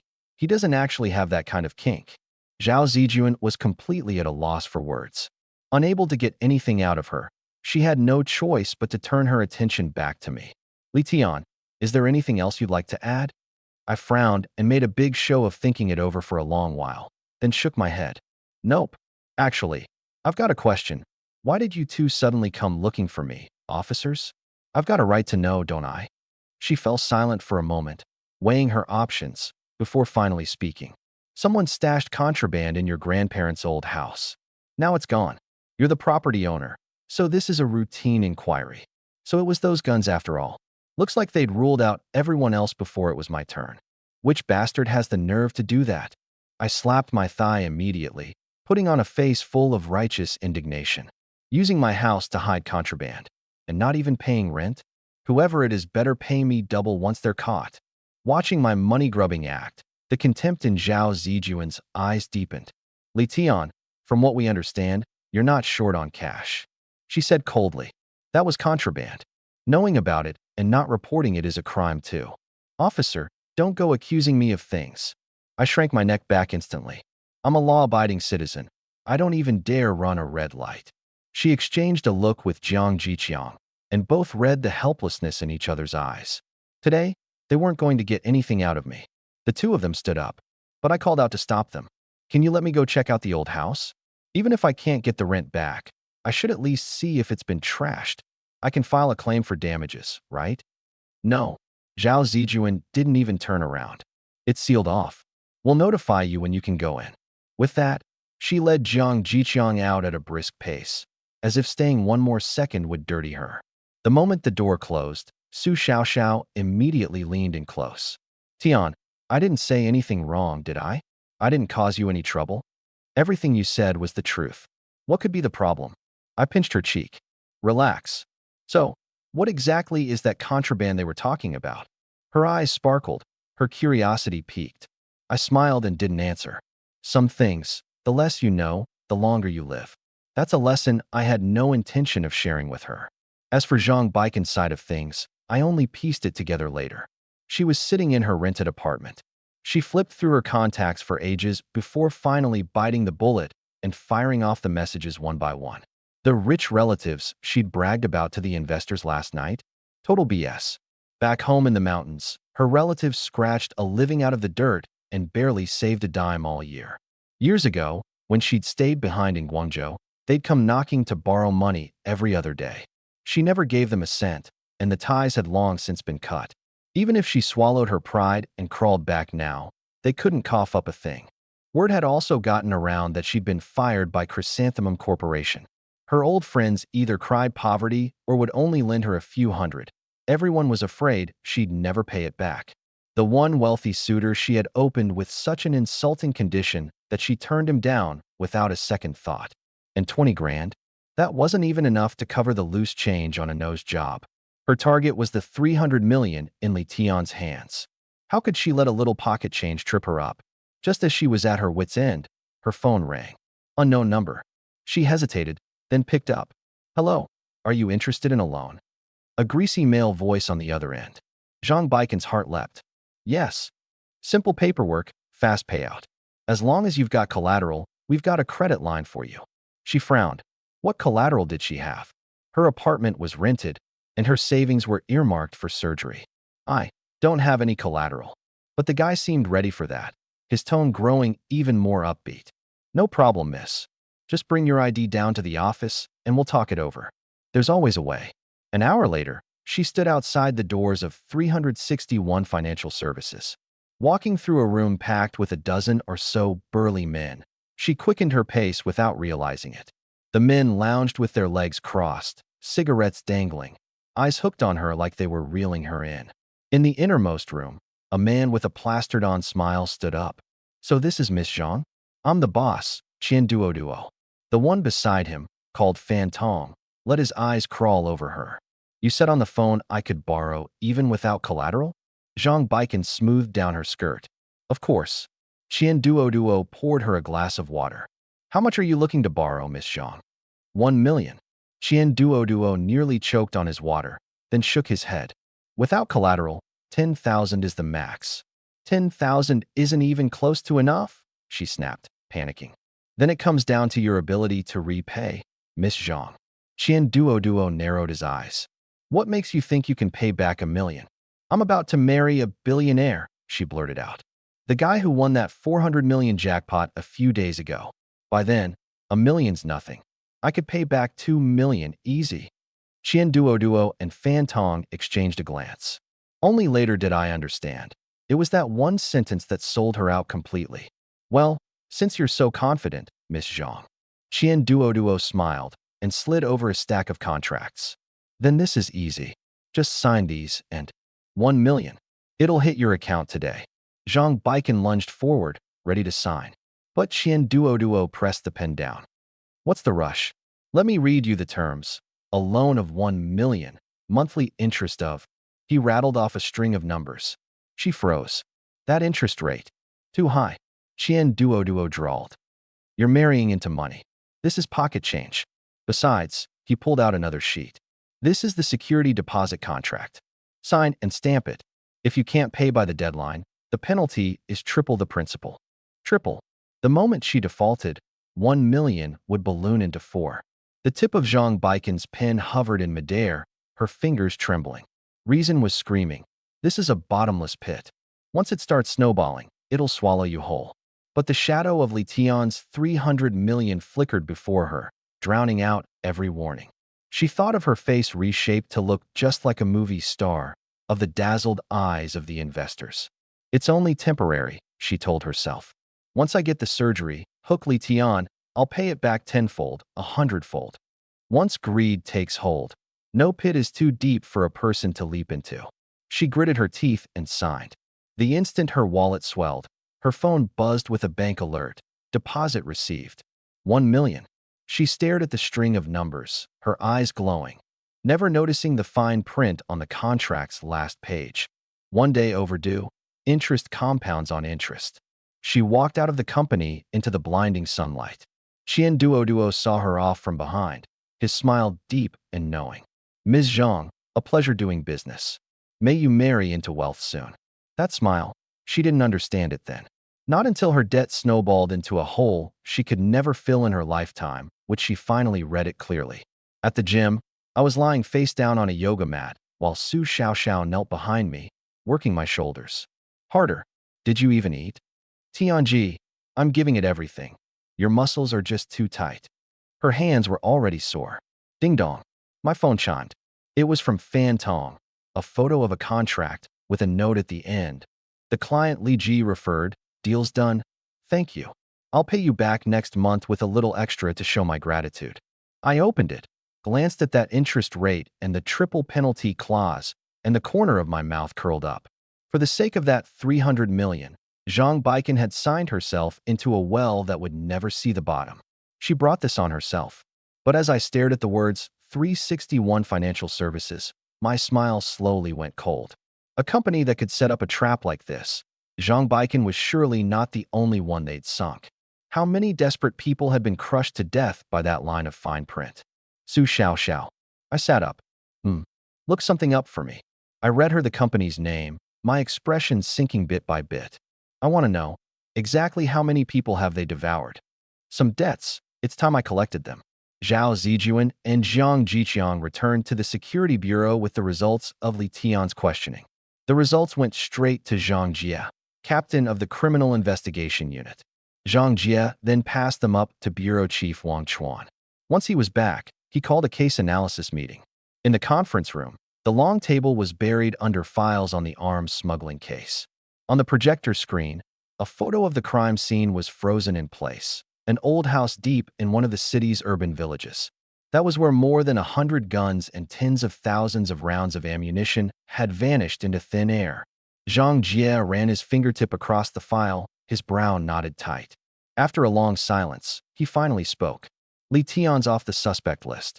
We're shifting focus to the others. Captain, Zhao Zijuan shot to her feet, her voice full of protest. I don't think we can rule him out. Zhang Jie raised his eyes, his face blank. Your reasoning. Gut instinct. The words were out before she could stop them. A ripple of scattered laughter broke out in the room. Quiet. Zhang Jie slammed his palm on the table, but his anger wasn't aimed at Zhao Zijuan. Instead, he swept a glare over the officers, stifling their laughs. This is a case analysis meeting, not a fish market.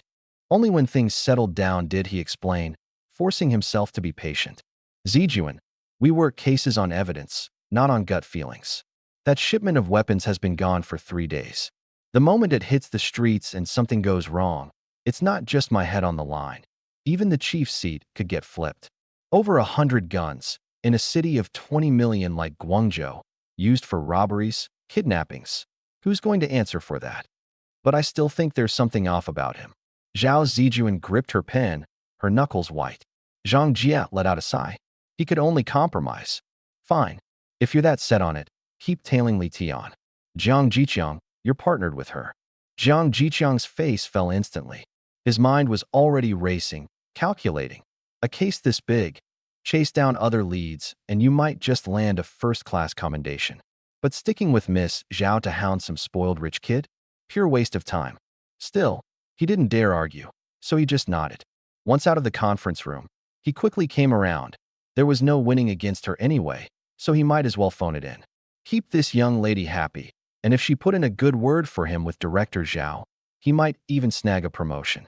Back in the office, Jiang Jiqiang thought back to the scene during the day's questioning and couldn't help but muse aloud.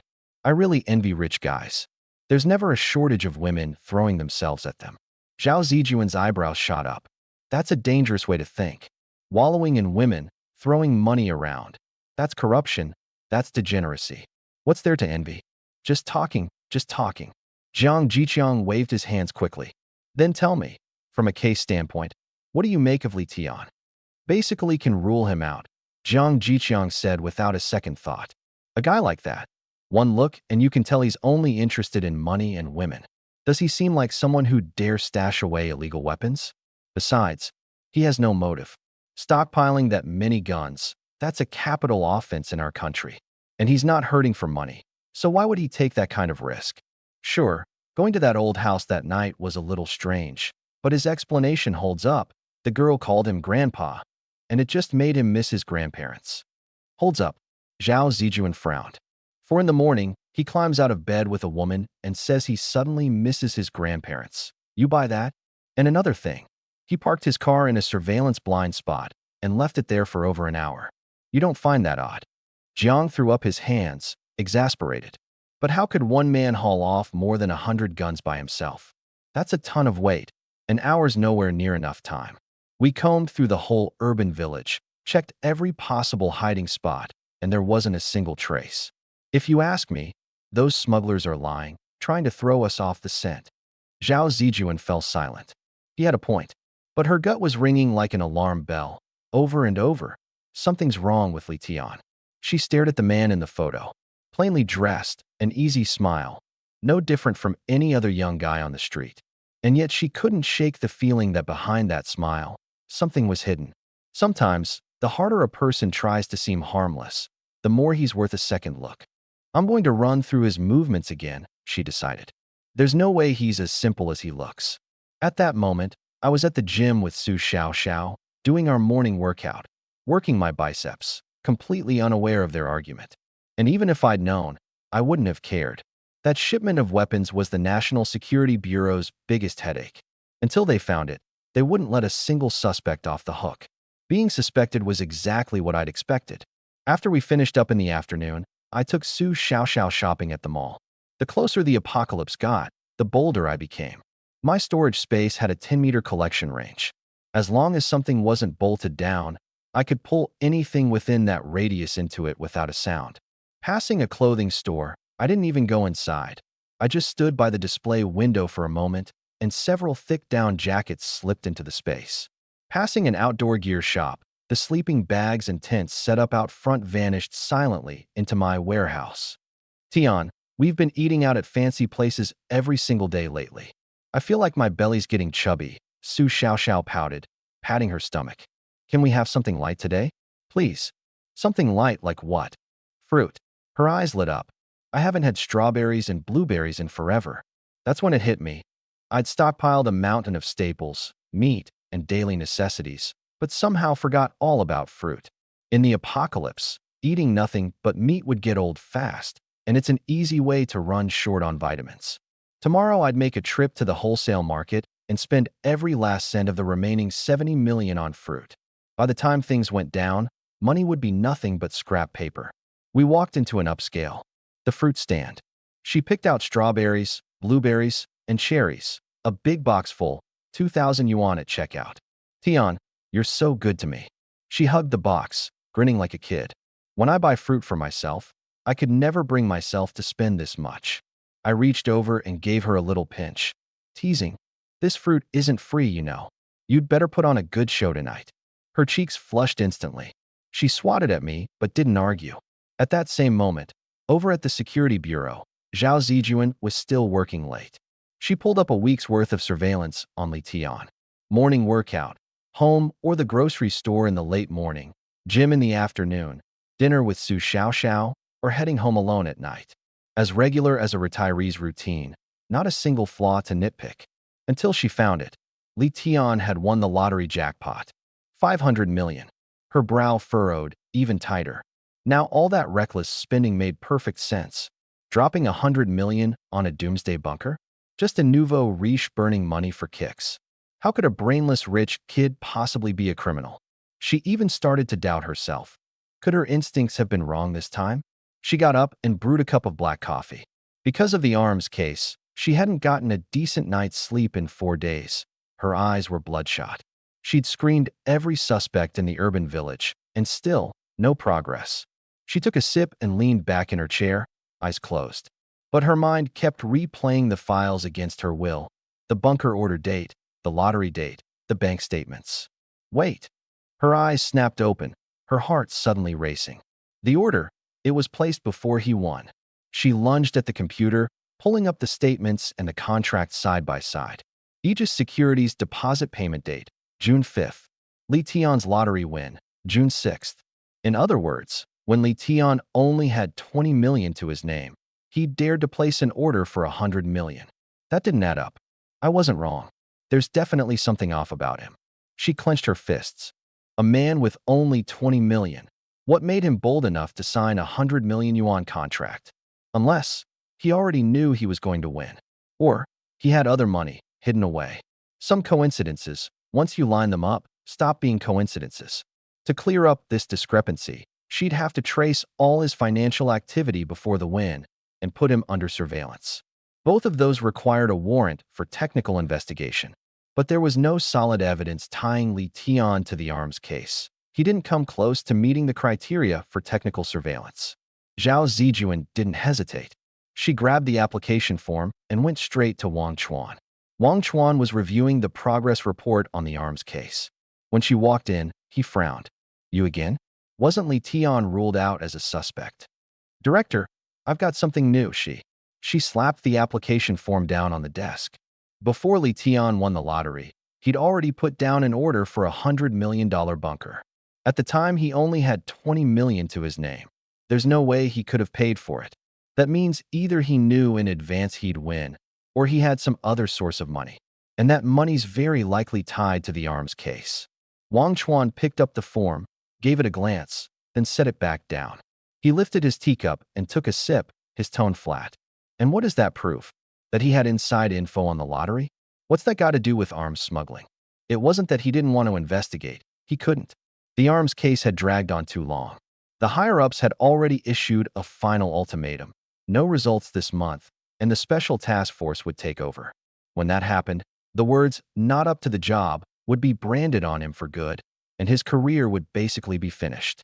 He had no energy to waste chasing some nouveau riche upstart who was merely, possibly dirty. Chief, this is a major red flag. Zhao Zijuan was getting worked up. She pushed the form right in front of him. Without hidden money, how would he dare sign off on 100 million? Please, approve the surveillance operation. The corner of Wang Chuan's mouth twitched. This girl had no sense of protocol. Technical surveillance required a verbal briefing first, then soliciting input, then following procedure. Who just slaps the form down on the desk? Zijuan, I'll say it one more time.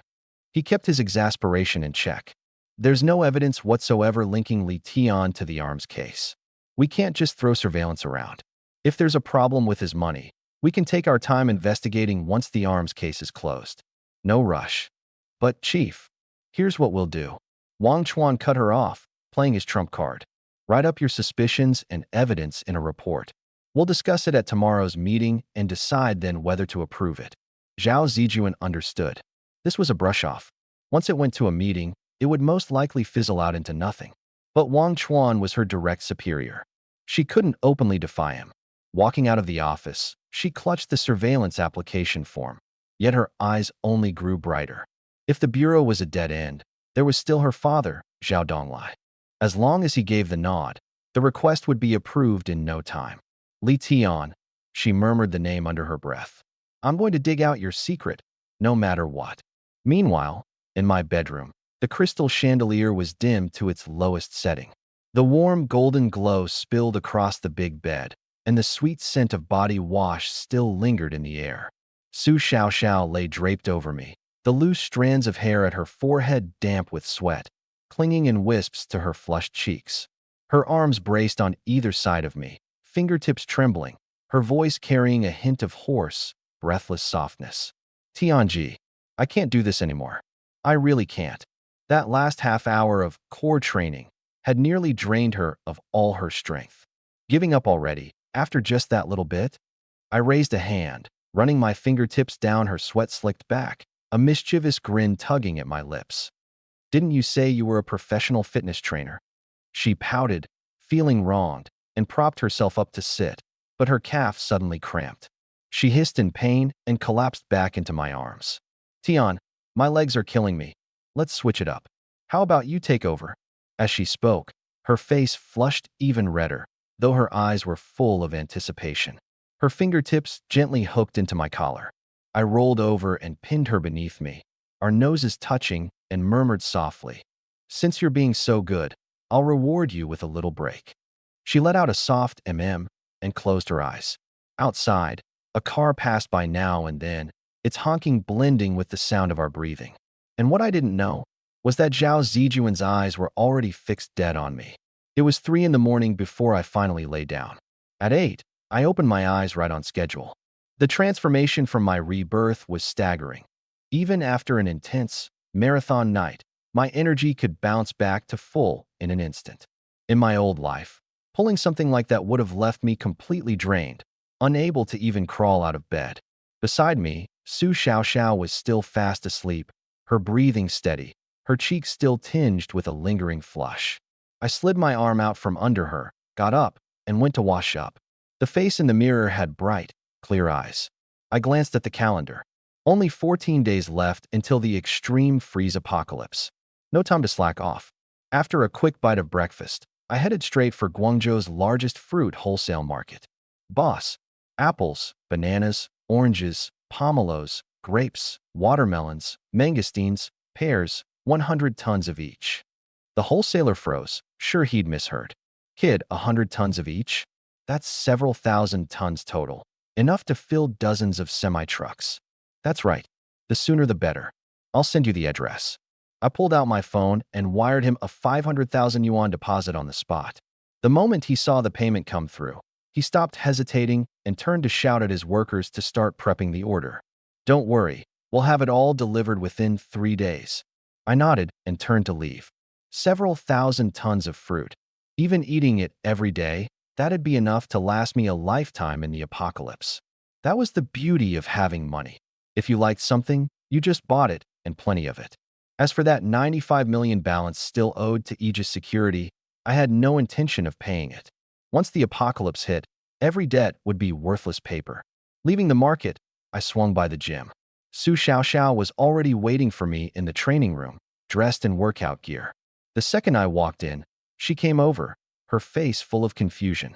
Tian, we didn't get to bed until 3 in the morning. How do you manage to get up this early every single day? Don't you ever need to rest? Can't help it. Your Tian's just got a strong body. I flashed her a grin. Her face went red, and she gave me a light punch. Yeah, always bragging. 4 hours of high-intensity training, done in one seamless stretch. My progress left her more and more amazed. Strength, endurance, recovery speed. All of it crushed what any normal person could do. It had only been.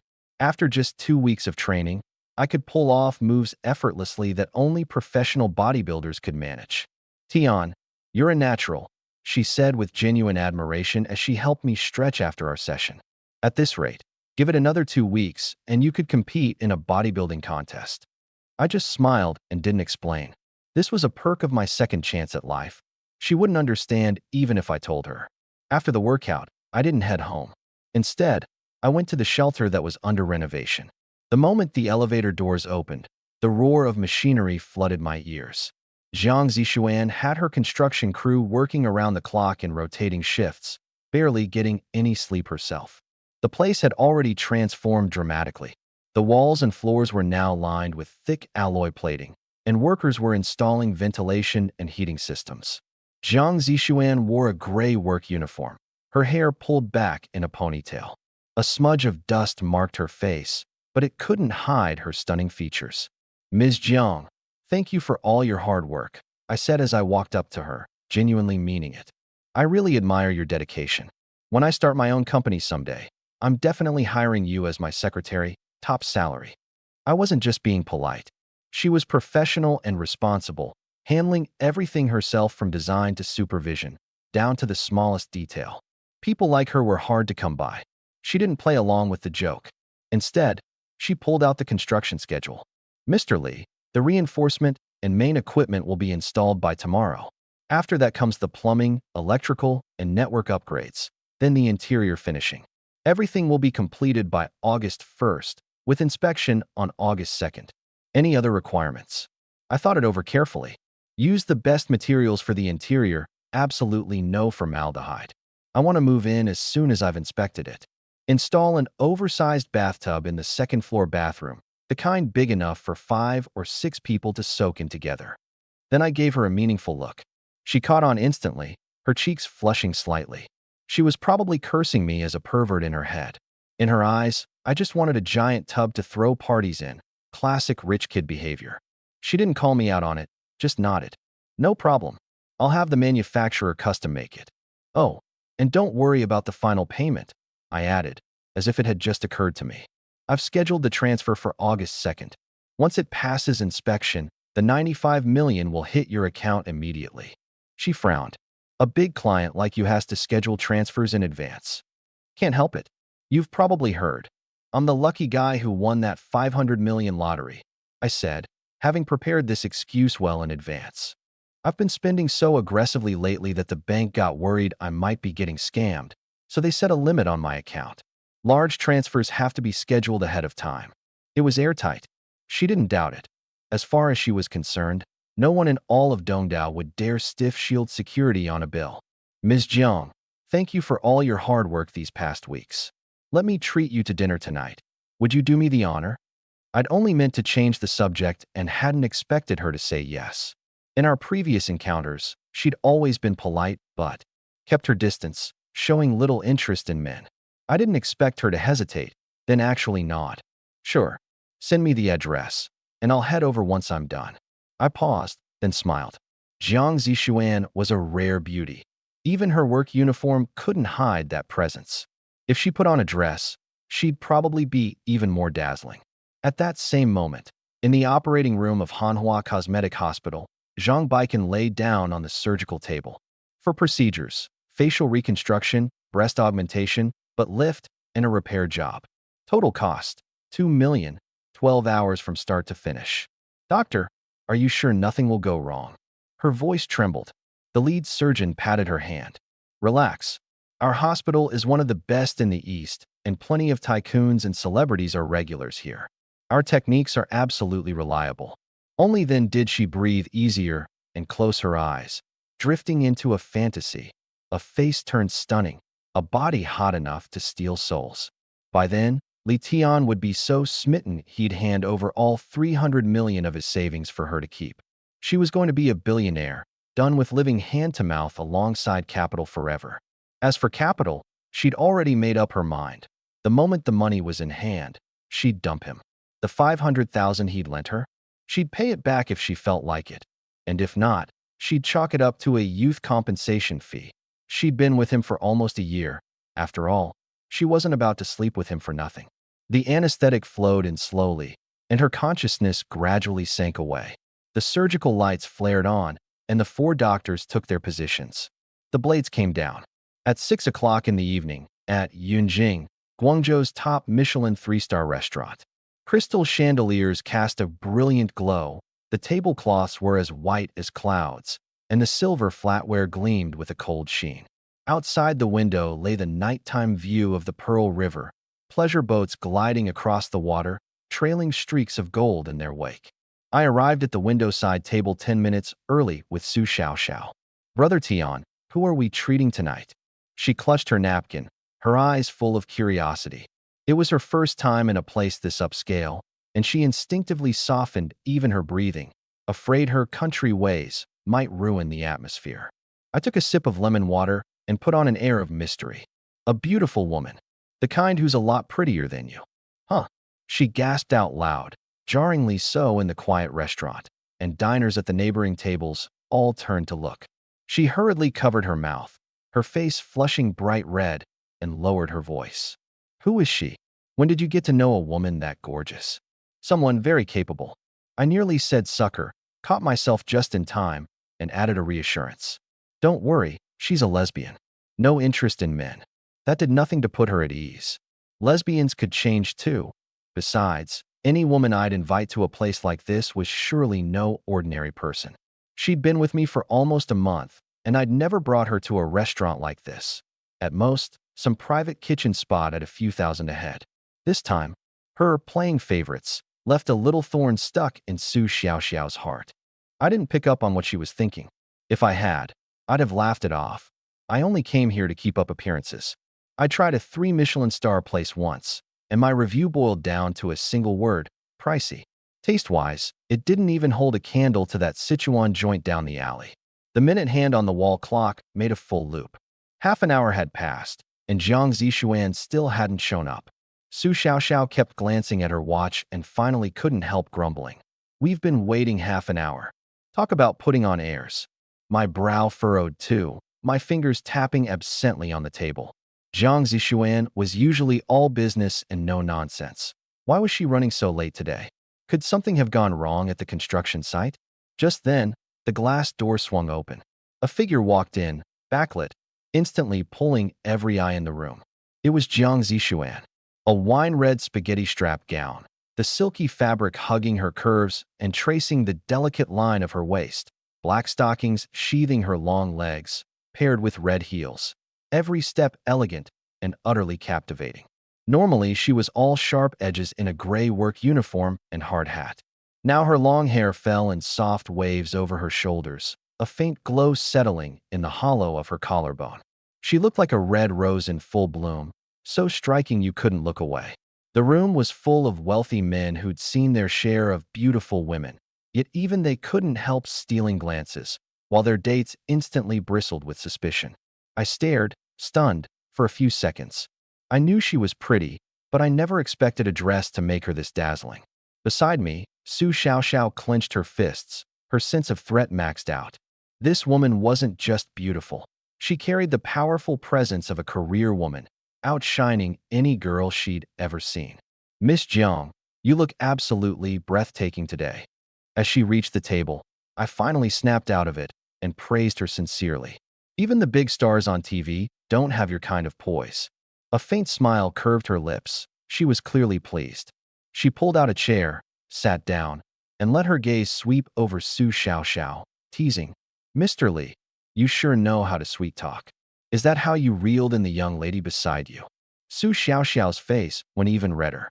I'd never said anything half that syrupy to her. She forced her emotions down, squeezed out a smile, and said nothing. I knew she was jealous, but I didn't explain. I'd invited Jiang Zishuan mainly to flaunt my resources, to put her mind at ease about the final payment, and to feel out the details of Aegis security while I was at it. As for romance, with only 14 days left before the apocalypse, I didn't have the energy for it. You're reading too much into it, Miss Jiang. I invited you to dinner purely to thank you for all your hard work these past weeks. I handed her the menu. Order whatever you like. Don't hold back. She flipped through a few pages and ordered 3 dishes: stir-fried greens, steamed fish, and a mushroom soup, all the cheapest items on the menu. Miss Jiang, there's no need to spare me. Saving money. I pushed the menu back toward her. Order a few more of the good dishes. The foreigners at the next table are already staring at us. Don't let them think we can't afford it. But she handed the menu to Su Xiaoxiao instead, her tone flat. I watch my figure. I don't eat much. You two go ahead and order. Su Xiaoxiao took it, glanced at me, and once I nodded, she went all out.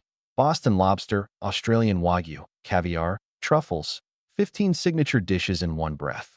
Miss Jiang, care for a drink? I pointed to the 82 Lafite on the wine list. She shook her head without hesitation. No thanks. Alcohol clouds my thinking. I have to oversee construction tomorrow. Can't afford a single mistake. The excuse might have sounded like a stretch to anyone else, but I knew she wasn't lying. The shelter renovation was a project worth hundreds of millions. Every detail had to be double-checked, and one slip could cause problems. She needed a clear head. Then we'll toast with tea instead. I poured her a cup of pu'er. The next hour and a half went pleasantly enough. I kept the conversation going, from construction details to Guangzhou's development. She responded now and then, but mostly listened intently, occasionally serving Su Xiaoxiao food, polite and considerate. Su Xiaoxiao, meanwhile, played the devoted partner, peeling shrimp and cutting steak, barely saying a word the whole time. Inside, though, she kept trying to figure out who Jiang Zishuan really was. When the meal ended, Jiang Zishuan stood, offered a polite thank you for dinner, and strode off in her heels. Crisp and clean, no lingering. Tianji, this Jiang Zishuan is way too full of herself. She didn't even give you any face, Su Xiaoxiao grumbled, watching her retreating figure. I gave a faint smile. She's got the right to be. Aegis's clients are all billionaires. My kind of money doesn't mean much to someone like her. Not even you count. Then how rich do you have to be? Her mouth dropped open. In her 20-some years of life, I was already the richest person she'd ever met. She honestly couldn't imagine what someone wealthier than me would even look like. You'll understand once you've seen more of the world. I grabbed my coat. Come on, let's head home. Tianji, is she really a lesbian? She still couldn't resist asking, a trace of hope in her voice. Probably. She said herself she's not into men. I shook my head with a hint of regret. Shame. She's one of the most beautiful women I've ever seen. Suddenly, I thought of Zhao Zijuan, that sharp-eyed female security officer, also a rare beauty. Su Xiaoxiao didn't press further. She understood that grilling me for answers wasn't wise. Doing her own job well was enough. Back at the apartment, Su Xiaoxiao ran a hot bath first and waited on me while I took a nice, relaxing shower. I came out wrapped in a towel, and she leaned close to my ear, her voice soft enough to melt. Tianji, go wait on the bed. I've got a surprise for you. I raised an eyebrow. No need to guess. She was up to her tricks again. Lately, to keep me around, she'd been getting creative, nurse outfits, secretary outfits, one after another. Each time it brought a little something fresh. All right, I'll wait, I said with a nod and a smile. Just as drowsiness started to set in, the bedroom door eased open. She'd changed into a dress, bare feet on the carpet, hair loose over her shoulders, her eyes glistening, like a kitten waiting to be pampered. She walked to the edge of the bed without a word, swaying gently to the soft music playing from her phone. Her gaze locked onto me, that heat practically spilling out of her. When she'd danced her fill, she leaned down, her fingertips tracing lightly across my chest, her voice laced with a coy pout. Tian, do you like it? I couldn't hold back any longer. I reached out with one long arm and pulled her into my embrace. The scent of perfume mixed with body wash washed over my chest, her warm body pressed tight against me. I sank into the thick, heady haze, unable to think of anything else. We tangled through the night, and only toward dawn did things finally settle. She dried me off, brought over some warm water, and sat at the edge of the bed, gently pressing my temples. She hesitated for a long time before finally speaking.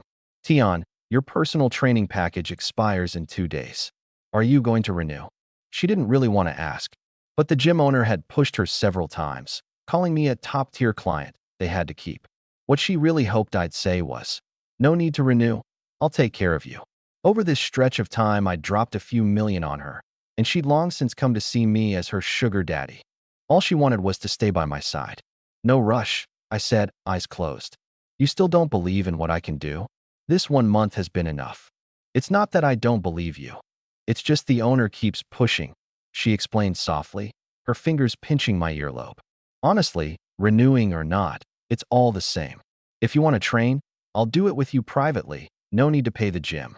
The hint couldn't have been clearer. Skip the gym, work directly with me, cut out the middleman's cut, and get even closer to me. I opened my eyes, looked at the anticipation on her face, and suddenly thought of the apocalypse. I stayed silent for a few seconds. Xiao Xiao, do you have a place of your own in Yangcheng? She blinked, then shook her head. No, I'm not from here. Property's way too expensive, so I've always rented. My tone turned serious. My place is almost finished. I should be able to move in around August 1st. If you're willing to come with me, then give up your rental, pack up your things, and move in with me. Her eyes lit up. She suddenly gripped my hand. Tian, are you saying you want me to live with you? Yes, I looked. She looked at me. But I have to warn you. Guangzhou is going to face a massive disaster soon. Something far worse than typhoons or heavy rain. Come with me, and you'll survive. Stay behind, and you could be in danger. I didn't dare say Ice Age apocalypse outright, afraid it would scare her, so I just vaguely called it a disaster. She paused for a moment, then laughed. Tian, have you been reading too many apocalypse novels? The worst Guangzhou gets is a typhoon, Where's this terrifying disaster going to come from? Believe it or not, that's up to you, I said without explaining further. If you're willing, pack up as soon as you can. If not, I won't force you. She stared into my serious eyes, and suddenly her chest tightened. She knew I wasn't the kind of person to joke about something like this. She bit her lip, without a shred of hesitation. I'll come. I'll check out tomorrow and move my stuff over. Disaster or not, she didn't care. Being able to stay by my side was the best choice she could make. Meanwhile, in the conference room of Hanwha Cosmetic Surgery Hospital, the atmosphere was so tense you could wring it out like a wet towel. The 12-hour surgery had finally ended. Zhang Baiken still hadn't woken up. The hospital leadership and the 4 lead surgeons sat around the long table, every face grim as stone. Director Wang, seated at the head of the table, tapped the surface. Let's hear it. How did the surgery actually go? Dr. Li, who'd handled the facial work, spoke first, his voice heavy with exhaustion. It didn't go well at all. Ms. Zhang has an unusual constitution. She had rejection reactions to both the anesthetic and the implant materials. We were forced to switch drugs and materials midway. The facial sutures came out uneven, and the breast implants ended up misaligned too. To put it plainly, it failed. Failed? Dr. Liu, who'd done the butt lift, immediately shot back. You can't call it a failure. It just didn't meet expectations. It was her own body's problem. She signed the risk disclosure form before the operation. If she wants to make a scene, we've got the contract to fall back on. Dr. Liu's right. Deputy Director Wu Jing chimed in. Our hospital doesn't have failed surgeries, only results that didn't meet expectations. Leave this to me. I'll work on her. Tell her the results will look better once she's recovered. Prescribe some anti-inflammatory medication and send her home first. Director Wang's expression eased a little, and he nodded. Good, it's on you. Remember, don't let her cause a scene at the hospital and ruin our reputation. Also, revise the surgical records. Change rejection reaction to normal post-operative reaction. Don't leave any loose ends. Don't worry, I know what to do, Wu Jing said with complete confidence. Not one of them mentioned what Zhang Baiken had hoped for before the surgery. Not one of them cared about what this failure would destroy for her. In their eyes, she was nothing more than a $2 million client. As long as she could be sent off without hurting business, nothing else mattered. And in the hospital room, Zhang Baiken was still fast asleep, her face wrapped in thick gauze, her chest and hips swathed in bandages. She's still dreaming. Dreaming that she's become drop-dead gorgeous, that I'll hand over $300 million in savings with both hands, that she's become the billionaire everyone envies. What she doesn't know is that what awaits her isn't wealth and glory. It's a face that can never be pieced back together again. 7 a.m. In the VIP suite of Hanwha Cosmetic Surgery Hospital, the smell of disinfectant mixed with rose aromatherapy couldn't mask the tension in the air. Zhang Baiken opened her eyes. The anesthesia hadn't fully worn off yet, and her head felt heavy as lead. But her fingertips instinctively reached for her face. Thick bandages, rough and cold, like a shell. Ms. Zhang, you're awake? Dr. Liu, her attending physician, pushed the door open, a medical chart clutched in his hand. A professional smile was plastered on his face, but a flicker of anxiety hid behind his eyes. The director had originally assigned Deputy Director Wu Jing to handle her, but this morning Wu Jing had tossed off a single word, business trip, and dumped the hot potato on him. Zhang Baiken shot upright, ignoring the ache all over her body. How's my face? Did it turn out like Louis' face? Dr. Liu cleared his throat and avoided her gaze, first checking the 4-needle in her arm before slowly speaking. First, congratulations. The repair procedure was a great success. You'll make a full recovery in 2 months. That's not what I'm asking. Zhang Baiken's voice suddenly spiked, her face flushing red beneath the bandages. My face, the breast augmentation, the butt lift. How did those 3 turn out? Dr. Liu's smile froze for a moment, and his tone grew cautious. Please don't get worked up. The surgery wasn't a failure. Her racing heart had barely settled halfway when she heard him shift gears. But it can't be called a complete success either. Let's just say it achieved a baseline result. What do you mean, baseline result? She gripped the blanket, knuckles turning white. What exactly happened to my face? Here's the thing. Dr. Liu pulled up a chair and sat down, flipping through the chart as he chose his words. During the operation, We discovered you have a special constitution. You had a rejection reaction to the imported implants and the anesthetic. Your blood pressure suddenly dropped and your heart rate became unstable. For your safety, we had no choice but to switch to domestic materials in an emergency. He paused, and seeing her face go pale, quickly added, the breast augmentation and butt lift are fine. The implant positions are slightly off, but once you've healed, it won't affect your appearance. A curvy figure is absolutely achievable. Zhang Baikan let out a breath, then immediately tensed up again. What about my face? Why couldn't it be made to look like Liu Yifei? Your face is a bit complicated. Dr. Liu grew even more careful. After switching materials, the suture tension changed. The curve of your jawline and the angle of your eye corners didn't reach expectations. Simply put, you won't look like Liu Yifei, but you'll be a little more refined than before. A higher nose bridge, fuller cheeks. A little more refined. Zhang Baikan chewed on those words over and over. Her voice was thick with disbelief. I spent 2 million, and all you can give me is a little more refined. This is a scam. Ms. Zhang, please calm down. Dr. Liu quickly stood and pressed down on her shoulder. You signed the pre-op risk disclosure form. It clearly stated that individual variation may cause results to fall short of expectations. We did everything we could to keep you safe. Who knows? There might be a pleasant surprise once the stitches come out. Afraid she'd make a scene, he added, for the next week, a nurse will come by every day to change your dressings. If any touch-ups are needed later, we'll arrange them free of charge. Zhang Baikan still wanted to argue, but the door swung open. Her sugar daddy walked in carrying a thermos, grinning. Chen, you're awake? Chicken soup from the cafeteria. Gotta build your strength back up. Dr. Liu looked like he'd seen a lifesaver. Mr. Z, perfect timing. Her recovery's going well. The results will show once the stitches come out in a week. Reach out anytime if you need anything. And with that, before she could get a word in, he turned and strode out. Chen, why do you look so pale? The sugar daddy set down the thermos and sat on the edge of the bed. He reached out to touch her face, but she pulled away. The doctor says I can't be turned into Liu Yifei. The best they can do is make me a little more refined. Zhang Baikan's eyes reddened with frustration. 2 million for a result like this. His stomach dropped. He'd only agreed to lend her the money for surgery because he wanted a mini Liu Yifei face, something to reel Li Tian in and get him to open his wallet. But now, he swallowed his disappointment and instead put on a comforting smile. A little more refined is fine, too. You were already pretty. Besides, the boobs and butt came out great. Li Tian's gonna love it. Inside, though, he was already scheming. The face might be a bust, but a hot enough body could still hook Li Tian. Once the money came through, he'd just trade her in for someone prettier. Soothed a little, Zhang Baikan's mood settled. She lifted the blanket and looked at her bandage-wrapped body, and a flicker of hope returned. Really?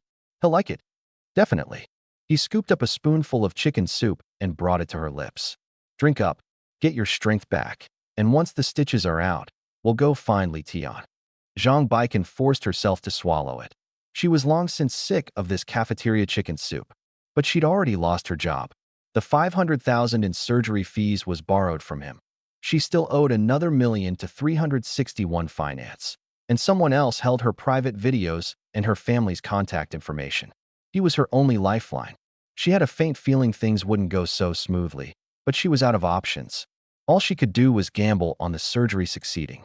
Once you put your fate in someone else's hands, you forfeit any right to turn back.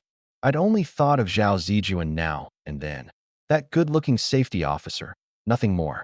But she'd been thinking about me the whole time.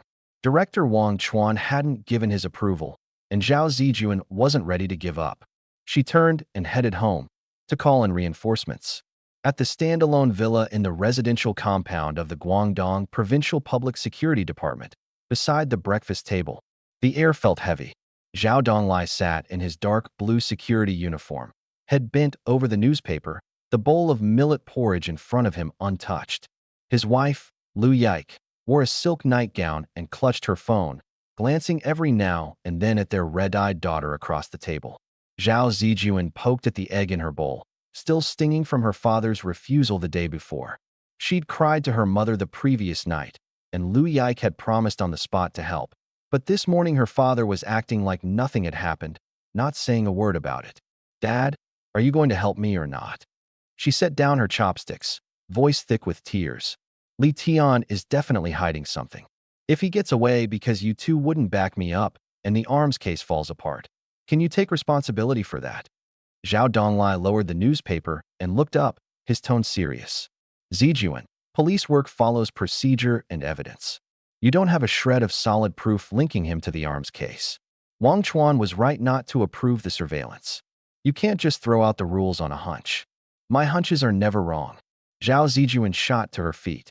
Before he ever won the lottery, he had the nerve to spend 100 million building a shelter. The money came from nowhere, and he took out loans from a loan shark. That 361 Finance is straight up a criminal outfit. I bet they're running nude photo loan scams. That's all speculation, Zhao Donglai said, rubbing his temples. 361 does have suspected ties to organized crime, but there's no connection to the arms case. He probably borrowed the money just for renovations. He won 500 million. He can pay it back. It's normal. Normal my ass. Zhao Zijuan blurted out, then quickly clapped a hand over her mouth. At the bureau, she was all about her image and only dropped the act in front of her parents. He borrowed 22 million before the numbers were even drawn. Lu Yike put down her phone and jumped in. Donglai, Zijuan has a point. Even if it's got nothing to do with the arms case, the source of his money should be investigated. If this really is tied to a crime and you don't look into it now, when it blows up later, you won't get off the hook as director either. Zhao Donglai sighed helplessly. Yike, why are you egging her on too? Zijuan works for the security bureau. She has to follow orders. Wang Chuan has more experience than she does. Egging her on? What's that supposed to mean? Lu Yike's temper flared too. She set down her cup. She's trying to crack a case, not looking out for herself. Fine if you won't support her as her father, but you're actually helping an outsider push her down. As deputy director of the Provincial Anti-Corruption Bureau, Lu Yike couldn't stand buck-passing and foot-dragging. She fixed her eyes on her husband, her voice carrying a threat. I don't care what you think. Today you're going to call Wang Chuan and get him to approve it. If you won't, I'll call him myself. Zhao Donglai looked at the resolve in his wife's eyes, then caught the hopeful gaze of his daughter and felt a headache coming on. He'd feared nothing his whole life, except making his wife angry. The mighty director of the Provincial Security Department was henpecked, and nobody knew it. Fine, fine, fine. I'll call, okay. He grabbed his phone, looking utterly aggrieved. I must have owed you two in a past life. Taking a deep breath, he dialed the number. At that moment, over at the Yangqing Security Bureau, Wang Chuan was fretting over the arms trafficking case file. He'd gone through 4 rounds of tea, and the ashtray was overflowing with cigarette butts. He'd been up all night again. The smuggler interrogation had stalled completely, and the security ministry's pressuring calls kept coming one after another, until he could barely breathe. The name, Zhao Donglai, popped up on his phone screen, and his heart sank. A sense of the very thing you dread is the thing that comes. He straightened his collar, picked up, and his tone instantly turned deferential. Old chief, calling this early, what can I do for you? Nothing so formal. Just wanted to chat about the arms case. Zhao Donglai spoke in that classic official cadence. Zijuan tells me your investigations hit a wall. You said it. Wang Chuan seized the chance to vent. The smuggler's got a tight mouth. Won't give up the location of the weapons no matter what. We've run down plenty of leads, but nothing's panned out. Zijuan shared her thinking with me. She's got her suspicions about a man named Li Tian. Thinks there's something off about where his money's coming from.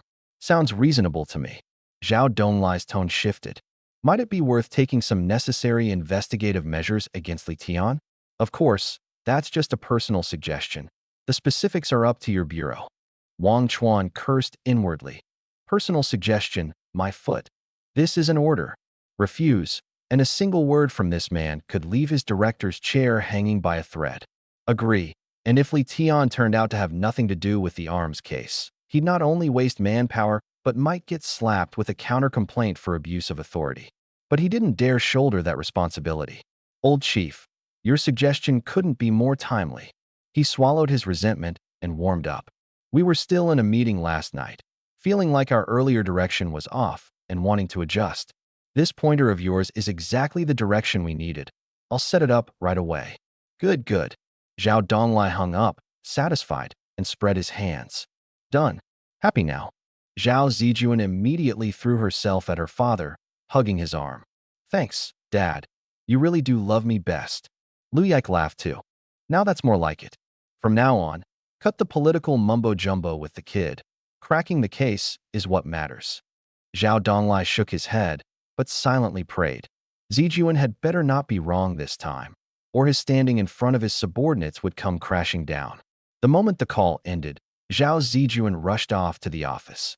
She couldn't wait. She was going to dig into every last detail of Li Tian's life herself.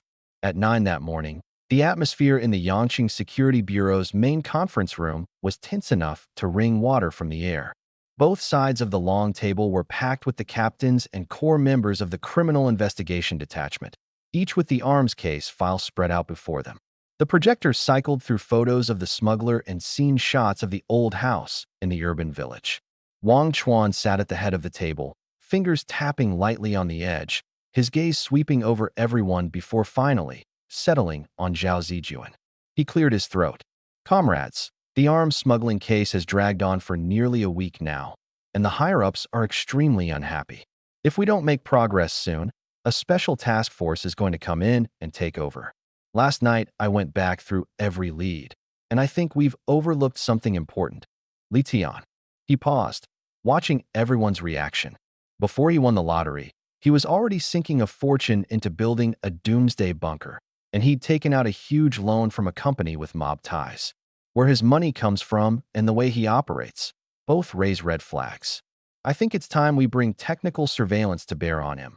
Wiretaps, tracking, digging into his social circle. When he finished, the conference room fell silent. Everyone instinctively turned to look at Zhao Zijuan. They all knew the score. She'd suspected Li Tian from the start, and Wang Chuan suddenly proposing to investigate him was clearly paving the way for her. Zhao Zijuan sat bolt upright, not a trace of embarrassment on her face. Even if no one else believed her, she was going to see this through. Let's do this democratically, a show of hands, Wang Chuan said. Everyone in favor of the surveillance, raise your hand. Almost the instant the words left his mouth, every hand in the room shot up. No one dared not to. For one, Zhao Zijuan was Zhao Donglai's daughter, not someone you wanted to cross. For another, when the chief made a suggestion, it was an order, and no one was about to embarrass him in front of everyone. Good. Unanimous, Wang Chuan said with a satisfied nod. Now, who's got the lightest workload and can run point on this? The room went dead quiet. Everyone glanced around at each other, but no one spoke up. You had to be kidding. Li Tian had been cleared as a suspect long ago, and reopening the case out of nowhere was a thankless job. Come up empty, and you'd be told you couldn't read a lead. Crack it, and the credit would go to Zhao Zijuan. Worse still, it amounted to overturning Wang Chuan's own earlier decision to clear Li Tian. Whoever stepped up would be the one making the chief look bad. Wang Chuan had seen this coming. He turned to Zhao Zijuan, his tone laced with expectation. Zhao Zijuan, you've been keeping an eye on Li Tian all along. How about I hand this assignment to you? I'll take it. She shot to her feet at once, her voice ringing out. I guarantee I'll get the job done. Excellent. Wang Chuan let out a breath of relief and seized the moment to pass off the hot potato. Jiang Jiqiang, you'll assist her, handle the information compiling and the perimeter surveillance.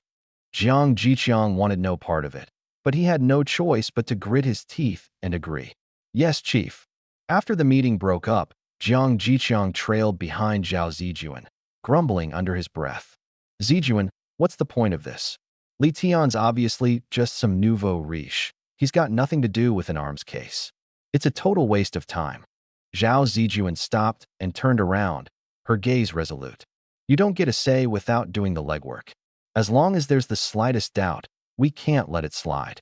If it turns out he's clean, I'll take full responsibility. Jiang Jiqiang let out a sigh. There was no arguing with her. All he could do was tag along for the ride. But then a different thought struck him. If they actually dug up something on Li Tian, that would be a huge win. A promotion and a raise would finally be within reach. The idea lifted his mood a little. Zhao Zijuan moved fast. The moment she got the go-ahead, she headed to the carrier's service center and pulled Li Tian's call records for the past month. suspiciously clean. Not a single red flag. His most frequent contact was his girlfriend, Su Xiao. The rest were calls to Zibin, Zhongbaikan, and a handful of restaurants and wholesale markets. See? All normal calls. Jiang Jiqiang leaned in and gave the records a lazy glance. Told you, he's just some run-of-the-mill nouveau riche. Zhao Zijuan didn't respond. She went through the records again, nothing out of place. Unwilling to give up, she pulled his texts and WeChat messages. Same result, flirty chats with Su Xiao and order confirmations with vendors. Not the faintest trace of arms dealing. Come on, let's hit the bank. She gathered up the printouts and stood. We're checking his transactions. The bank pulled his statements from the last 3 months. A thick stack, almost entirely large outgoing payments. 5 million as a deposit to Aegis Security, 22 million from a loan through 361, over 400 million in lottery winnings, more than 400 million in supply purchases, 3 million on restaurants and gym fees. Jiang Jiqiang flipped through it, clicking his tongue. This Li Tian is loaded for real. 500 million, and he burns through it like water. Zhao Zijuan ignored him, her eyes locked on every single expense. Suddenly, her pupils contracted. In a single day, Li Tian had booked 1,000 tables worth of banquet catering, all delivered to Section B of the underground warehouse in the East City Industrial Park. 1,000 tables. She frowned. Sent to an underground warehouse? Who throws a banquet in an underground warehouse? Jiang Jiqiang leaned over for a look and instantly lit up. Zijuan, this is definitely something. 1,000 tables could feed over 10,000 people. What normal person sends that to an underground warehouse? That's got to be a criminal gang's hideout. Li Tian's catering order is him supplying his accomplices. The man who'd been so full of complaints moments ago now had eyes blazing with excitement. It was as if he could already see a first-class merit citation waving him over. Report to the chief right away and apply for a search warrant. He could barely contain himself. That crew's got a huge stash of weapons. We need to move now, before things drag out and go sideways. The two of them reported everything up the chain on the spot. Sometimes, what people see isn't the truth, it's what they most want to see. But Zhao Zijuan still had no idea that this very step was landing her right in the middle of a trap that had been set long ago.